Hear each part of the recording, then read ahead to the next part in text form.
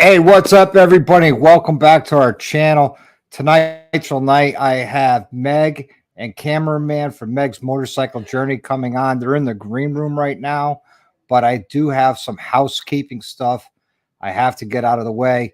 First off, I'd like to thank our sponsors, Cape Cod Harley Davidson, Yankee Harley Davidson, and our new sponsor, John Heyman and the Heyman Law Firm. The injury lawyers, their motto is if you go down, they pick you up. They specialize in uh, motorcycle injuries and that. So if you ever get a chance, look up John Heyman.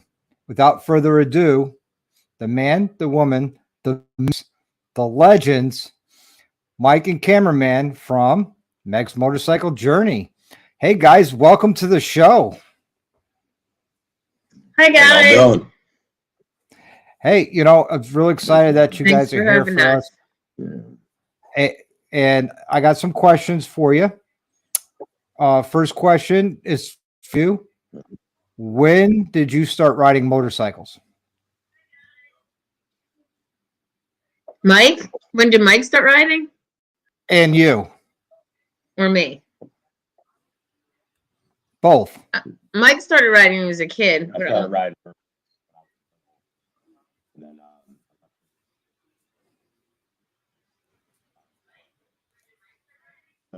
I lost the audio.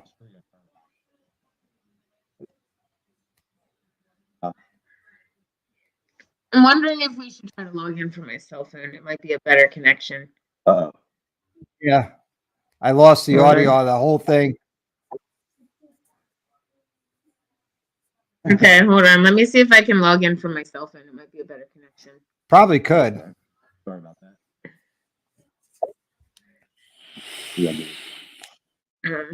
We have some technical difficulties. Please stand by.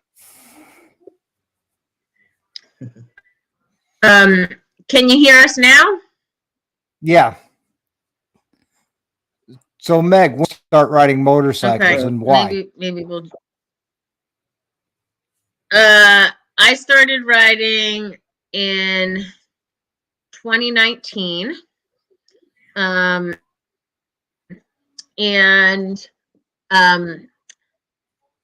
started riding because, well, I had ridden with Mike and I enjoyed just like the wind. The wind made me happy and, it was like a stress reliever.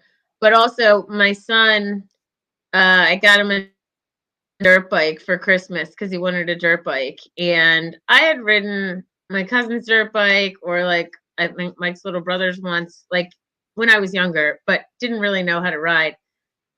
So I started riding his dirt bike probably more than he did after I bought him the dirt bike. And I had so much fun doing that I wanted to ride.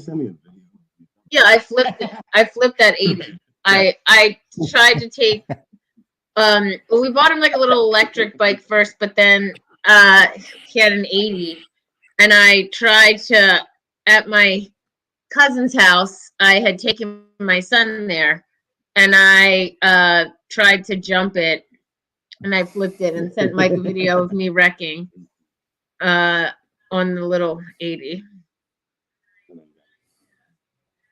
Yeah, nice. So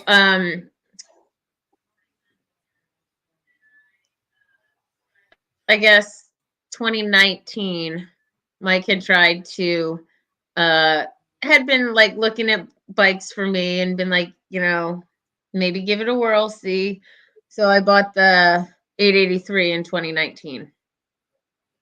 Gotcha. And Mike, when did you start and why did you start riding? I started riding 8, maybe 9. I have no audio on Mike. You can hear me, but not I can hear you, but hear Mike. Can you hear now? There you go. Okay. All right. So I started riding when I was 15 kid, on a dirt bike, and then I went to the military, and that was also road. On a bike when I got back from deployment. And, so I've been riding pretty much my whole life. I mean, on the street, I didn't really start riding on the road until I was 20. And, then now I'm 40. Yeah, right on. 20 years. And what brought you guys to YouTube to start your? Mike used to watch YouTube, like moto vloggers. I wasn't a big moto vlogger fan. Mike was, and he was like, I feel like people should see this. I was right behind her, and I was like, "What I see? It's pretty cool, man." And like watching her like start out on the 883 and progress in such a short amount of time. Where I was riding with her, like I was riding with my buddies, and then she like surpassed me, right? And I was like, "Dang, like people got to see it." And sure enough, we got the GoPro, and at We first, didn't even have a GoPro. the Geek Pro. Now I've been following your channel since your third video. Okay. And, Okay. It's almost 2 years now, and you're almost at 30,000 subscribers. We're close. How do you guys celebrate that? I mean, how does that make you feel, or just doesn't matter to you? No, It matters. Do the thing that you love most. I mean, we could not afford to go to Sturgis and Costa Rica. Yeah, I mean, people think that I am rich because I'm an attorney, but the fact is my student. In fact, a lot of our viewers probably make more money than I do at the end of the day. It's not the way that people think it is, and if we didn't have the income from the channel, we would not get to do all of the amazing things. We wouldn't be able to make it. But right, and we don't we wouldn't get if everyone didn't tune in and watch, because we make money from ad revenue, and we've never ever spent any of the money. We've never paid out of the company any of the money. So every single dollar we've ever made from YouTube or Instagram or sponsorship deals has gone back into the channel, either for bike maintenance, upgrades, trips, bike gear, any of that kind of stuff. So I mean, that way it's all actually but That's awesome. We've had I'm losing Go ahead. Can you hear us right here? Yeah. Okay. So, we share a lot. It's tremendously cool. We're so appreciative. We're so grateful for all this. We just, as far as like celebrating, we try to do the channel ride. That is a yearly. Laptop is messed up from riding on my bike. Except for the internet wouldn't let me. It kept telling me to log on with the laptop. But I can keep trying. Anyway, so no, the yearly channel anniversary ride is kind of our celebration. Yeah, right on. Right on. And what are your plans for 2023 for rallies and rides? Anything big planned? Because last year you guys went to Sturgis, you went to Daytona, you went to Florida on the auto train, which I was thinking of doing that until I saw your video, and I'm like, yeah, no, not happening. I don't recommend that either. We did also do Laconia last year. I don't think they can hear me. But this year we're going to do a cross country this year. Do our usual, obviously Ocean City Bike Week. That's right near us, and then Gettysburg. But I don't think we have any other rallies planned, do we? No, the only place we'll be this year is Gettysburg and Ocean City. Okay. I'm not going to be in Ocean City this year because I'll be up at Catskill Mountain Thunder, and it's the same weekend as Ocean City. Yeah. I was invited last year, and I told them I couldn't because I already had plans to go to Ocean City, and I'd be up in 2023. So, I made a promise, so I'm going there. Okay, yeah. So I wrote Catskills. We're gonna switch. Okay. There you go. I think that's better.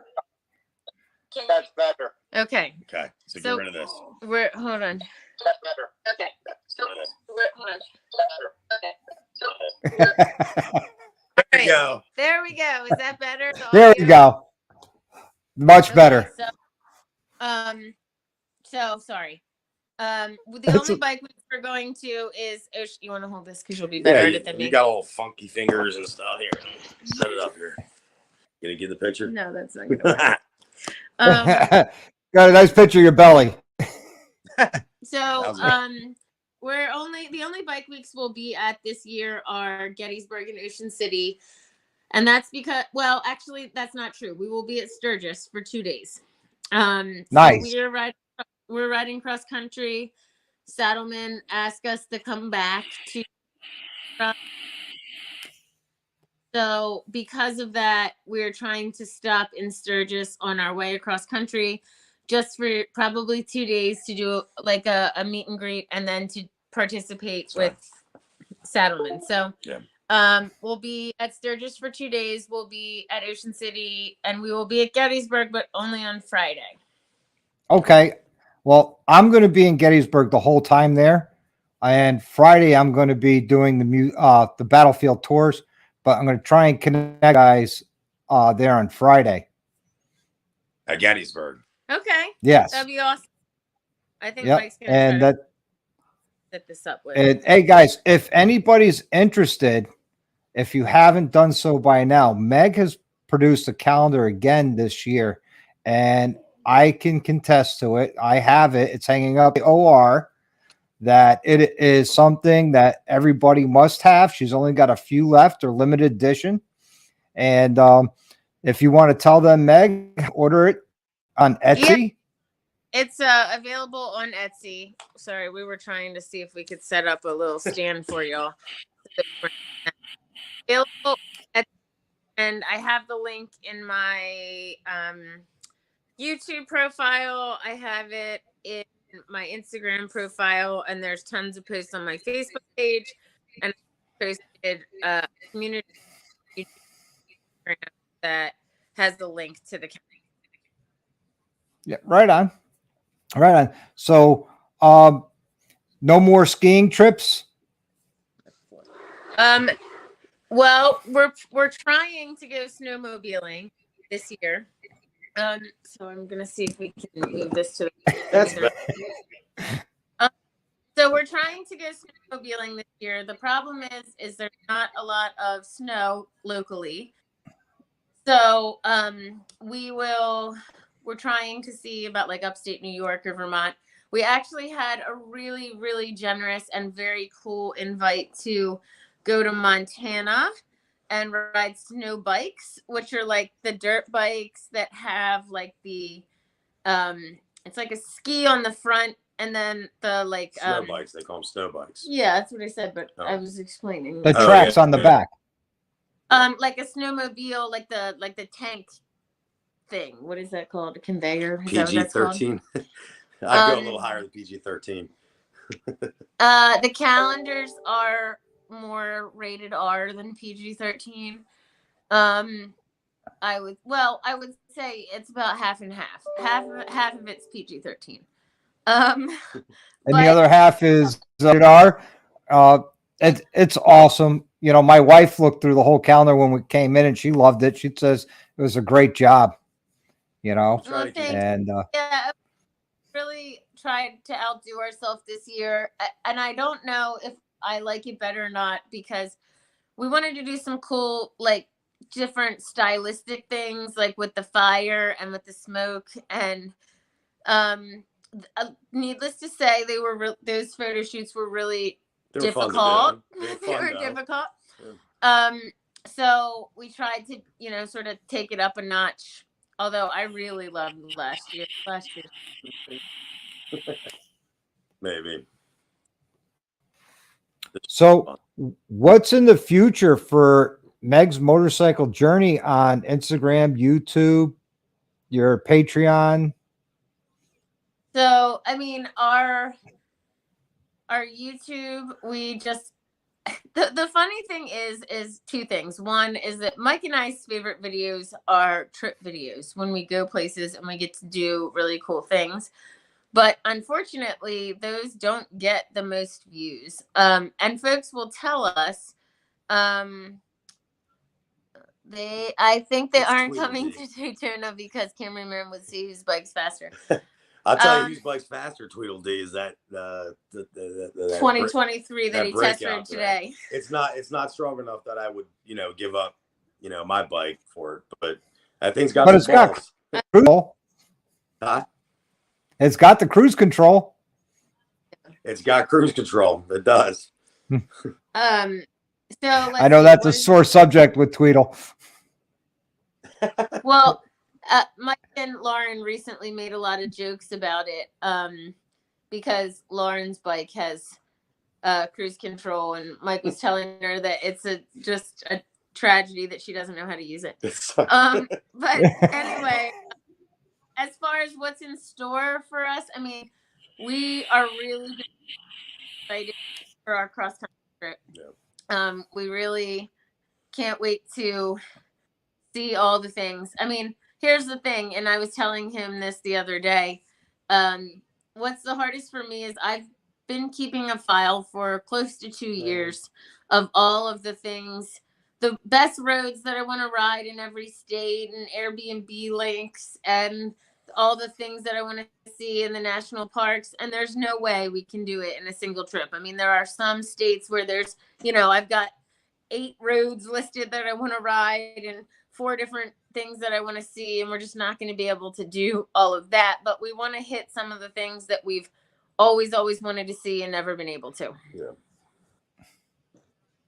Yeah, right on. So you're not going out to the 100th anniversary party in Milwaukee this year? A lot of people asked about that.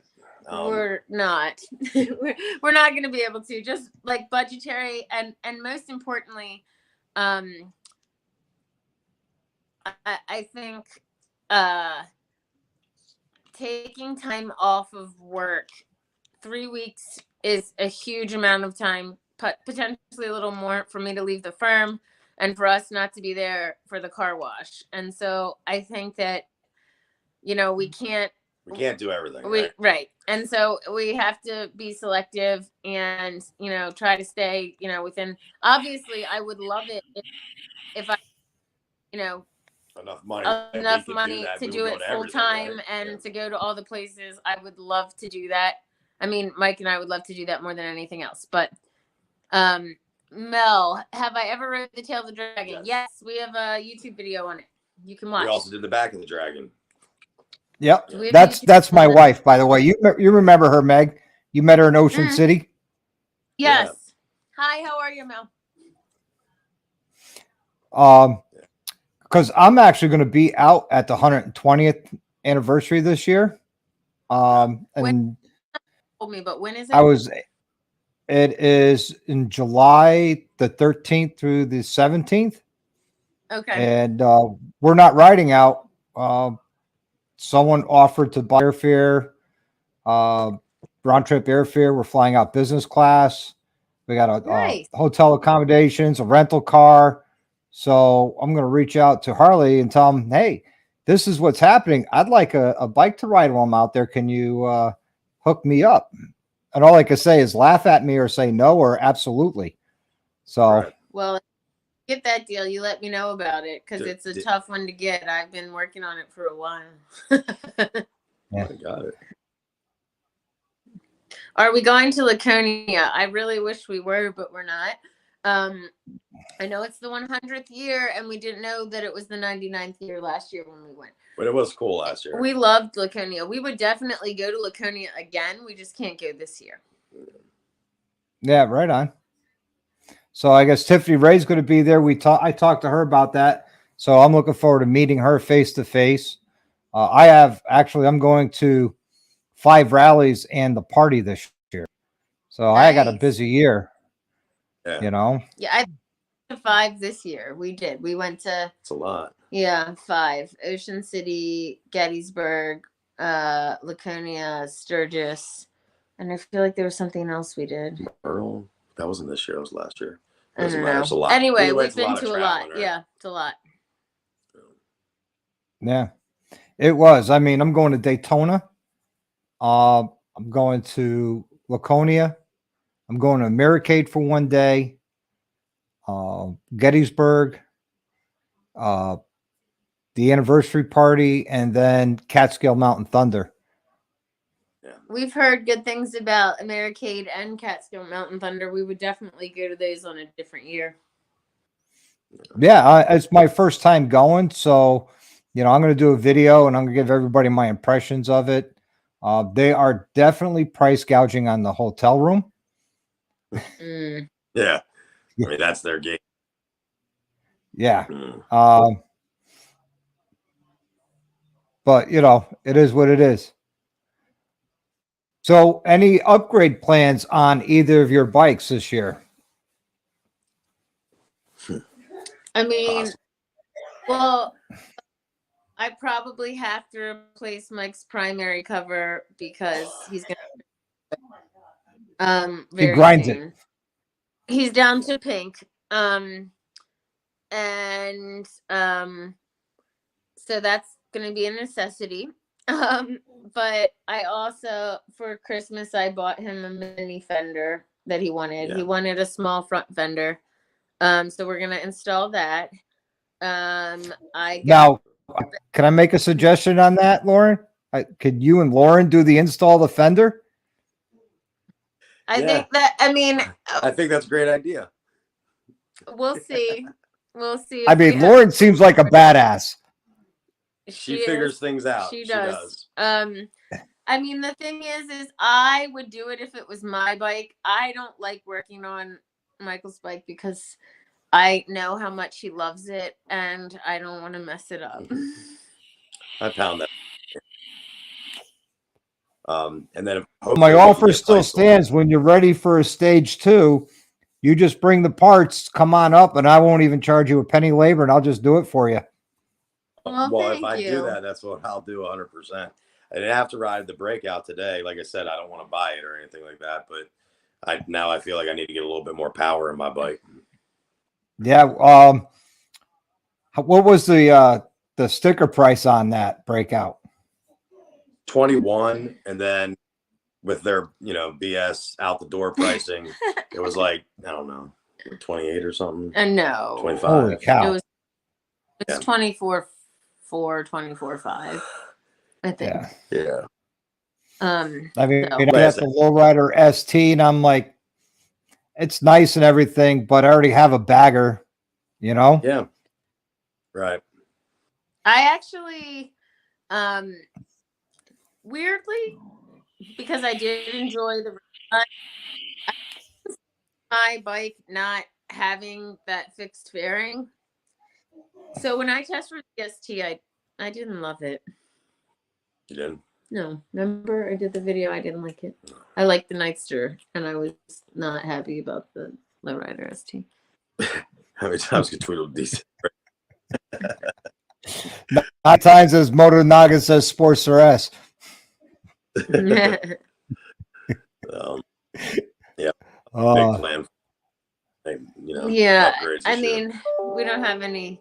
I would love it. I actually talked to Saddleman, and they said they're working on it. I would love to do suspension, also, like pipes and a full exhaust because I have slip-ons. But, we don't. Here's my problem. Like Mike likes to do upgrades to his bike, but if I have money, I would rather spend it on a trip than I would on upgrading my bike. And so I'm not great at that because I'm like an adventurer and I like to do that kind of thing. I know some people are tinkerers and so like for tinkerers, I know that they enjoy doing work on their bike and exploring, and so like upgrade them.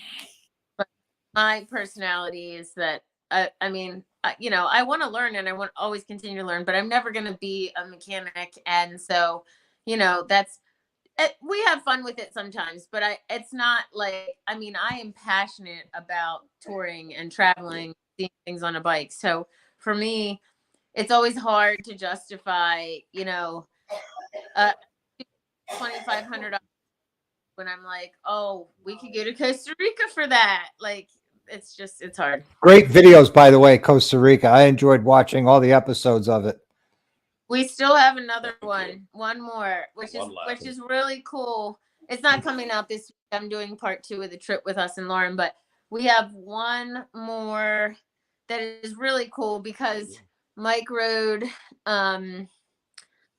the Yamaha Tenrays that we rode. He did a bunch of river crossings that were like pretty deep. That footage is awesome. And then he rode. Was not ballsy enough for this, but I rode on the back. He rode on the beach, like on the sand. Oh yeah. And we have some footage of that. It wasn't packed either. No, it was. I had no business being on this beach.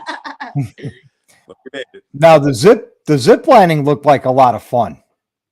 Oh, there's no OSHA in Costa Rica. I'm telling you all that right now.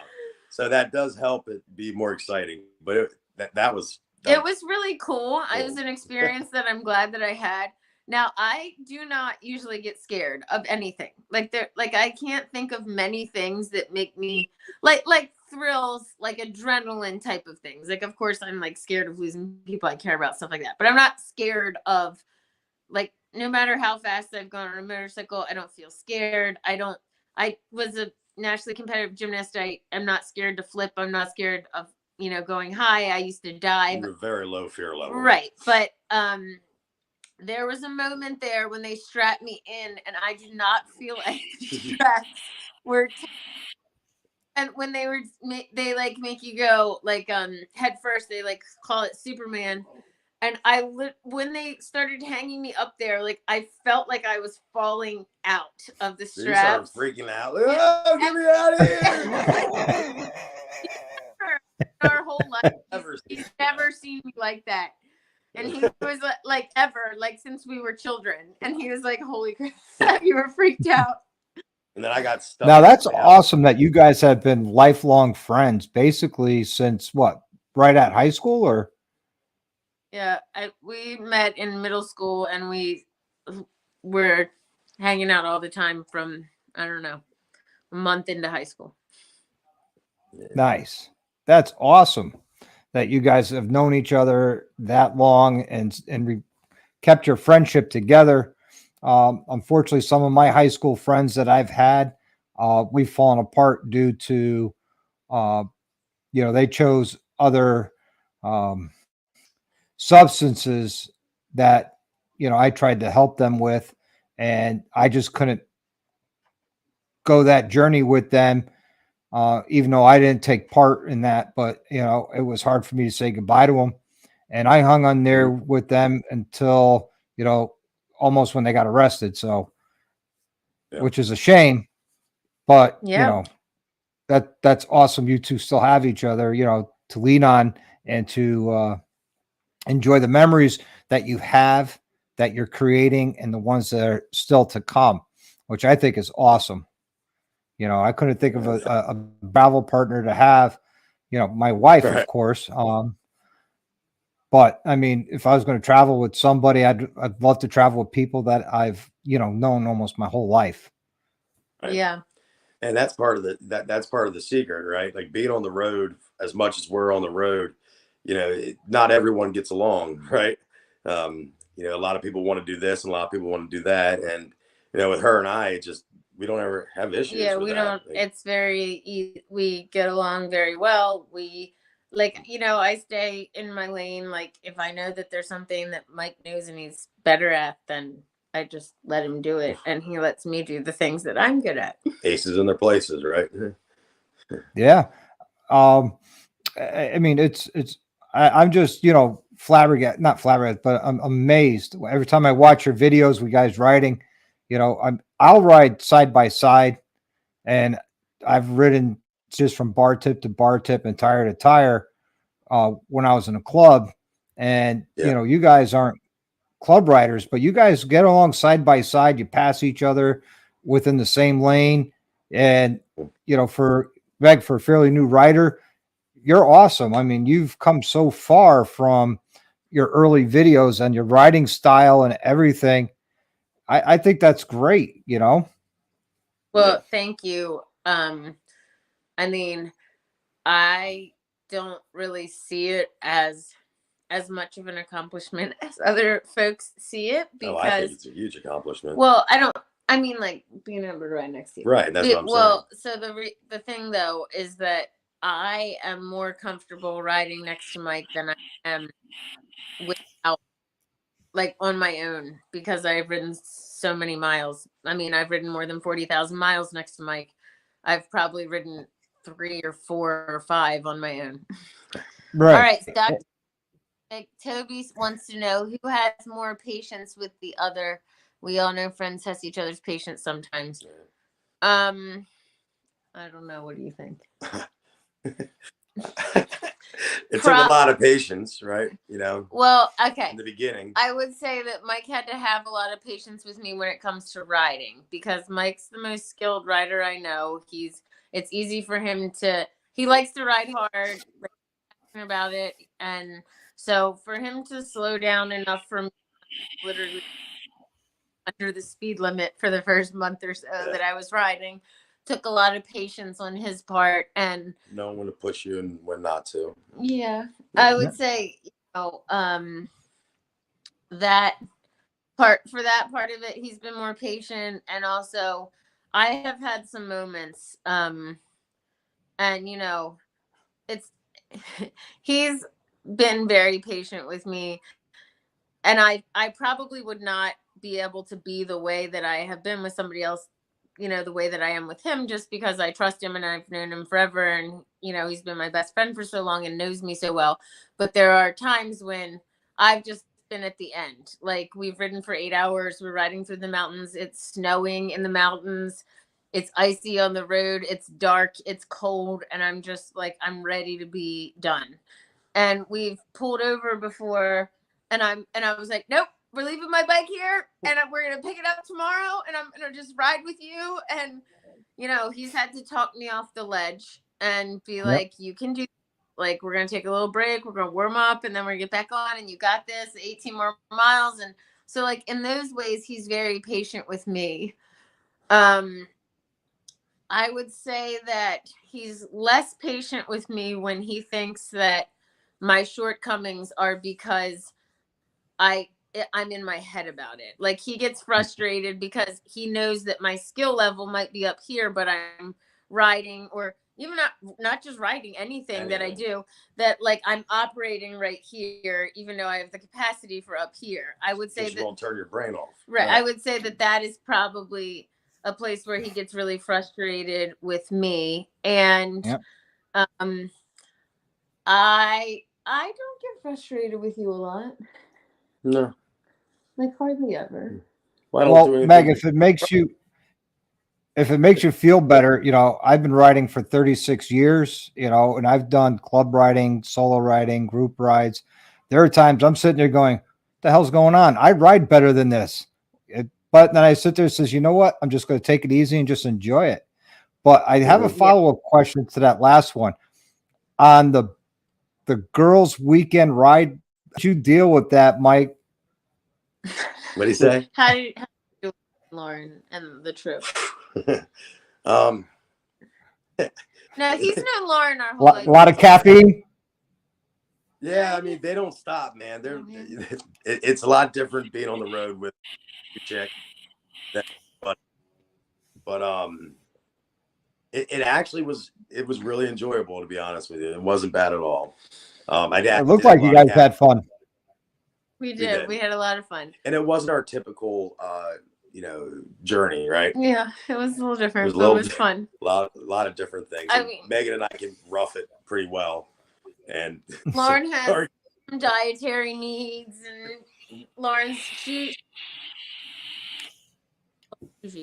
Bougie, right? and so it was a little different on the road with Lauren. We had fun.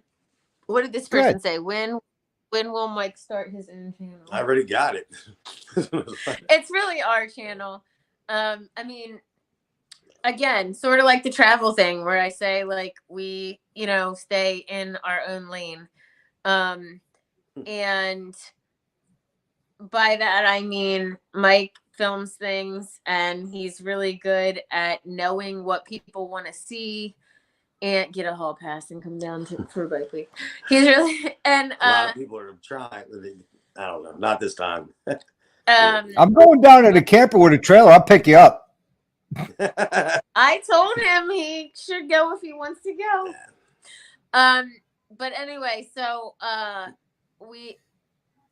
would say with as far as the channel goes, like I don't think either of us would be great on our own because I am not good at knowing what people want to see and like capturing those things. I'm too in the moment to like tape. And Mike, I would say, really would get too frustrated with the like computer editing aspect of it. I just wouldn't be able to do it. And so truthfully, anyone that asks me, like, it's our channel. It is his YouTube channel. So yeah, right on. It was great to meet Toby you. says It was we met Toby in Sturgis. We were just randomly ran into him at the subway. We were riding Badlands and we met him and his wife. It was really nice because I had talked to him a couple of times before that, and it was nice to actually meet in person. Yeah. I always find it better that it's always better to meet somebody in person to get to know them. Like we met the first time in Gettysburg, and then I stopped in at your meet and greet in Ocean City. We got to talk a little bit, and now I consider you both friends. And I've, everybody's asked where's Meg and cameraman, and I says, well, they have some situations outside the control. They couldn't be here, but trust me, I consider friends, they'll be here. So the first time, actually, appreciate that. The first time, actually, we got pulled over in Georgia and on the road for over an hour. And we were dealing with local police. Man. Yeah. And so that's when it helps to be a lawyer. Well, not in Georgia. I'm not barred in Georgia. So I'm not going to incriminate myself thing, but this guy came with some ridiculous shit, trying to tell me we were going 65 miles an hour, and I didn't know for a fact we were going about 90. So there's no way he got me on the clock there, and I'm not dealing with it. But whatever. There's just no way. At any rate, we were dealing with some situations, and I knew we weren't going to get down there. They want to know if we're wearing Dixons, and no. Usually, Mike is the advertisement person for Dixon. This is Orvis. Orvis. But they're like thick on the inside. They're nice and warm. It's like my wintertime flannels. So this one I got off of Amazon, and it's fleece lined because Mike has one that I like always want to take, and I haven't seen it in 6 months. Because it's like it had this like fleece on the inside and outside. So I got one for myself. Nice. So you guys are getting cold out in Maryland now? It's pretty chilly. We did that test ride today. It was 35. Yeah. Well, 34. We got out of the car. It was cold. Yeah, well, we're predicted to get to 0 on Friday. Yeah. Might have to get some heat here. Yeah. Laurie got these mitts. We're gonna review them on the channel. 1 second, I need a tissue. You keep talking to him about Lauren's mitts. Yeah. Have you ever mitts? It literally goes over top of your handlebars, right? Yes. It's just a huge bag. I've never seen it before. Yeah, I think they're called elephant hands or something like that. Okay. Yeah. At that point, I think I just stay off the road. So Lauren found these. Lauren, the first time she ever tried riding with bulky gloves, she really didn't like riding, which I don't think anyone likes riding the first time they ride with big bulky gloves. You know, when you're used to thin gloves, then it's harder to, you know, use the controls on the bike, and it's annoying and all that. So she finds these mitts online and she's like, I'm gonna wear these and these are gonna be awesome. And you guys are gonna be sorry that you have gloves after I wear these. And Mike and I are laughing at her. We're like, yeah, okay. She's like, I'm gonna get them and review them on the channel. So never she never got them, but it was her birthday, and so I got them for her birthday, the exact one she wanted. And these suckers are not just like a little thing over your hand. This thing is like the size of a pillow. Like it is literally like a foot and a half long. Like these huge things that you like stick over your controls. So stay tuned for this video, a review of these mitts, because I bet it's like the funniest thing you've ever seen in your life. Hilarious. I can't wait to see your next videos. You know, watch them all and I enjoy them all more so than any other. You know, especially when, you know, Meg, when you're working on your bike. I mean, I really enjoy those. A lot of people do.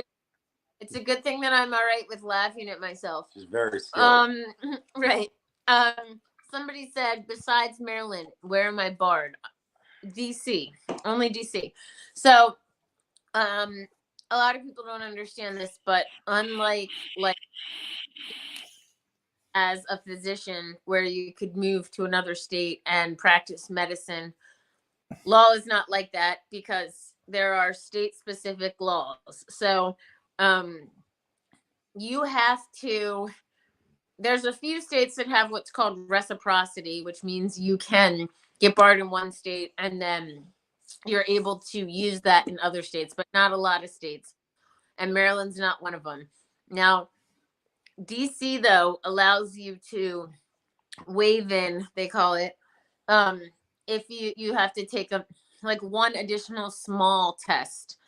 So if you pass the Maryland bar or the Virginia bar, DC will allow you to take this small little test.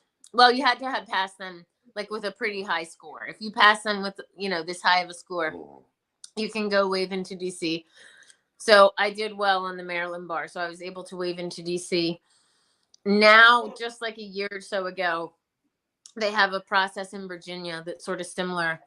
But frankly, I don't want to do it. It's expensive to maintain your bar license in, you know, multiple states. And unless I'm doing a lot of business, and I'm not going to do a lot of business. Like, I don't want to spend, and it's expensive to get licensed in different states. We got too much motorcycles to ride or do law stuff, right? Yeah. If I could stop, here's the thing. There are parts of practicing law that I love. I really enjoy trials. I enjoy cross-examining people. I enjoy, but most of practicing law, I don't like at all. I hate administrative stuff. I don't like transactional law. There's so much BS that goes into the practice of law. Like, you can try your heart out for somebody and they go sue you. It's just like, you worry about other people's problems. If I could go back, I wouldn't do it again. I know Michael's been telling me, we used to fight about it when I was in college. He didn't want me to go to law school. And now, though, he's very supportive of my legal career. Absolutely. But it was I don't know, you know, people tell you that, but I was just too stubborn and hard-headed, and it's what I always had wanted to do. And I'm certainly proud of myself for having accomplished it. It's not something that's easy to do, but if I could ride motorcycles full-time and not practice law, I would do it in a heartbeat, in 1/2 second. You know, Meg, if there's one thing I've learned from watching your channels, all your videos, and meeting you in person and hanging out with you a couple of times, if it's not easy, you're going to do your best to not just succeed at it, but excel at it no matter. And, you know, I really admire that. I mean, that's to to pass the bar, I don't care what state it is in, because I have some friends of mine that are lawyers. It's not an easy process. And, you know, a former family lawyer of ours, he actually had to take the bar exam 3 times. He passed on his 3rd time. So And there's a lot that don't pass. I was actually talking to Mike about this today, that when I took the bar, I think it was like a 41 or 42 passing. You know, I was fortunate that I passed and did really well the first try, but like I know people that took it 4 and 5 times, and it's not easy. no, Yeah, no, that's, I've never taken it. I've never took a law class. But from what I understand, talking to friends of mine that are lawyers, it is definitely not easy. And, you know, that's just a huge undertaking to do, more so than the exams. It's a lot. Yep. Now, what do you take from your law background and bring it into your writing and your YouTube? Do you find yourself looking at the legal aspects of a lot of different things, or do you just leave that at the law firm? Yeah, no, I don't care about that. Like you know, I'm not somebody who's, my interest in the practice of law is honestly that I enjoy the thrill of arguing. I enjoy the thrill of like having somebody on the stand, reading somebody, figuring out. I know this makes me sound like a You terrible sound person. like dominatrix I know. here. It makes me like, it's like, it makes me, I'm interested to see how far I can push somebody. I enjoy that. I'm not really sure what that says about me as a person. But I will tell you that a cross examination will give you a high, like the whatever the, I don't know, like not hormones. Endorphins. Yes, like but they're like all of the endorphins, whatever that you get from really fooling somebody in court is like a type of high. I have that same thing on the bike, right? Like when I push it bike, when I'm in these like adventurous situations. So I would say, you know, having practiced law and it given me an outlet for that part of my personality, I guess I take that to riding. I do that when I ride, and it's good for me because I have a very intense competitive personality that I get to ride with Mike because he always challenges me. Yep. And Well, I would never want to be cross-examined by you. I'm just saying, like I've gone to court and watched her before, and man, it's pretty impressive. Like I feel bad for these people sitting up there, and she's No, like, you don't. Come on. Eat my popcorn, watching it. It's pretty cool. Okay, except Pretty for cool. that you have probably been cross-examined more than any of those people. That's right. Combined. Well, I feel like Mike enjoys me cross-examining someone else. I am. That's not him. I need to represent after I get arrested, not because of a wreck. Okay, well, try not to get arrested because I can't represent you in Tennessee. So try not to. But if he gets arrested in Maryland, you could do it. Right. I could, but I wouldn't, and here's why. I don't practice criminal law, and I wouldn't want him to be in. I would want him. I like Tweedledee. He's a friend. I would want him to have good, competent representation. And it's not the law you practice. Right. So would you go? Do it. Would you go to a podiatrist for brain surgery? No, you wouldn't. You go to a podiatrist for your feet. It's the same thing. That's not the type of law I practice. I would want to get Tweedledee, you know, a good lawyer that could take care of him. Right. What did it say? I may be mistaken. So I missed your comment, Toby. I'm not a criminal lawyer. Correct. That's what I was just explaining. I do civil litigation. So I do trials where businesses fight with other businesses, where former business owners fight with each other. I do trials, a lot of estate litigation, so where family members fight over an estate, I try not to do family law, but I have certainly done it before. If you were to get in an accident, nope, because I also don't do that. I You're would not not. an ambulance chaser. Huh? You're not an ambulance chaser. No, I don't do personal injury, and I don't do auto or motorcycle torts. Although I've thought about it. I've thought about Right. whether I should get into it because doing motorcycle work would, marry nicely with our channel. But my primary areas of practice is business litigation, real estate litigation, and probably most prominent is estate litigation. And you got Right. me out of And your channel partnered up with Law Tigers too, didn't they? No, not Law Tigers, the biker lawyers. The biker lawyers, that's what it is. They're out Iowa. well, their main hub is Iowa, but I think they're barred in 5 states out there: Iowa, Minnesota, Indiana. I think maybe 1 or 2 more. So, yeah, we did. Right. And they've been a great channel partner. So it's a really good deal for us. Copyright, very, very limited. I have done civil suits. I definitely don't do the process of getting copyrighted.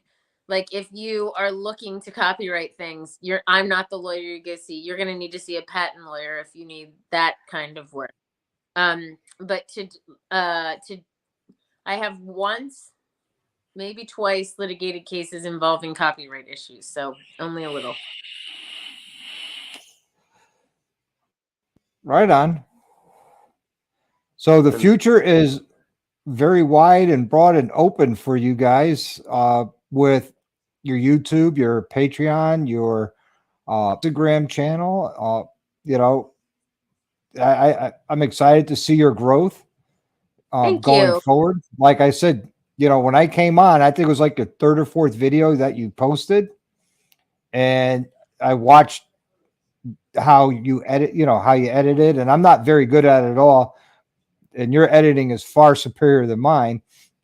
But where you were on your 4th video, and I've went back and watched the first 3, so I've seen all your videos, and from where you guys started 2 years ago till now, I mean, your videos are leaps and bounds and light years better than what they used to be. I could see all the hard work and dedication that gets put into it and developing and your production. And, I mean, your ending, when you have your ending extra video with I guess that was with drone footage. I love that. I think that's great. Thank you. Having you write off. I'll say this about editing. It's nice because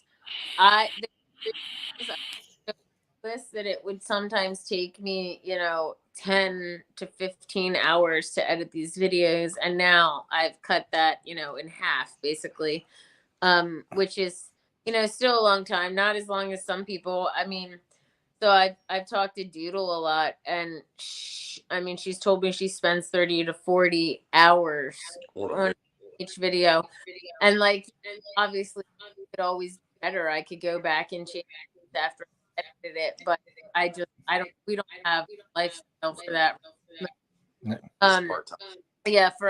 This is a side gig, and so it's not we can't dedicate that kind of, especially because it's hard for both of us.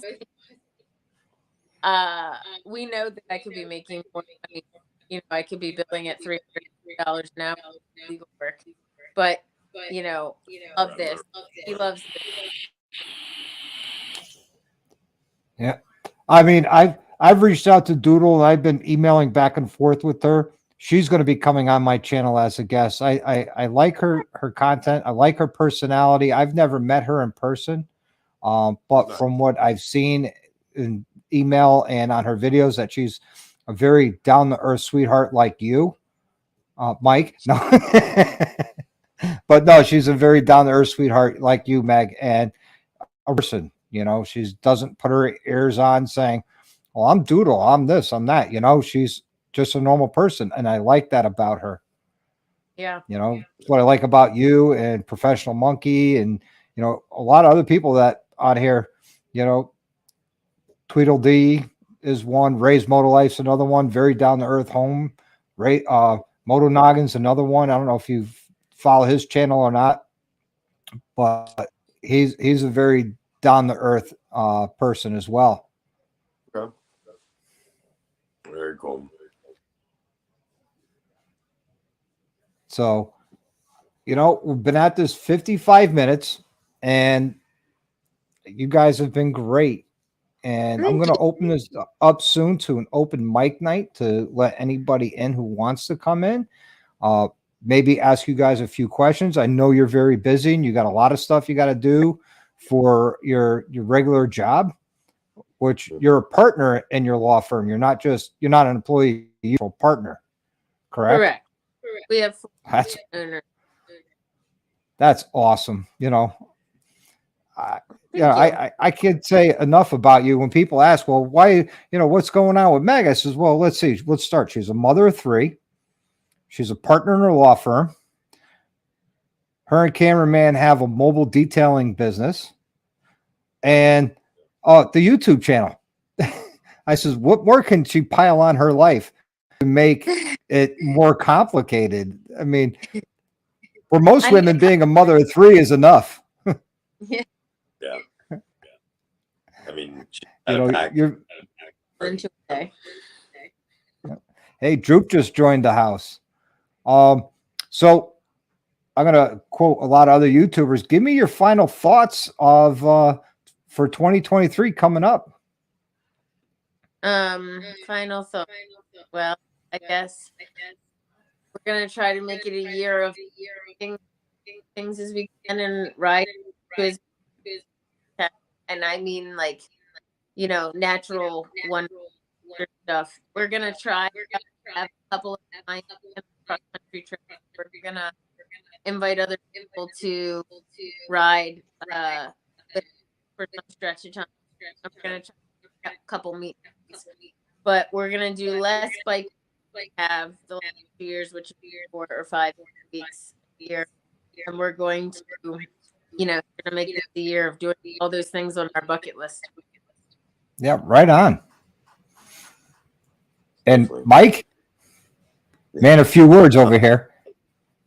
What's that now? You're a man of few words tonight.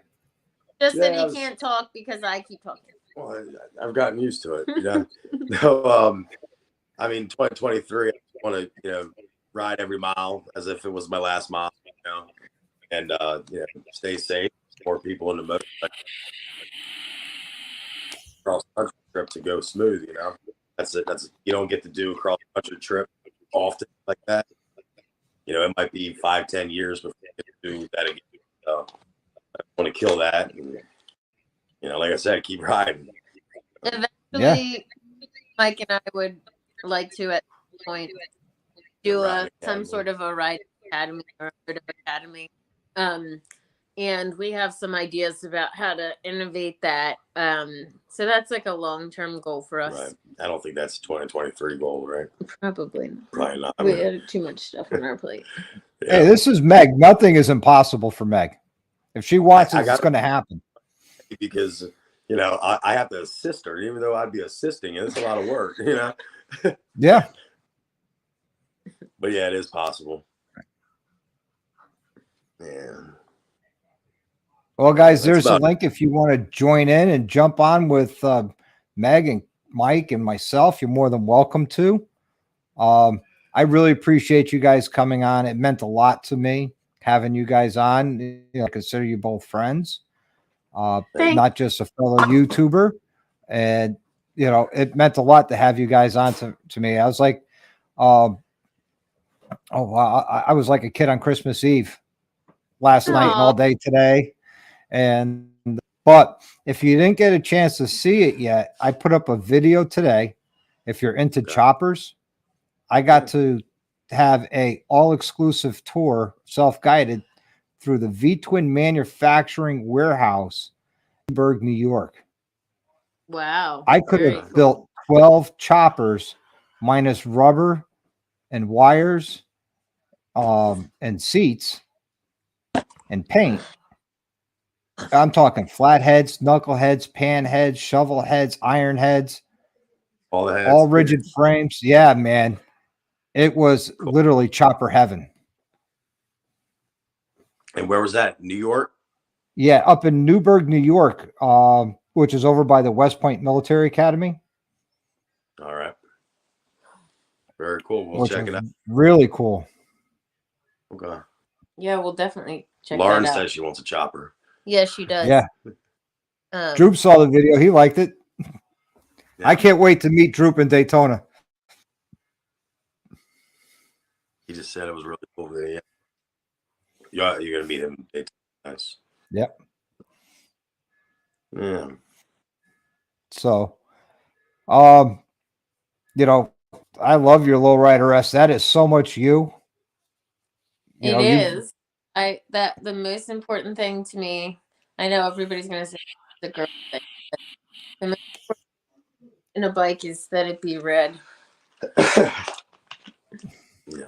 I think you had your bike I for mean, what, a week, 2 weeks? 9 days. 9 We days. painted it after 9 days. oh, Droop. Won't be making Daytona this year. Got it. Names. Us either. No, this is my first time back in Daytona since 2019.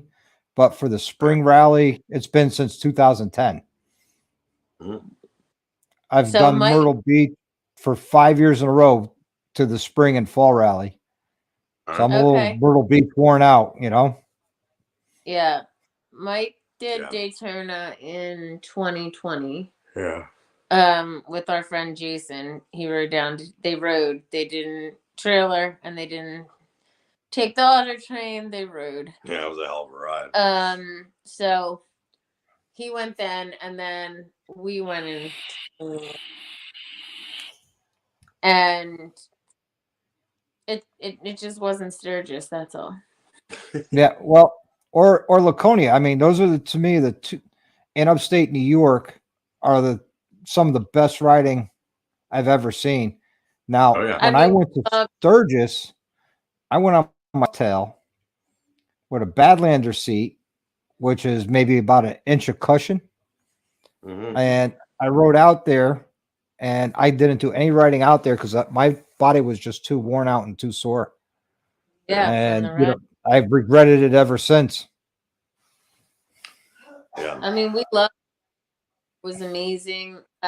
We loved the riding in Laconia, not as much as Sturgis, but we did love it. Definitely second best. So I think I'm sending in that cameraman for Daytona, like the free candy thing. Yeah. Yep.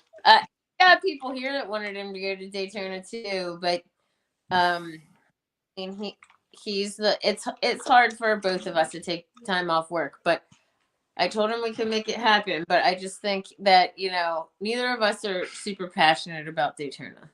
Yeah, there's not really good riding. Everything is straight and flat. That's right. The only curves are exit ramps and 90-degree turns. You can't keep Yep. saying that. And you know true. what? I'm with you. If you're gonna go out riding, at least have some great roads, some great scenery, and and that's half the stuff to the rally, and the other half is the vendors. I'm not into going downtown to the parties and all that. I'm into going to the vendors and everything like that. I mean, no secret this year so happened the people I'm going with booked the same campground that Professional Monkey is going to be at. And I got a feeling my liver is going to be in pain for about 2 weeks after Daytona. Right. And that's kind of why I'm not just, I don't feel like sitting around drinking right now. Right? I mean, for us, there's a lot of reasons why we don't go out at rallies. But I would say, you just never, it's not a situation we really want to get in. You just never know. Right. When people get drunk, they make bad choices, and it's kind of a vulnerable position to be in when a lot of people know you and want to talk to you, and it's just us. So we just try to make smart decisions. Neither of us are big drinkers. Right. So we don't feel like we're missing out. Exactly. And, you know, and I agree with you on that. And you've said that a few times in your videos that you're not big partiers, and you prefer to ride and not just go to a rally and have nothing, no scenery or great roads to ride. And I agree with you on that. I just want to make the most out of every trip, right? Yeah. You know? Yeah. And you know, if I'm sleeping till noon because I was up until 5, you know, it makes for a long Burning week. daylight. Droop's talking about himself in third person. I mean, to be honest, I do make good decisions when I'm messed up. You do. You're not. Mike doesn't. I make bad decisions when I'm sober. Yeah. Mike doesn't. I bought a crate motor for a bike that has nothing wrong with it, other than needing more horsepower. You know, I mean, we all make bad sober decisions too. Yeah. Yeah. I like Droop's comment here. Like going to the gym tonight. I mean, both Mike and I are big gym proponents. We're more likely to. Sturgis, we went twice to Planet Fitness. We're more likely to go to the gym at a rally than we are to go to the bar. Yeah, right on. Me, I go to the bars and I like to watch everybody make drunken fools out of themselves. Oh, I love people watching. You know, I will do that, but you know, I'd rather save my $100 and yeah. You know, I mean, I don't get it twisted. I'll get a bottle of whiskey or something and sit at the house and drink a little bit here and there. You know, I just well, here's when you drink at home, you're not getting a DUI. Right. That's very true. And I'm also not in a fist fight with somebody either, right? Yeah. That's the problem is, you know, I just know how it goes too often, too much, right? Yeah. So are you an angry drunk, Mike? No, are you an angry drunk? No, I'm really not. But no, Mike's really happy and fun and nice, and he actually doesn't. No matter how fucked up, he doesn't fucked up until he's like vomiting or puking. Which in our entire life, I've seen only a handful of times. Like, and some of those we were very young. But other people get balls when they're drunk, right? You know, so that's something that I got to deal with. Which, you know, there's a line, and when the line's crossed, you got to, you got to handle it like a man. Absolutely. And the last time, you know, I saw somebody get punched in the face, my buddy broke somebody's jaw, and then that ended up costing him about 20 grand. Yeah. You know, so that's the other thing, you know, is I just don't have to deal with court and all. I don't have time to deal with court. Right. I have a friend of mine. I have a friend of mine lives in Myrtle Beach, and it's who I stay with. And he was at a bar one night. I pulled a gun on him. Now, give his little backstory. He was a nationally ranked power lifter. Yeah. And when the guy pulled the gun on him, he picked up the pool table and threw it at the guy. Oh my God. Yeah. That's a lot of power. I mean, that guy had to be stupid. Yeah. And you're not a small dude, Mike, and he'll make you look, you know, average size. Right. And usually it's the bigger guy in the mouth, right? So no, he doesn't. He's actually very soft-spoken. You know, he goes on the whole premises of less is more. Right. He's smart. No, I stopped fighting a long time ago. Thank God. He used to be in it. Yeah. Well, those were your Navy days, right? Yeah, the Navy. I mean, we were in fights every week. One time in college on my campus, he got in a really bad fight and they banned him from campus. I didn't get a bad fight. That guy got in a bad fight. That wasn't my fault. So he's hurt greatly. And you know what? Like, I tell him all the time that, you know, I've known all the versions of him, but like I prefer adult Mike because it's nice to not have to worry about, you know, him getting arrested for that. Exactly. Well, Mike even does that with the sober people at the meet and greets when someone occupies too much of Meg's times or they get a little too close. I've seen him run interference. It's like, okay, come talk to me now. Yeah. Right. And I do that. Right. I mean, Yeah, I've seen it. And I'll be honest with you, I experienced it in Gettysburg the first time I met you guys because I felt like I was starstruck, and I apologize for that. But no, I mean, there's just a lot of people that want to talk with her, and yeah, I travel 2, 3, 4 hours to see her, and we're only there for what, 3 or 4 hours. Well, and I will say this: he knows me from my face and my mannerisms. If like I'm at a point where something feels like it's too much for me, and so like I don't have to tell him like, please take care of the situation. He just looks at my face and he's like, yeah, she's not in a spot that she wants to be in. And then he'll run interference because he can tell. And I don't do it. Yeah. No. Mm-mm. And we haven't had any really bad situations. No one. Yet, We've never had a really bad situation in person. We've never had a really bad situation. We've had a couple of somewhat weird and scary like messages and shit, but like not in person. We've never had a really bad situation. And generally, like even at an event, like Mike comes in and starts, running interference on a situation. Sometimes it's just that he knows that I've been talking to people and, introducing myself and for, an hour and I've talked to 50 people and I'm just at a point where like, it was exhausting for you. Yeah, it's tiring and I just need like to take a step back. And so it's not even that any particular person has done things that upset me. There's a person that I feel a little like maybe just like it's a little too much like in personal space, but nobody has really freaked me out to that point. That's not what I mean. It's more like he can tell that I'm fatigued from just like talking to people and I just need a second to catch my breath. Yeah. And I do have the gift. I'm sure you noticed.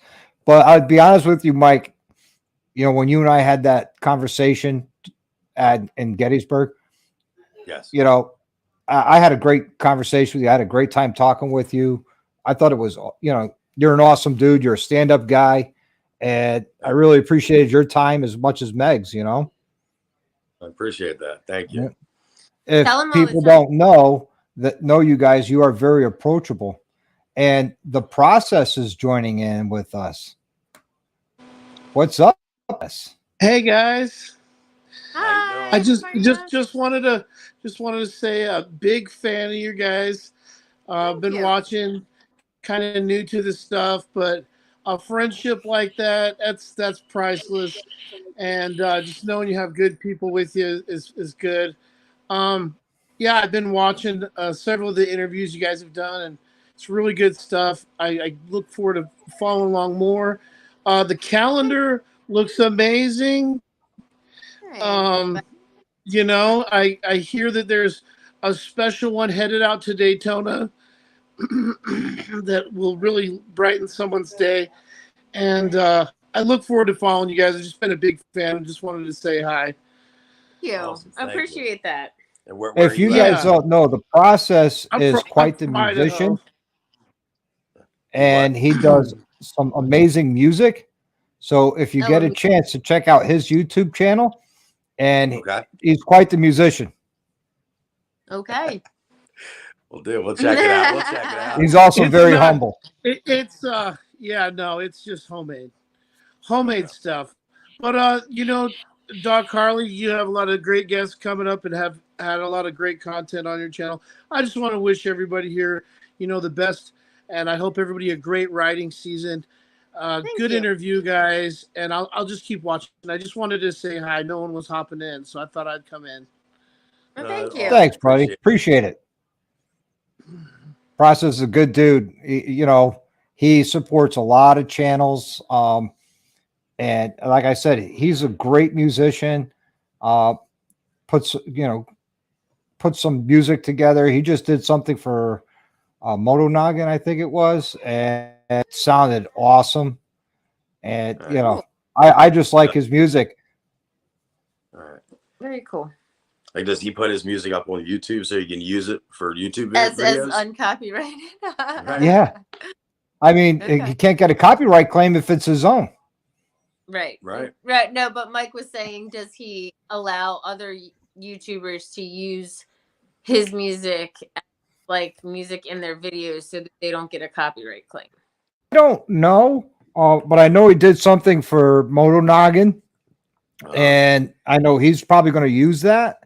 And if he doesn't, you know, I'm going to break his stones over it because, you know, it just does some good stuff and it's different. It says, there you go. He says anybody is available to use it. Okay, awesome. Very cool. Thank you. He's very, very humble. So we might Excellent. maybe we'll hit you up and try to feature it, because that's always a thing for me, is I don't want to pay a lot for music. So that's cool. Yeah, like this project behind me, I've nicknamed it Spaceball because my wife's like, well, how fast do you want to go? And I says, well, you know, I want to go faster than light speed. She goes, oh, so you want to go plaid like Spaceball? I says, exactly. Because I was joking around after I get done with the 131 built up, and I want to eventually put a turbo on it. Nice. Where I already did it. Yeah. Well, I got the Gal, just put those on, and I did a chain drive conversion on it. I have a compensator delete kit on it. So I'm just waiting on the motor to come in and take a brand new crate motor, take it apart and throw some go fast goodies at it, make it go even faster. I'm looking to make a minimum of 150 horse and 160 foot-pounds of torque. Wow. Minimum. That's going to be Without and Meg, when it's done, you're more than welcome to ride it. Same thing with you, Mike. Absolutely. I was just about to say, she would enjoy it more than I would enjoy it. No, I think you would enjoy it too, Meg.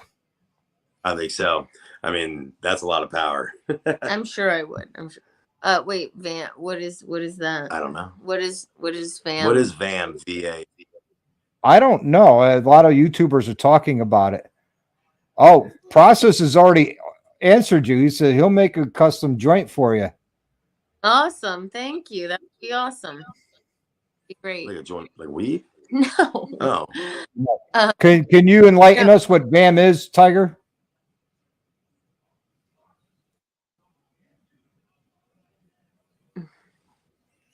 Hopefully. Want to know if you did Shade Tree's new theme music too.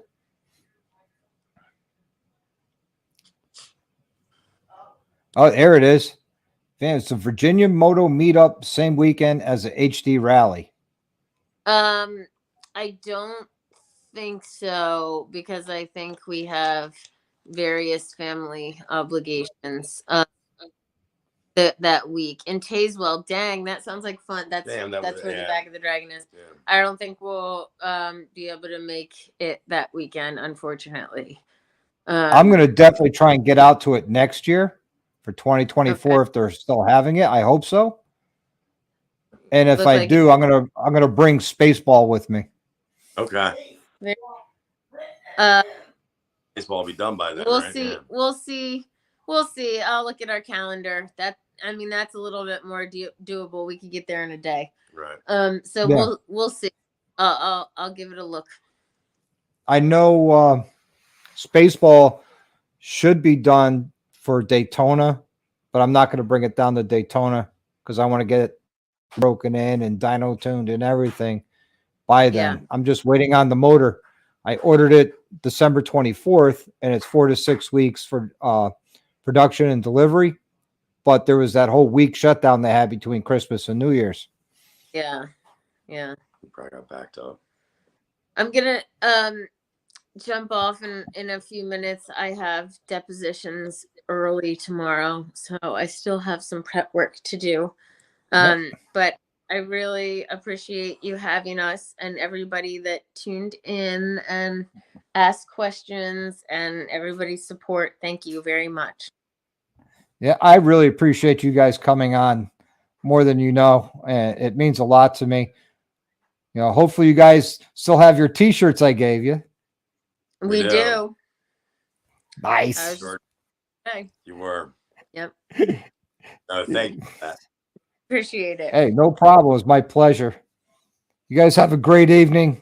Live the best life you can. Thank you Absolutely. very Thank much. you. Here's Tweedle. What up, Tweedle? What's going on? We'll stay Tweedle on D for in the house. we were about to jump off because I got depositions, but I will stay on for a moment. Oh, I was just coming to say hey to you two. All right. Hey, the Well, battle of the breakouts will begin. I was gonna say, so you're not a fan of this 23, right?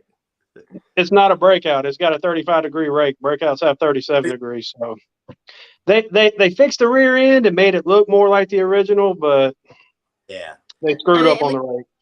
they brought back the big gas tank at least. Yes, that was another good thing they did do, but the headlight looks stupid on it, and the rake's my biggest problems. I'd agree to that as well. I mean, I the 117, the motor was great, right? But Yeah. everything, I was, I mean, that thing was chirping third gear. I'm not kidding.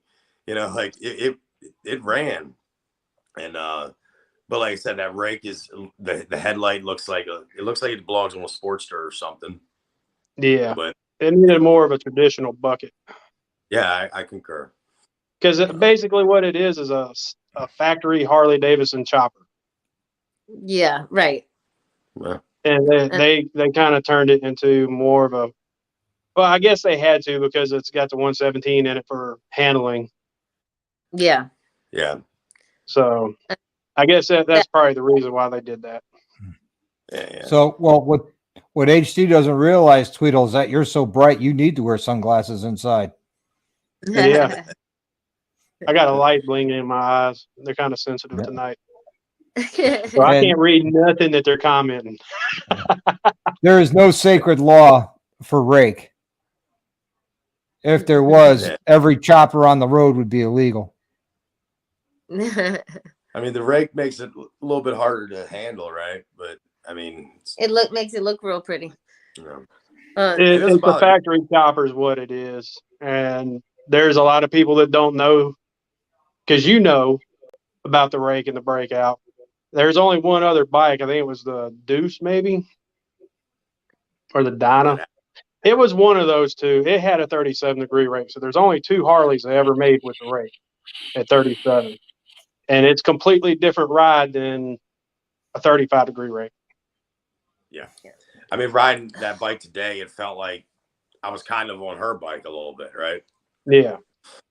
And I don't like not being able. I can't whip mine around the way you do on the slow maneuvers.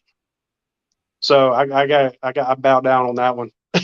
I can't do that slow maneuvers. Not that tight. Have you actually tried? Oh yeah, I've tried. I mean, I can do a U-turn in 2 parking spots, but if I want to try to cut it closer, it just ain't happening.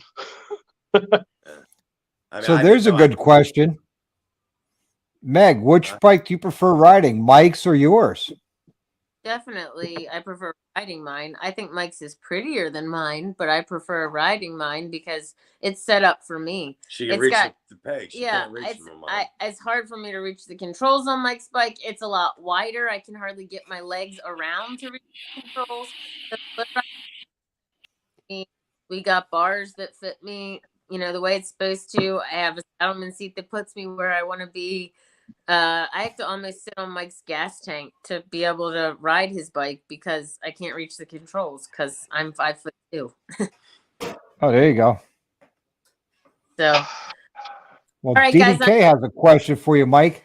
Does Mike's bike look like a blast boat? Can you kick DDK out? No, they keep calling my boat my boat. God, geez. They keep calling my bike a bass boat because it's the hard candy black and gold flake. They think they're funny. You call it a boat? Yeah, Mike's bike is black with a little bit of green. Mm-hmm. But we're gonna off because I gotta prep for court. But thank you guys so much. Great to Thanks, meet you Meg. all. Thanks, Mike, for coming on. I appreciate it. Take care. Thank you. Bye, You too, guys. I'll be Thank sending you. that van to kidnap you soon. All right. Bye-bye. See ya. Then we'll have the battle of the breakouts. Yeah, I think he'll probably beat me. Well, I think Moto not going to take you all guys on. No, So no, how you been, brother? I'm making it. I'm ready to go. I got everything I need for Daytona. I'm ready to leaving go early too, now, man. so 29 days, and I'm on the road. 25. I'll be on the road. Weather permitting. So Yeah. I Well, can get not for that. me. I'm going Well- down in the camper, pulling a trailer. So Well, I mean, you are up in the snow belt, so I mean, I ain't gonna bust your balls on it being in a trailer there, and it's your house Well- while you're there. So yeah. Well, I've ridden the Daytona for Bike Week in 2010.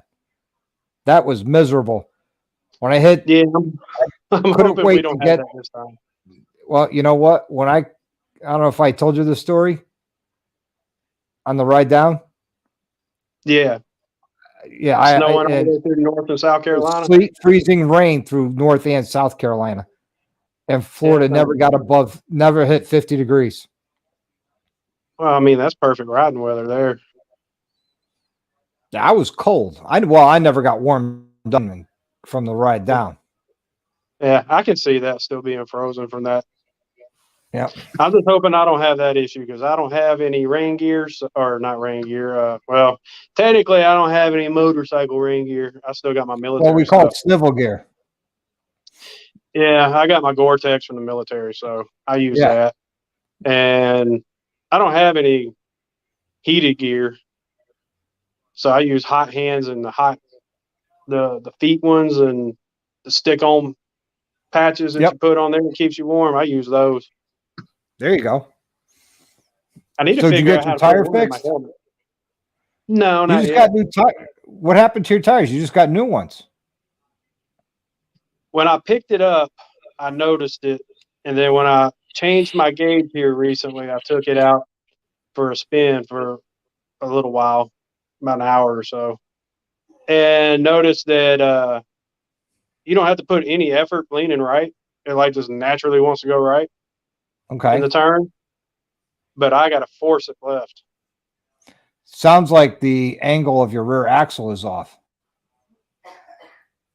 I hadn't gone out there and measured it yet. My mechanic was telling me he thinks it's the front tire because Metzler's had some bad batches of front tires that was doing something similar to that. But I pull it up on a lift. I'm gonna pull a tape measure out and check it. Yeah.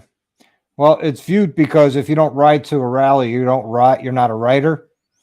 And I sat there and I'll tell, okay, you know what? I've ridden into more rallies and, from 36 years, I got no shame in trailering. Now, for me, if you load it into a camper, that's not trailering. I mean, technically it is, but in my eyes, it's not. When I mess with people about trailering, it's like I'm riding from Knoxville to Daytona, and I get in Georgia and I see people getting on the interstate from their house with a trailer with like 2 bikes on it or one loaded up the bed of the truck going to Daytona. I give them crap. I don't mess with the people that take it in a toy hauler or anything. So I used to trailer down to Myrtle Beach. I Load rode up my Myrtle. trailer, hook it up to the truck, roll down to Myrtle Beach, stay at my buddy's house. Done. Yeah, I think it was like 6-7 hours for me to ride there. Yeah. And it took me longer because I had the stock seat, and that stock seat sucked bad. I mean, you get maybe 70 miles and your butt was so numb you just couldn't take it and had to pull over. Yep. I don't have that issue with the Saddleman anymore. Well, Belladonna, you and me both, man. I had to run out of there before I made all my credit cards scream. You know, after buying that 131, if I didn't buy it, I would have definitely walked out of there with a knuckle and a roller. I'm keeping my credit card open for Daytona. Yeah. There you go. Mikey Motorcycle wants to know, do you sell those sexy hoodies? This one is a fishing hoodie, but on my Teespring store, I do have a hoodie up with my logo on it. Right. But And they can get to that right don't off. order nothing right yet. I'm having issues with them. I'm trying to straighten out. Okay. And you can get to I'll that let right you know from in 2 your days. YouTube Do channel. what? You can get to that right from my. Yeah. Right on. Yeah, I would. I would if I had a trip. Probably the reason why I ain't going to Sturgis yet. If I had a toy hauler, yeah, I'd load my bike up and carry it on the Sturgis. Wouldn't bother me one bit. Yep. It was over about 2 weeks ago. If it was broke down, there's a difference. But if you're 100 miles from the rally, then there's no point in trailering. Yep. Yeah, it's clamping. Yeah, I did 25 years in the Army, man. Roughing it's a motel. I was in the Air Force. We stayed in 5-star hotels, so. Was a tab performance 50 cows. I have no idea. I don't run them. I got the 4.5 inches. And the only reason why I did that is I get to keep the stock heat shields on the mufflers that are gloss black to match the head pipe. Because I feel like trailering is up to the person. Sometimes people go to rallies and buy parts. Yeah, it is. Also, you know, when I've ridden the rallies, on my way home, I'd send myself a box via UPS or U.S. Postal Service. Or some of the vendors, you pay them enough, they'll ship it. I'm going to have to make a shipment because I'm getting a new helmet while I'm down there. So, yeah. I mean, I got my saddlebags now, but. Wow, even HT travel. You know, you know what it is? They're haters. It's fine. My girlfriend bought me this one, and it's kind of comfortable. I seen it. I was like, that ain't a fishing hoodie. Yeah, it's on the sleeve. You know, but they're all haters. That's why they make fun of the paint. Oh, I love my paint job. It reminds me of a stripper. Hey, it runs off whiskey and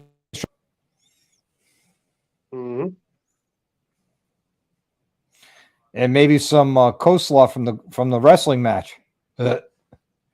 I still can't believe they sell that coleslaw. I don't want to see someone walking out of there with a bag of coleslaw eating it.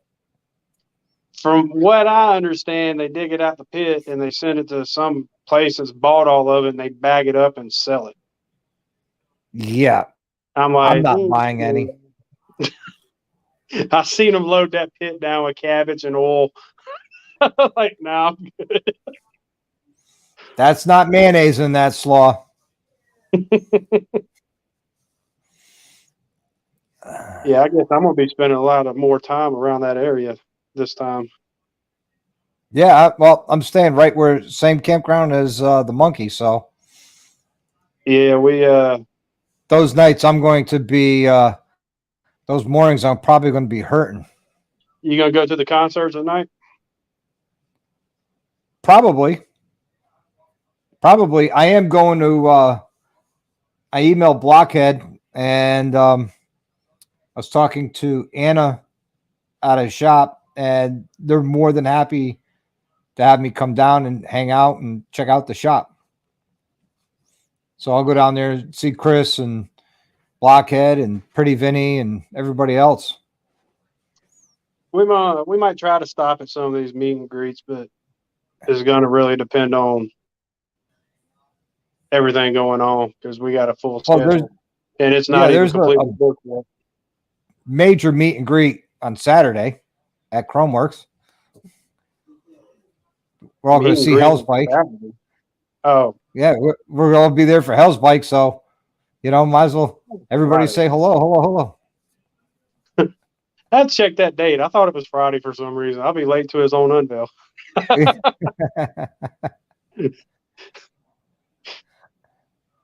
They'll be like, wake up, let's go. Where are we going? Unveil. Oh, my bad. Yeah. But the 1-year anniversary house party coming up on Saturday night at 7. Yeah, I've seen that. Yeah. And I just put up the video. What's a stage 3 and my thoughts of doing a stage 3. Nice ceiling. Yeah, I was trying to hit something because I think I may have had a premiere tonight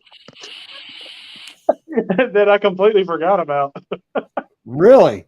Yeah, it's either today or tomorrow. Well, let's take a look. I did miss Tweedle because I was out riding. When you missed what? Remember that time I missed my premiere because I was out riding? Oh, I mean, that's a good excuse. Yeah. Well, I don't see anything on yours that you have a video premiering at all. I got to check my. Oh, it's not a premiere. It's scheduled for tomorrow. There you go. Hey. Safe. Hey, so if you're hungry tomorrow and you want to learn how to make a cheesesteak, stop on by. Oh yeah, man. I do have I more love those. motorcycle content coming soon. On the microwave stuff, man. That's good. Yeah, it was kind of pitched to me, and I was like, all right, well, let's do it. I got the this little guy here. Well, the factory one's in there right now, but there we go. I got that nice. digital gauge. Beautiful. That I bypassed Harley and gave him the middle finger while I did it, and found it like 160. Well, I spent 200 on it. It's $351 gauge plus tax and probably shipping too. But that was one of those other things they had on back order. Cruise control. I'm just trying to start a fight with them right now for the principle of it. You want me to see if my dealer has it in stock? Nobody has it in stock anymore. The ones I know about that was there are gone. I just made a new batch of calls. Harley's using all of them for their brand new soft tail bikes they're putting out. So everybody's ordered it right now, is getting shafted because they got to get those out. Yep. Well, there you go. It's MMI. It does, when you go to the Harley Davidson part of it and you finish it, it gives you a year's experience in Harley Davidson, like shop experience. So yeah, it's MMI in Orlando. That's where I plan on going. Yeah, because they have 2 locations, Orlando and Phoenix. Yes. And I love Phoenix too, because I've been there for a red flag a couple times. No, I've never been to Phoenix. A long way. I've been to Morena, Tombstone, and Tucson. Never made it to Phoenix. My actual breakout, it was actually sold at the deal. It was a dealership in Arizona, and I can't remember the name. I got it saved on my phone somewhere. But it was actually sold in Arizona. The dude that bought it rode it all the way across the country to Knoxville to pick up a bagger they had. Oh, no kidding. Yeah. So I'm glad he brought it to me. Yeah. Nori's actually in it right now. He's going to be out of it by the time I get down there in it. Because I'm actually going to do the same courses he's doing, but I'm actually going to do the Screaming Eagle and the Dino course that comes after the initial Harley course. Right. So, and I don't know if I'm going to do the older stuff, because I already went to school for this. It was an online school, but I already know how to do all this stuff. So really, it's just a vacation for me, like a paid vacation, really. So, and I don't even know if I'm gonna use it when I get back. So, but Post I'm gonna go do 9/11 that. GI Bill paying for it. Yeah. So I'll get the BAH stuff down there too, and they'll pay the school directly. I'll get the BAH separate, and I'll get the oh, what did he call it? Tuition It's like assistance. no, it's like a monthly payment you get for buying school supplies. Okay. So you'll get that every month for school supplies, which he said you really don't have any because they give you a computer. Yep. Mine's I think it's a post 9/11. Yeah. I've been looking at getting digital technician from my. There's a couple out there aftermarket, and I've talked to Yankee Harley Davidson, to the shop manager, or actually shop foreman, what they use, and they says they use the one from Snap-on because it's so much better than the one from Harley, and he highly recommends it. So I got to look into the Snap-on dealer to find out how much they're going to rate me on that. He says the bad part about any of the digital techs, every 4 years, there's an update, $400 to $600. Yeah. But with that, you could do everything and anything, as far as like opening the ABS to bleed it out properly. You could, flash the radio, unlock the fader from front to back, just to name a couple things. Reset codes, read codes. And I know how to pull the codes up on the gauge. And I use an old Fuel Pack 3 if I want to pull up. But I don't use that anymore. It just sits there, does nothing. Yeah, when I come back, I was trying to get it done before Daytona, but I don't want to go down there broke. So I kind of decided to wait. I'm going to get the 3-inch forward control extensions. And mine's got ABS, so I got to have my buddy do it because he's got all that stuff to open ABS up to bleed it and all that. And I got to get the ECU flash for the cruise control, and I'm going to flash it for delete the ignition switch, turn it into a. Yep. And all that can be done within the digital technician, and it's basically a check mark. Really? Yep. You open it up, you select what you want to activate.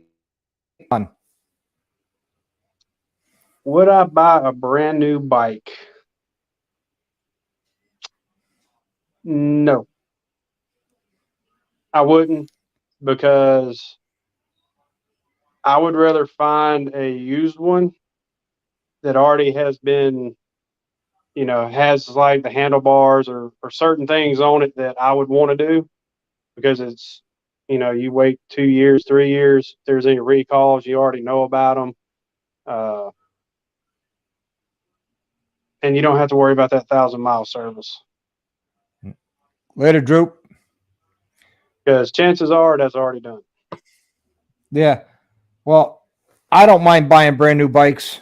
My oldest bike's a 2020, and my newest bike's a 2022. I've had old Evos and stuff, but I don't mind it. Veteran readiness and employment. I don't even know what that is. Folk rehab. Folk rehab's like the post 9/11 GI Bill. You're entitled to that too once your GI Bill runs out. Yeah, I never used mine, so hopefully it's one of those. Because you remember when we had the GI Bill, the Montgomery GI Bill? Yep. You had to pay $1,200. It was pretty much $1,200 in a year span to get it. Yep, and it was good for 10 years after you got out. Yeah, and it automatically went away, and they never gave me back my $1,200. No, they don't. It's like, what the crap? They don't give it back. But Yeah, if mine you're got flipped eligible for, over to the post 9/11. oh, right on, which is much better than Montgomery. Yeah. Because Montgomery only paid up to like $12,500 towards college, where this will pay all of it. Well, depending on what your eligibility is, of 30, if you have a minimum of 36 months active duty, it's 100%. If you have 24 months, it's 80%. 12 months, it's 40%, something like that. I Yeah, I'll have used to all look my into that. post 9/11. I didn't even touch mine. Because that online course I did, I just paid for it out of pocket. Yeah. Because I did that right before I got out of the Navy back in, Mhm. I think I started in 2003 and finished it. I might have been 2000, into 2003, but I think it was 2004. Then the 9/11. No, I'm still eligible, even though I used up all of my post 9/11. I'm still eligible to use the VR&E. And when it comes to the vet, the veteran affairs stuff, whether it's college or all that, they need like a handbook. They really need a handbook. The problem is it'd probably be like this thick. Yeah, Tiger. That's why they lost this year between the Army Navy game. I started in Navy, retired from the Air Force. I started Army, retired Army. Yeah. You know what the Army stands for, right? Go ahead. Come on, give it to me. Air Force rejected me yesterday. Hey, no, see, I was Army Aviation. I always say almost Air Force. Almost Air Force. Because every time most of the times I deployed, I stayed at an Air Force base. So I always had 3 hot meals. I had 2-man rooms, heat, air conditioning, Wi-Fi. A couple times when I was on small fobs, then I still had 2-man rooms being a flyer and stuff. But the only thing I wish I had that the Air Force had was the substandard housing allowance. Yeah. I don't know about their housing allowance. Well, I got You it stay when in an I Army went on base, you get Title 10 substandard housing allowance. I mean, I got it when I went on Title 10, and it was prorated for like 1 month, and then you get the full month if you was on orders long enough, Yep. Like when I went to McConnell, I was there for like 3 months, and I was getting pretty good BH. Yeah. And I ended the per diem because they was paying for the hotel room for the entire 3 months, and I wish I would have bought the points card because I'd have had a lot of free hotel rooms after that trip. Yeah.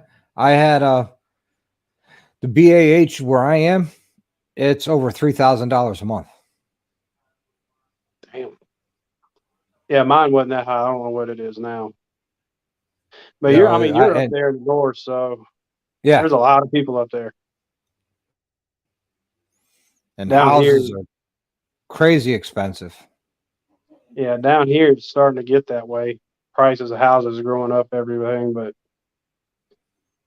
I don't know. I don't have nothing to do with that anymore. I ride my motorcycle all the time. That's it. Or most of the time. Son was Navy, Dad was Air Force, Dad brother's Army. I was college associate degree.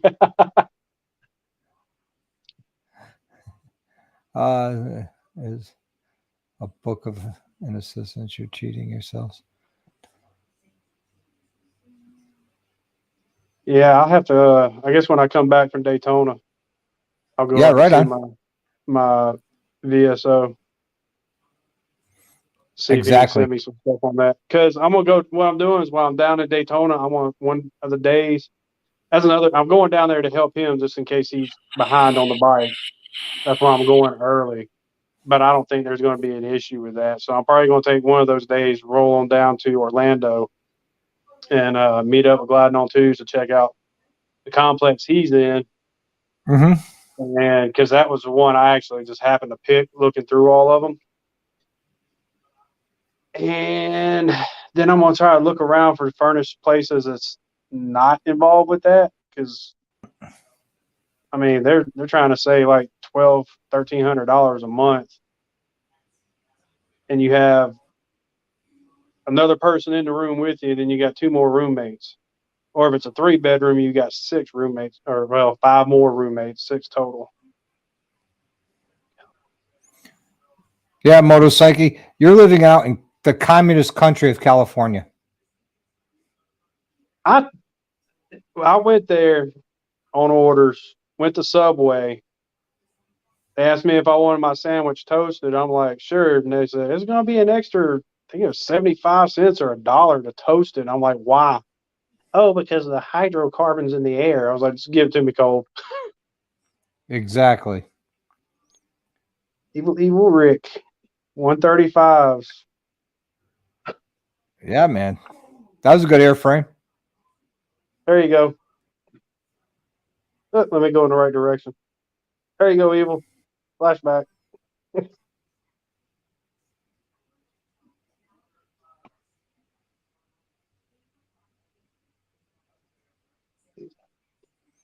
Yep. Oh. Yeah, I'm gonna look into that, Toby. I gotta talk to Nori too. That might be the same thing he's using. He's gonna give me all the ins and outs when I get down there. Yeah, right on. You're just gonna still do your lives if you could while you're down there? I plan on it. Because I'm out doing my lives like everybody else. I mean, if you and I'm not knocking anybody for this at all.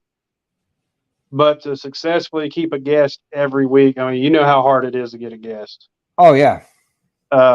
You do know there are some people you could reach out to last minute and be like, heck yeah, I'll come on and help you out, no problem. But to do it all year long, you're going to eat through your guests pretty quick. Yeah, so I'm doing my show in seasons. Season 1 is going to end February 23rd. So I got 2 more slots to fill. Well, this way, I run my seasons with the anniversary date. So February 3rd is the anniversary date of my channel. So February 4th starts the new season, year-long season. And, yeah, you know, I'm doing mine more I started doing the lives because this time of the year up here, it's hard to come up with content, you know, to put out, you know, twice a week. And I started watching the lives. I'm like, you know, this is a good idea. I think I'll try it out and see what it's like. And you saw it in the early stages. You guided me through to using StreamYard and everything, and I appreciate that. Way easier. And oh yeah, definitely, because I was looking at there was a plugin I had to get to use with the YouTube Live to go with either Skype or, you know, Zoom or anything. I was like, it's just too much work. And then me onto this, I looked at it. I was like, yeah, right on. I like this. And I looked at the annual subscription. I'm like, yeah, hell with it. I'll just buy the annual subscription. Because I could run multiple cameras, which when I do the motor swap, I definitely want to do that. And then I could send the invite to my cell phone and then use my cell phone as a third camera, which I think is pretty cool. You could actually, I think you could use more than that if you had more devices. Yeah. So, but yeah, I'm gonna end mine at the last Thursday of February, and I'm gonna start it back up in October, probably October 5th. I'll still be able to be out riding here. And I think bike nights will probably be ending or already coming close to ending, so that won't be a big deal. And I'm just doing it so I can get a line of people out on the first season, and I hate saying top it next season because I mean the guest I've had this year has been really freaking cool, but I'm gonna have to get some other ones, and I need to make some contacts while I'm down in Daytona too, because some people just don't answer messages or emails. Yeah. So that is true. They don't answer messages. They don't answer emails, no matter which message format they use. And they even say, "Oh, I answer all messages." No, you don't. Well, I'm not going to knock a female for doing it because they get probably some disgusting pictures and they don't know what is in that message, and they probably still shocked and won't open it, which is fine. I don't take it personally, but I have a direction that I'm trying to go with my lives. It seems to be working pretty well right now. Yep. Good night, Toby. And I already got some lined up for next season, so it should be good. Because if I run it from October to February, or say October to March, I won't run out of stuff. I don't think.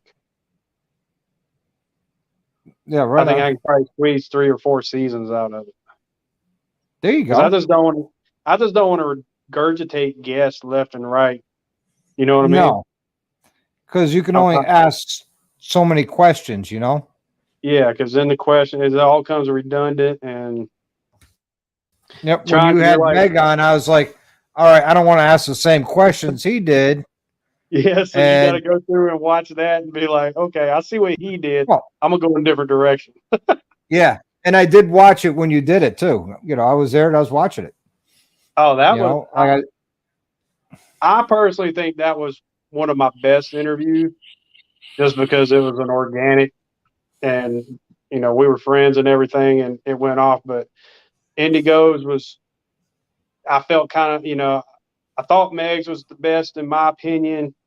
Indigo came along and I'm like instantly like, dang, that was just as good as Meg's. And then Smart Ass Biker came on and she freaking killed it. Yeah. So I'm like, well, no. And then I'm sitting there watching do you watch the view count after the show airs and all that? No. To be honest with you, I don't drive myself crazy with any of that stuff.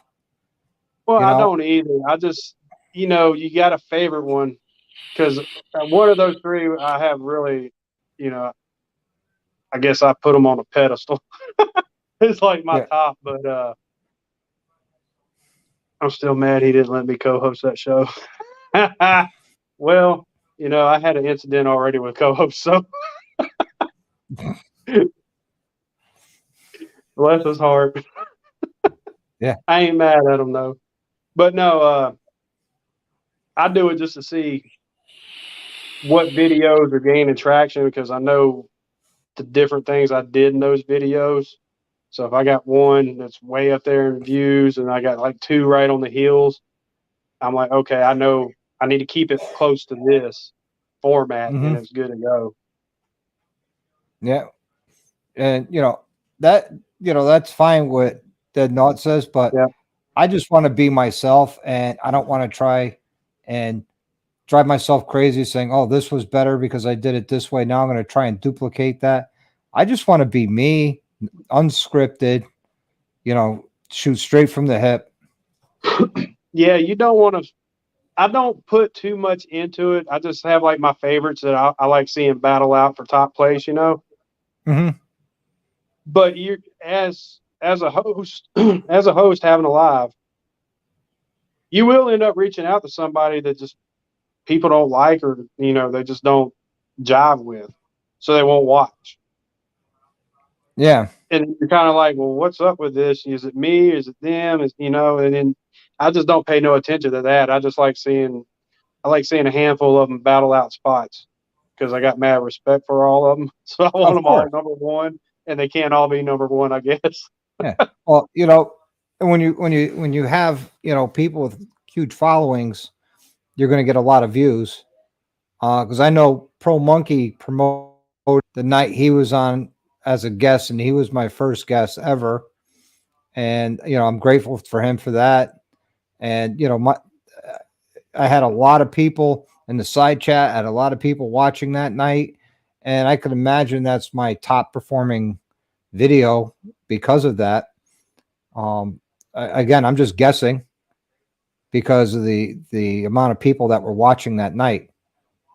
And I'm Yeah. sure it's been replayed a couple times, but I don't. It's probably been replayed more than you think. Yeah, and I don't. I honestly, I don't have the time to do it between, you know, working on bikes in the garage, my full time job, coming up with regular long form content, and going, oh yeah, I should do a short on this, or let me do, you know, something with this, you know. Yeah, I like when I go to my guests, I'd ask them to come on and stuff, and I just to Hi, this Tiger. day I have not asked them to promote it or anything, just because I don't know. I've seen a lot of stuff when I was watching YouTube Mm-hmm. where some of these guys was getting attacked, and I don't want to have somebody come at me all sideways. You know what I mean? Like, oh, you're trying to take subs from these guys or whatever. It's like, no. So I mean, I don't ask any of them to promote anything. I'm just like, hey, I'm gonna build this. I'm gonna put it up. If you want to share it, go for it. If you don't, perfectly fine with me. Yeah, and So I I mean, didn't ask yeah, it cost me Professional subs Monkey in to the long promote it either. run. Yeah, because He I mean, did it on cost his me own. subs in the long run, but I don't care. Yeah, you know, and he did on his own. And I'm grateful that he did it. And he had a video come up right before the live, and I was watching his video, and he mentioned it in there on the side chat, you know, because he was premiering a video that, you know, Yeah, everybody head over there. I need to talk to him. I need to find him in Daytona when I get down there and talk to him. He's, you know, he's a good dude, man. I haven't met him in person, you know, just from what I've seen on his videos and the 6 hours on my live. Nothing but respect and for him, you know, him and his Well, I wife. got They're some great questions. people. I got some questions about something that may be possibly going on, and if it does, I think he can answer them for me to see if it's a realistic thing, or maybe educate me on how to do it to make it happen Yeah. for the call. So there'll be more on that to come. What's Probably up? mid-February. You missed Meg, but I you was can here always for replay it. cameraman. Yeah. Cameraman's a good dude. Yeah, he's funny. I still think I know I've been messing with him about getting out there racing, but I know he'll drag me down the street. Yeah. He's got a Well, a the little bit video I more than did, my bike does. yeah, the video I did it at him because I know he would really appreciate the V twin warehouse with all the chopper parts. Yeah. And I was like, yeah, that's definitely for him.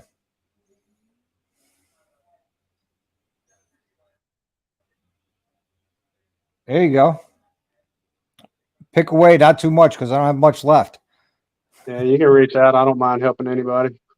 Exactly. Just getting out of work.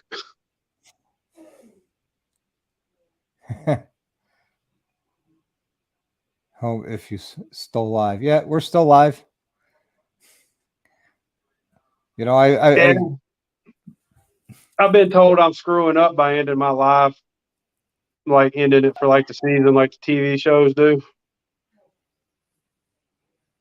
yeah, but that's what you want to do. So how's that But screwing up? I don't see it that way. But I mean, I guess technically somebody else could jump on Thursday night. But I mean, I try to keep it educational and about the guests, so they pretty much have to copy exactly what I do. As soon as I come home, I'll go. Oh, sorry about that.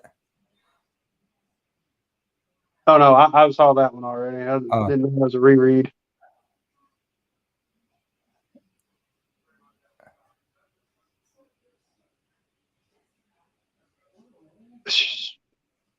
Oh, Monkey. Yeah, he is a great. I always thought that about him. I always thought he was funny and a good storyteller, and I think it's natural for him. You know, honestly, when I started watching YouTube, it popped up when I typed in motorcycle content. It popped up Shade Tree, Her Two Wheels, and Blockhead. And I thought for the longest time, I'm like, man, this is all that's doing motorcycle content? Are you freaking kidding me right now? And then somehow Monkey popped up, Meg popped up, and I started watching them at the same time. And then it just kind of like flowered from there. It's like kind of like YouTube was hiding the curtain, and then they decided just to slowly pull it open. Yeah, I heard that is, and oh man, if I could afford it, I would definitely be looking into getting in on the auction, but I can't even bankroll a bigger garage because I could certainly use square foot space to work on bikes. Hey, at least you got a garage. Yeah, and don't get me wrong, I'm not complaining. You know, I got a carport with a gravel floor. I had to pull mine in. yeah, I remember seeing your early videos. You were doing turn signals. Yeah, that was my very first video. Yeah, I remember watching sent that. Monkey. Actually, before I even, when I filmed that video, I had it filmed. I sent Monkey a message. I was like, hey, man, I was like, you're the one that turned me on, so I'm trying to give you props in the video. Is that cool? He's like, oh, yeah, that's cool. Go for it. Yeah. What's up, Corey? Grab another beer. Corey, here's the link if you want to jump in.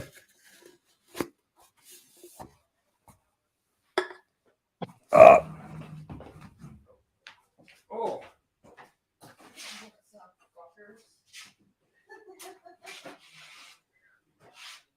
So XAN, you had the same issue with YouTube?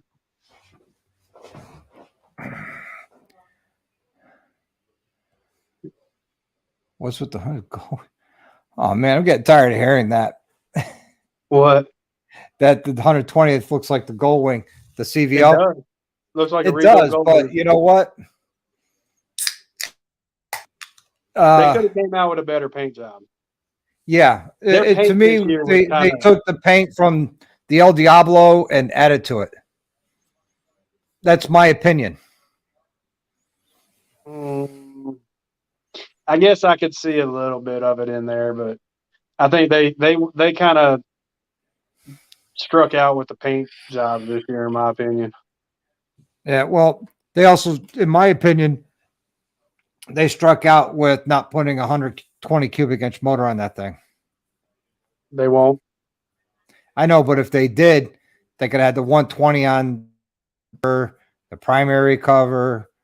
Yeah, but it's all emissions. EPA is what did that. If the EPA emissions wasn't the way they were, they probably would have. It's not much more work to punch out a 114 and 117, or produce, the 131. If they could get that within emissions, because it's, California legal, the 131, they could come out with a 120. Just saying. Did they release the 117 on the 117? No. Yeah. Well, wait. The 117 came out in 19. I did see that post. I don't remember what year it came out. I'm a twin cam guy, so yeah, I have to have that extra cam. I know I'm a dumbass. I just like to sound better. Yeah. Slim Jim agrees with me on the motor. I think what they should be doing, if that 131's street legal everywhere, the CVOs and the breakout, because the breakout was actually designed after the old gasser car, the race cars. Yep. That was supposed to be the muscle bike. So Yeah. they should have put the biggest motor they had at the time in every single one of those bikes. And they should have done the same thing now. CBO should be 131s, flat out. Yep. The breakout, with it being a drag bike, it should have had the 131 in it. Yep. I agree. And not put any other motor in it but that motor. Because that's actually a muscle bike. So It's going to be in the 50s this weekend. I'm hitting 0 degrees in Connecticut. I don't know what my temp's going to be here. Well, we're hitting a big fat goose egg Friday night. I know the other side of Tennessee got some ice last night. Probably a little more this morning, but well, HDAV Traveler was messaging me saying, "What the hell's with your weather down here?" He had ice storms down in Texas. I said, "Hey, misery loves company, man. You know, sharing is caring. You can have all my ice you want." Yeah. We'll blame Process for that one because he comes before the. He blew it all down this way. Yep. But, it's a good night tonight. It was. I felt the interview went well with Meg and Mike. Now, how do you know Meg and Mike? Just through YouTube, or? Yeah, she's the one that helped me get started. So nice. I got a loyalty there because she didn't have to give me any kind of advice or anything, and she did. She went out of her way, and that black line dash trim that he put on his bike. Yeah, I made the spacer for it. Oh, no kidding. Yeah, because they did a video and they actually seen one there, and they didn't realize they made me go and do that. So I did the video on mine, and I made the 2 spacer, test fit both spacers. I have no rubbing issues at all, but apparently his is touching the gauge. So I want to meet up with him before long to figure out why it's doing that, because mine doesn't.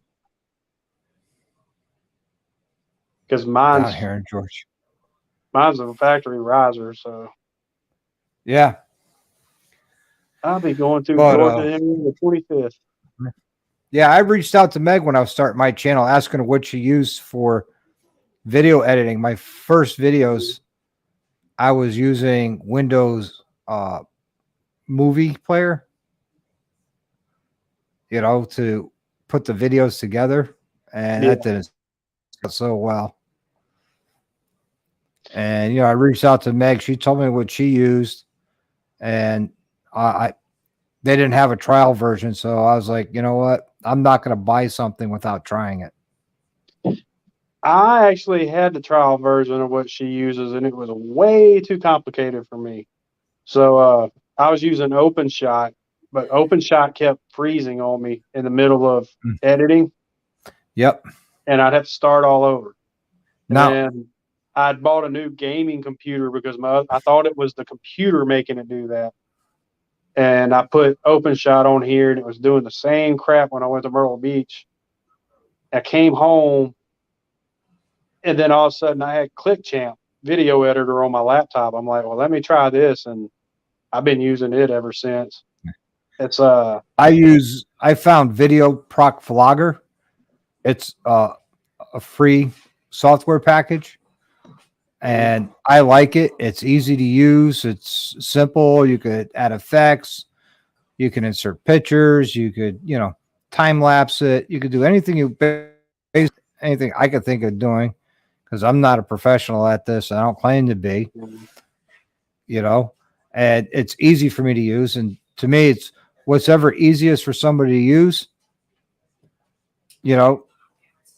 that's what you should use. Yeah, this one's just easier for me because I can take 2 different GoPros, sync them easier, split them off where I want. And, I usually remove the audio off my handlebar GoPro and split my audio off my main one. And then I'll just cut and paste where I need to. Because they're playing, I shrink the screens down so I can sit there and pick out which view I want when I'm doing it, and then I'll just cut it. Yep. And I'll just keep chopping it up and removing and deleting. And Yep. I did have I could do that with the Video Prop audio. Blogger too.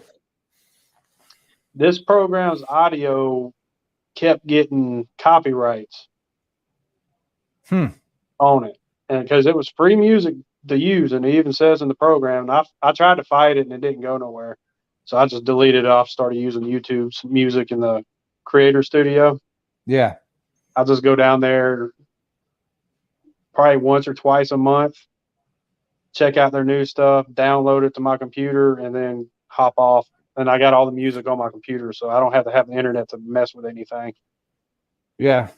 I use Artlist as I go through and I find what I want, and I'll download it and I'll save it. And there's a free and a paid subscription. You get more with the paid subscription. It's not much. It's like $10 a month. And so I said, all right, I'll try it for a year. Yeah, I'm wondering if I go and buy the actual program, because I'm using the free version of it now. I'm wondering if I buy it, if I'll still get copyrights on it. I don't know.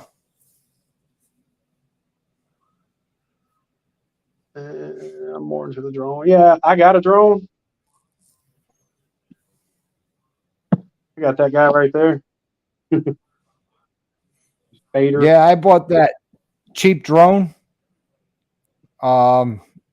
It's in the other room.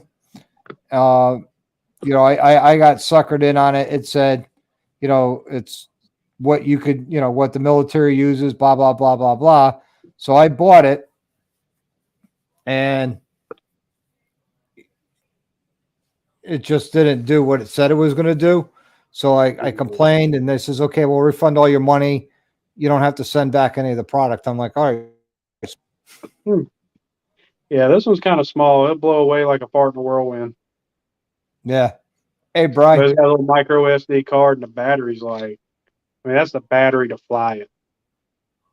So yeah, that's like the one. Hold on, let me grab that one. I got it free, so I mean, it wasn't like it was a big loss.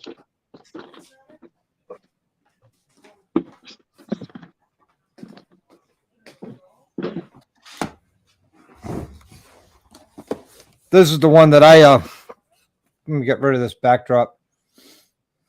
That's close to what this one looks like.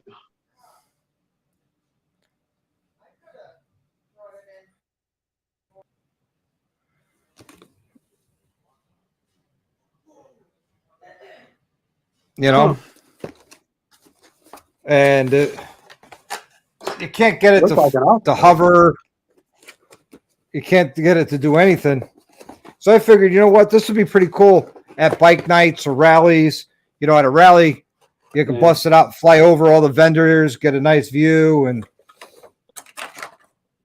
I don't know what all the regulations are on the, if you can fly drones over all that. So it's probably better I don't have one I can do that with. I don't want to pay the government to take the course. You know, that's basically it.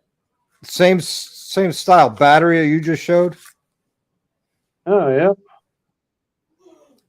But it's got a little micro SD card slot.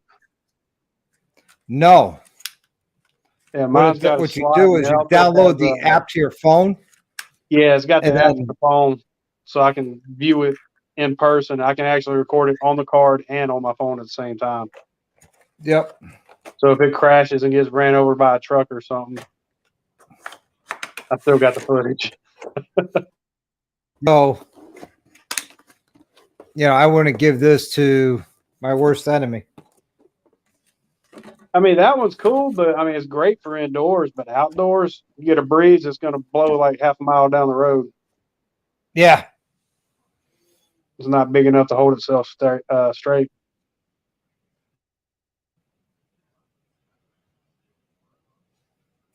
My neighbor's $1,100 for you to get ahead.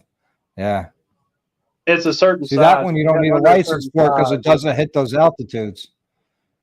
Yeah.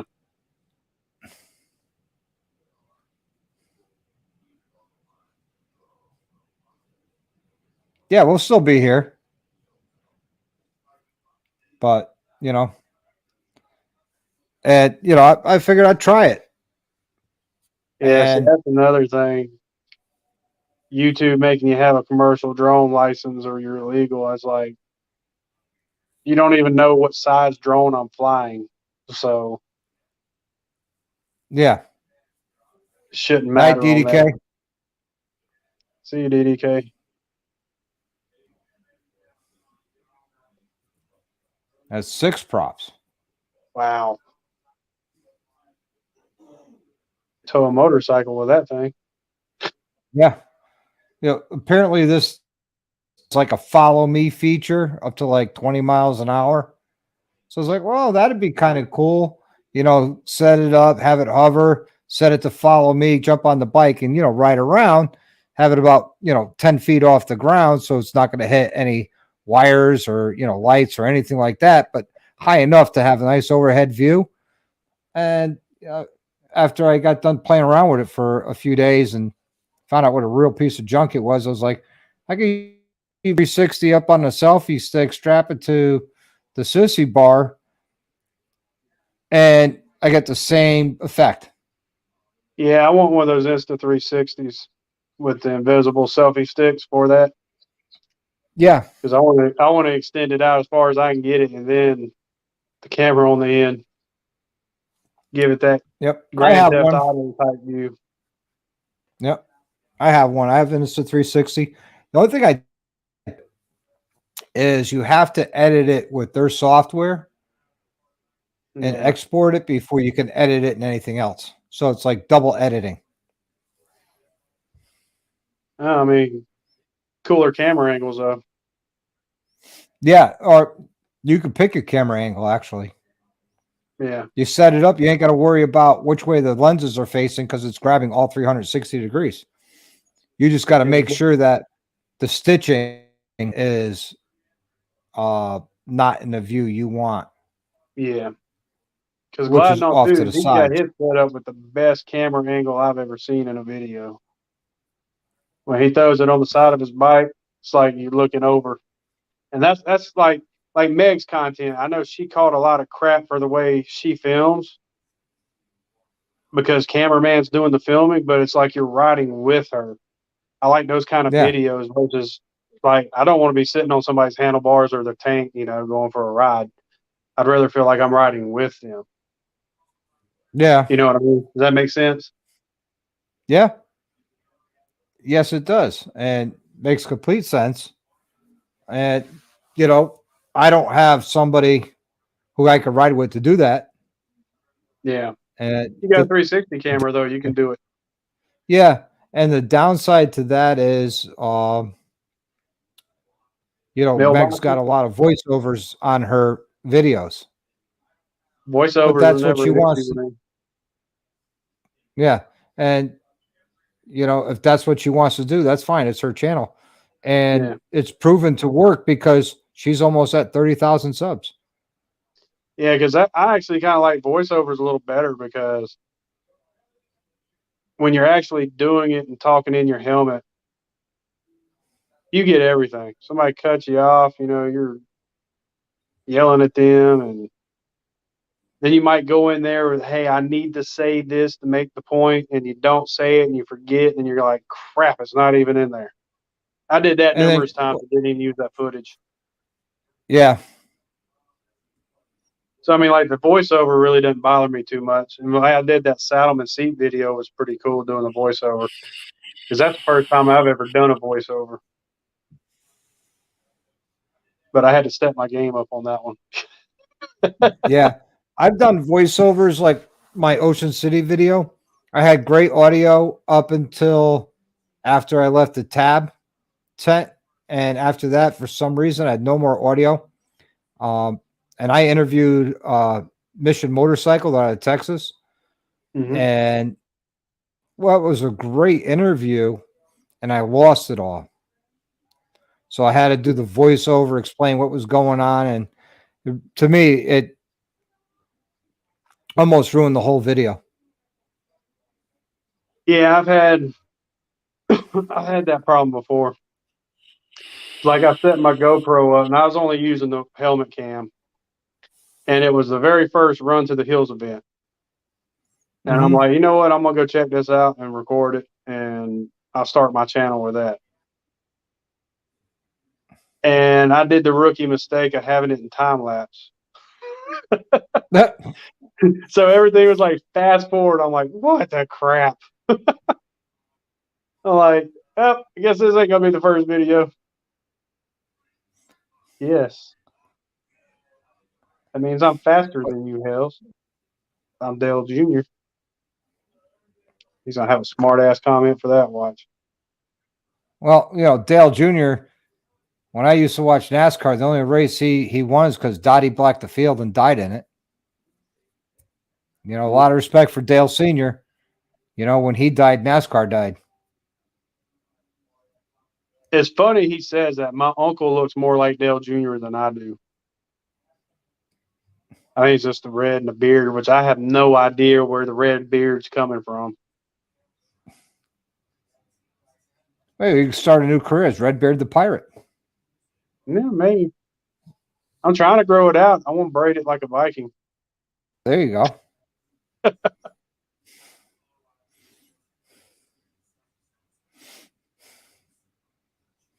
I mean, other him. So now they're going to make fun of your bike. They're making fun of your beard. You know, That's haters fine. will hate, man. That's fine. They can line up next to me and we can settle it on the street.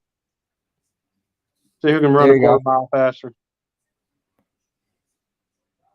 I'll have to cheat a little with Hells, though. Oh, don't worry. We'll juice your bike up. Oh, Does come that on. look You're not like going to be Mountain hyped Dew? up on Mountain Dew? Oh, that's a video idea for me, though. Thanks.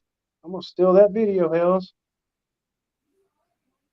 Oh, I'm all hyped up on Mountain Dew. I'll be all over you like a spider monkey. You don't like Mountain Dew? Well, you. Yep. Good thing he's got a Patreon. I wouldn't be able to put it on my channel. It'd get taken down. Actually, a biker says no hate, just saying. I don't think That's called the XA drop even back has any and hate punt. in him at all. Nah, he's a good dude, man. You know, anybody else wants to jump on, man, and be part of the madness? You know, there's the link. Come on in. Don't be scared. Tweeter won't beat you up too bad. I'm a lover, not a fighter. That's what she said.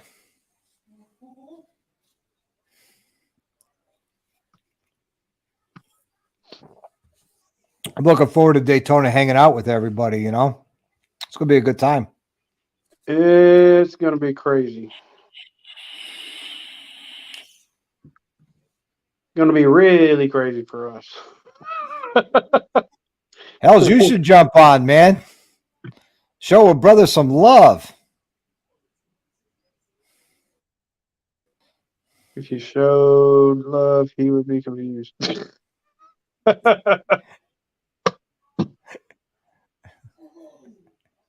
I ain't mad at you, Hell. You do that.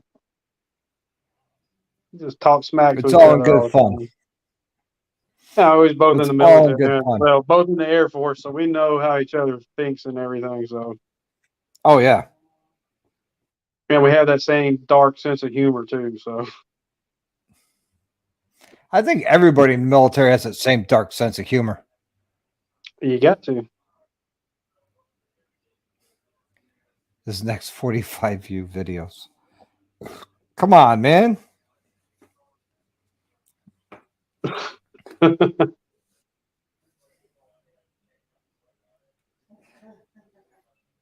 Diddle D still on? Yeah.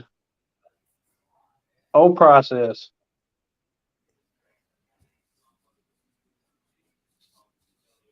I think he should come down to Daytona. Who? Process. Who said he wasn't? Oh, that's right. Droop's not coming down. Droop should come down. Yeah. Droop's not coming down, but process is. Yeah. Droop should come down. That'd be awesome if Droop came down too. Yeah, we're gonna go do something, hopefully, and we do. I'm gonna go live while I'm getting it done. I think that a lot of people be going live and bring bail money. I'm just hoping we can get to the place because I know that area is going to be freaking packed with people. So that's your teaser for it. Yeah. Well, you know, we could bring Hells down and say, hey, man, you know who this is? That's Hells on Two Wheels. That's Tweedledee. Yeah, they're going to say, who? Tweedle who? And I'm going to tell them, that's because you don't know. That's your fault. Yeah.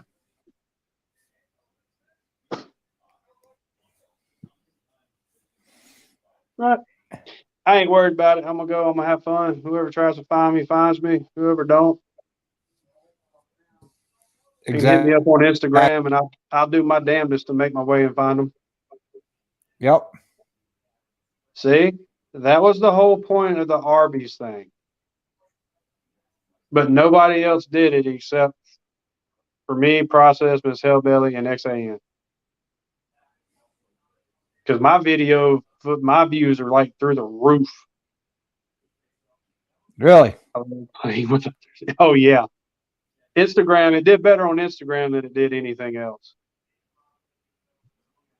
You don't have an Arby's up here in Connecticut anymore. All I did was lick the cheese off of it and made sure the internal temperature wasn't going to burn my tongue. I can't help it. Everybody thought I was, went perverted and went the wrong direction with it. There's a roof. Only if you want one.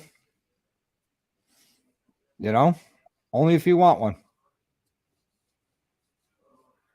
But what's next for the Tweedledee show? You got the video coming tomorrow, which is Beyond the Microwave. I got that. And I have Rides Her Own. Mm-hmm. She is a established Instagrammer. And then I got everybody's favorite person the week after, and I'm not releasing that till tomorrow night. And then I got two open slots I can fill, and then it's done until October. Okay. See, tongue punched it, I guess you've seen what you wanted to see.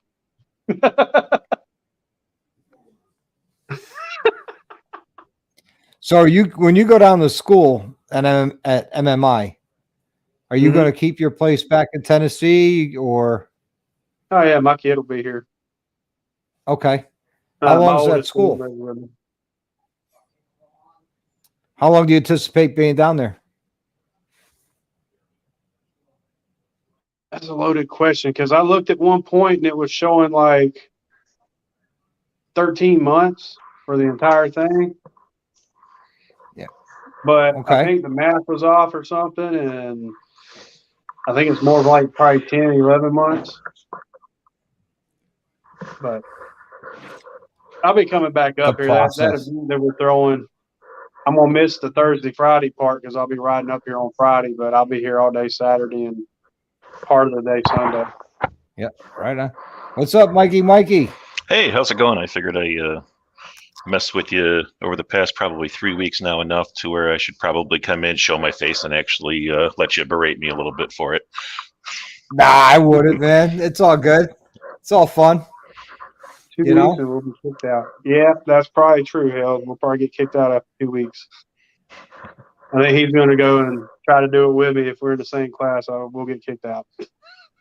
Oh, yeah. We'll get in trouble. Oh, yeah. Well, yeah. So that's what Mikey looks like. That's me. So you're out in California? Yeah. I'm originally from Michigan, though, so don't get any weird ideas. I'm not the commie you think I am, Dr. Harley. No. I said you live in that communist country called California. Oh, yeah. No, that's true. Yeah, that part of it, absolutely. I mean, I could prove it. You got Nancy Pelosi. Queen Kami herself. Need I say more? No, I think that pretty much wraps it all up. I mean, that'll do it. Yeah. I mean, even Putin looks at her and says, "Damn, she's more communist than I am." And you got it's Speaker of the House right now, right? He's from Northern California, Kevin McCarthy. Yeah. So it's not all blue. Commie. Just the places where all the people are, unfortunately. You start getting above the North Bay area, it's a completely different state. It's nice up here. It's really nice up here. Oh, fortunately though, like the rules still apply, the weird ones. And I was really concerned initially about loud exhaust, as they have that loud exhaust rule here, which was aimed for the little Honda Civics that these kids are straight piping and backfiring and all that stuff. And initially when that New York is picking up on that. Yeah, that's starting to go nationwide. And they don't tend to screw with the motorcyclists. They did initially just to write some tickets. And then as time's gone on here, they realized like, that's probably a bad idea. We have some pretty big clubs here that don't appreciate that kind of thing. So that stopped, and they're applying the law the way I think it was intended. And I was up in Salem, Oregon last year, which is the capital of Oregon, where all the go Beavs. The fun stuff went on. Yeah. Oh yeah. Hey, yeah. I'm a Beast. Oh really?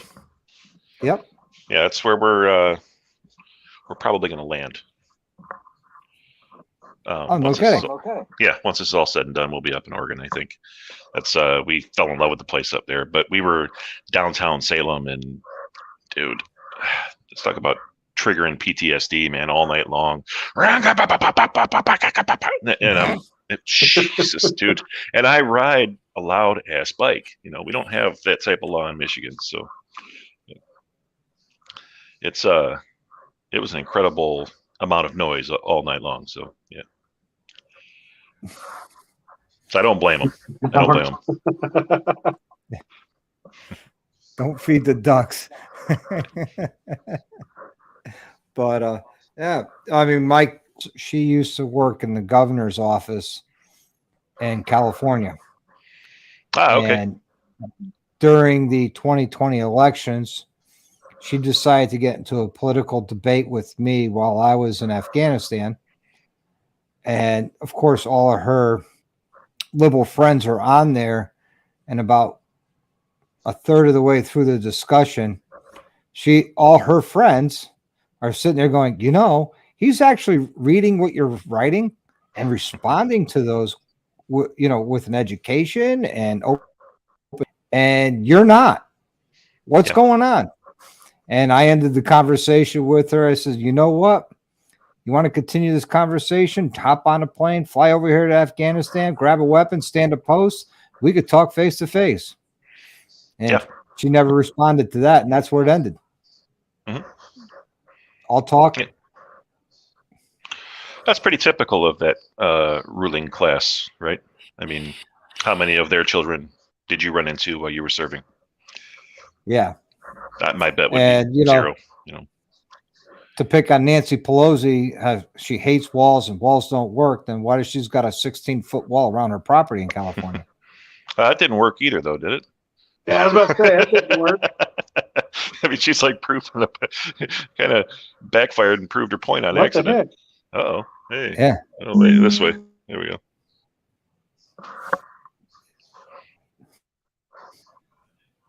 I thought Evil Rick left. No, he's still here. Yep.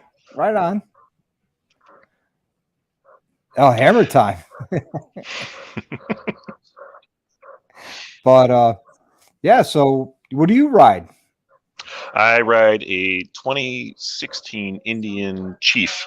It's the vintage level, that brown leather style. That's how I bought it about a year ago. And then I've put about a whole nother motorcycle into it to do what I've done with it now. So the rear's dropped 1.5 inches. I have a adjustable Roadmaster shock back there made by Fox. We're talking hard bags are on it now. Everything's all locked up. It's yeah, there's a lot going on with that bike that if you didn't know, you wouldn't know. You know, I think you need more of an Indian guy. I actually popped it into a bike contest back in Michigan, and I was really concerned about that. I mean, because if you don't know the guys that are judging it have been dealing with Harleys all this time, and you can pick out, well, this, rocker nut is from so-and-so manufacturer, and they have that expertise there, and it was really tough with the Indian and I ended up winning the damn thing anyways, but it was just a matter of, if you don't know those bikes, I mean, you're not going to see a whole lot on it. It's got a lot. I have a lot of money into that bike, and I love it. Well, I'm going to real quick here on Hells. Yeah, I summoned him 3 times in a row. He pops up, kind of like Beetlejuice. You got to say droop 3 times and he pops in. But yeah, like my second bike, I've had to pay on that credit card today for everything I'm putting into it. And yeah, I could have bought a 3rd bike easily. Yeah, that hurts. And then I ripped this big fat pig out here to California where there's twisty hills and ups and downs. And the video that I'm editing right now probably has at least 6 spots where I'm dragging one of the other pipes. Just, like, oh well. Yeah. I think technology did happen to Tweedle. All I know is he went sideways and then dropped. I don't know what happened to him.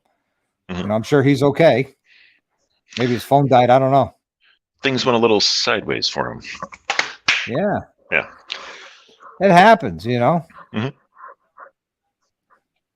Let's see, whatever Doc called it wasn't bad. Just saying that you got to come down to Daytona. I usually charge for an appearance. But yeah, man, Indians are cool,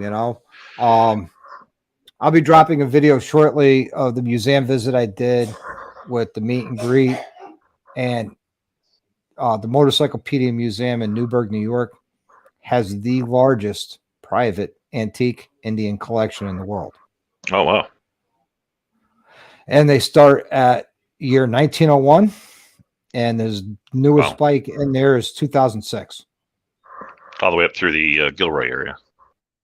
There we go.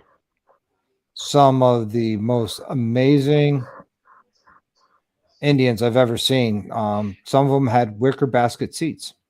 Yeah, it's funny how far, when you look at these things, how in some cases how far the technology has gone, and then in some other cases how far it is not.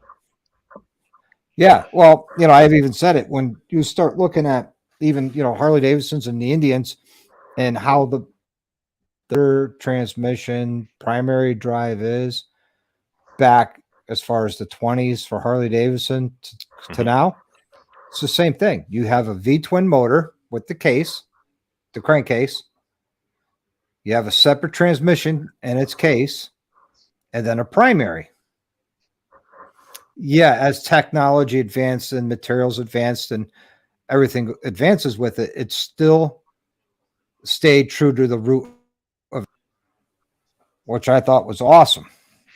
Yeah, it's incredible. And then the tolerances get tighter because the machining and the ability to machine except things. The AMF years. Tolerances got looser. It happens. It happens to the best of us. Hell, Indians owned by Polaris right now, Well, at least what do you do? They're not like they were in, 02 through 06, where they came with the S&S engines, the Baker 6-speeds, with the Indian name tins, which were made in Connecticut, actually, at the plant here in Connecticut. It was either Connecticut or just over the border in Mass. And they didn't last long. No. At least no, not. It was a Harley with a cool fender. And at least now, with Polaris backing them, they have money behind them. Yeah, they can take the hit that they're probably taking right now. It's they're probably hurting, and it is what it is. And if they go out, they go out. But I think, looking historically backwards, I don't know that they've had an owner like this before. These are, let's see, you go back to Kings Mountain or Gilroy, these are private investment groups. I think Gilroy was even Canadian. And built them here in California, in Gilroy. But Polaris is a large company. That is a huge company, Oh, God, with their motorsports, water sports, their adventure, side by sides. They're using they're figuring a lot. The same tuner you use on a Razor as I can plug into my bike. So if I were to have a Razor, I could just pay for an additional license fee, plug it into the Razor, and run it. So there's some advantages to it, and the ride command is pretty damn sweet too. Yeah. That's all here nor there. Hey, gentlemen, how you doing, man? You got Pennsylvania, California in the house. I had Tennessee, but he dropped off for some reason. Hey, can you guys hear me? Yeah. Yeah. I can hear you. Cool. Just got out of work, man. Nice. Somebody's got to work. Oh, man, it's, one of them nights. I work in a hospital, so I never a dull moment. Literally saving lives. Yeah, well, someone, I guess, has got to try to do it anyway. Yeah, well, give it your best effort, Yeah. When they need CPR, you sit on their face and fart. What the hell? Yeah, whatever works, right? Yeah, is what it is, I guess. But, yeah, man, I wanted to make it on to see Meg, but I just didn't have time. Well, here's the beauty part. You could rewatch it tomorrow or at your leisure. Yeah, I will do that tomorrow. So. Yeah. I mean, she had some connectivity issues with her internet earlier on. And once she switched over to her phone, out good. Yeah. But, she's a sweetheart. I got nothing but love and respect for her and Mike. I was very happy that she was on. I was just as happy her coming on as I was, Pro Monkey. Yeah. I've met Meg in Gettysburg this past summer. My wife and I went to her meet and greet and hung out with her and Mike there, and wholesome Southern sweetheart. Yeah. Hey, did you see Monkey's burnout today? Yes, I did. That was funny as shit. Did you see what his next body kit's going to be on his new bike? No, I didn't get to see that. Nice. Really? Yeah. I'll have to go back. He gets to do all that, and he has that partnership with Advan Black. That's awesome. Mm-hmm. Yep. I liked your video today of the museum. It wasn't. Oh, you mean the V-Twin manufacturing warehouse? Yeah, that was wild. That wasn't the museum. That was the warehouse for V-Twin manufacturing. Yeah, like I said, I could have built parts there minus paint, electrical, rubber, and cloth and cushions for seats because I had some seat pans too. I could have built at least a dozen choppers from flatheads to knuckleheads to panheads to shovel heads to iron heads. Wow. They had rigid frames everywhere. I was going to go back and buy some books like the service manual for the knucklehead, the service manual for Servicar. And these were like 3rd edition books, and the pages weren't yellowed. The bindings weren't broken. They're like brand new. And I sat there and says, you know what? I could spend $1,000 just on these manuals. Let me get out of here before I go broke. Yeah. Because That'd I be got me. 6 trips I got to pay for this year. So, you know, I can't be spending frivolous money like I am on this lowrider S. I mean, I looked Right. at that credit card statement today and I just about cried. Yeah. How is it coming? I'm just waiting on the motor. I got the cam in, I got the cam plate and oil pump in, I got the I got the roller rocker arms in, I got all the gaskets in. Yeah, I seen the Uh, chain thing. That's really cool. yep, I got the chain conversion done.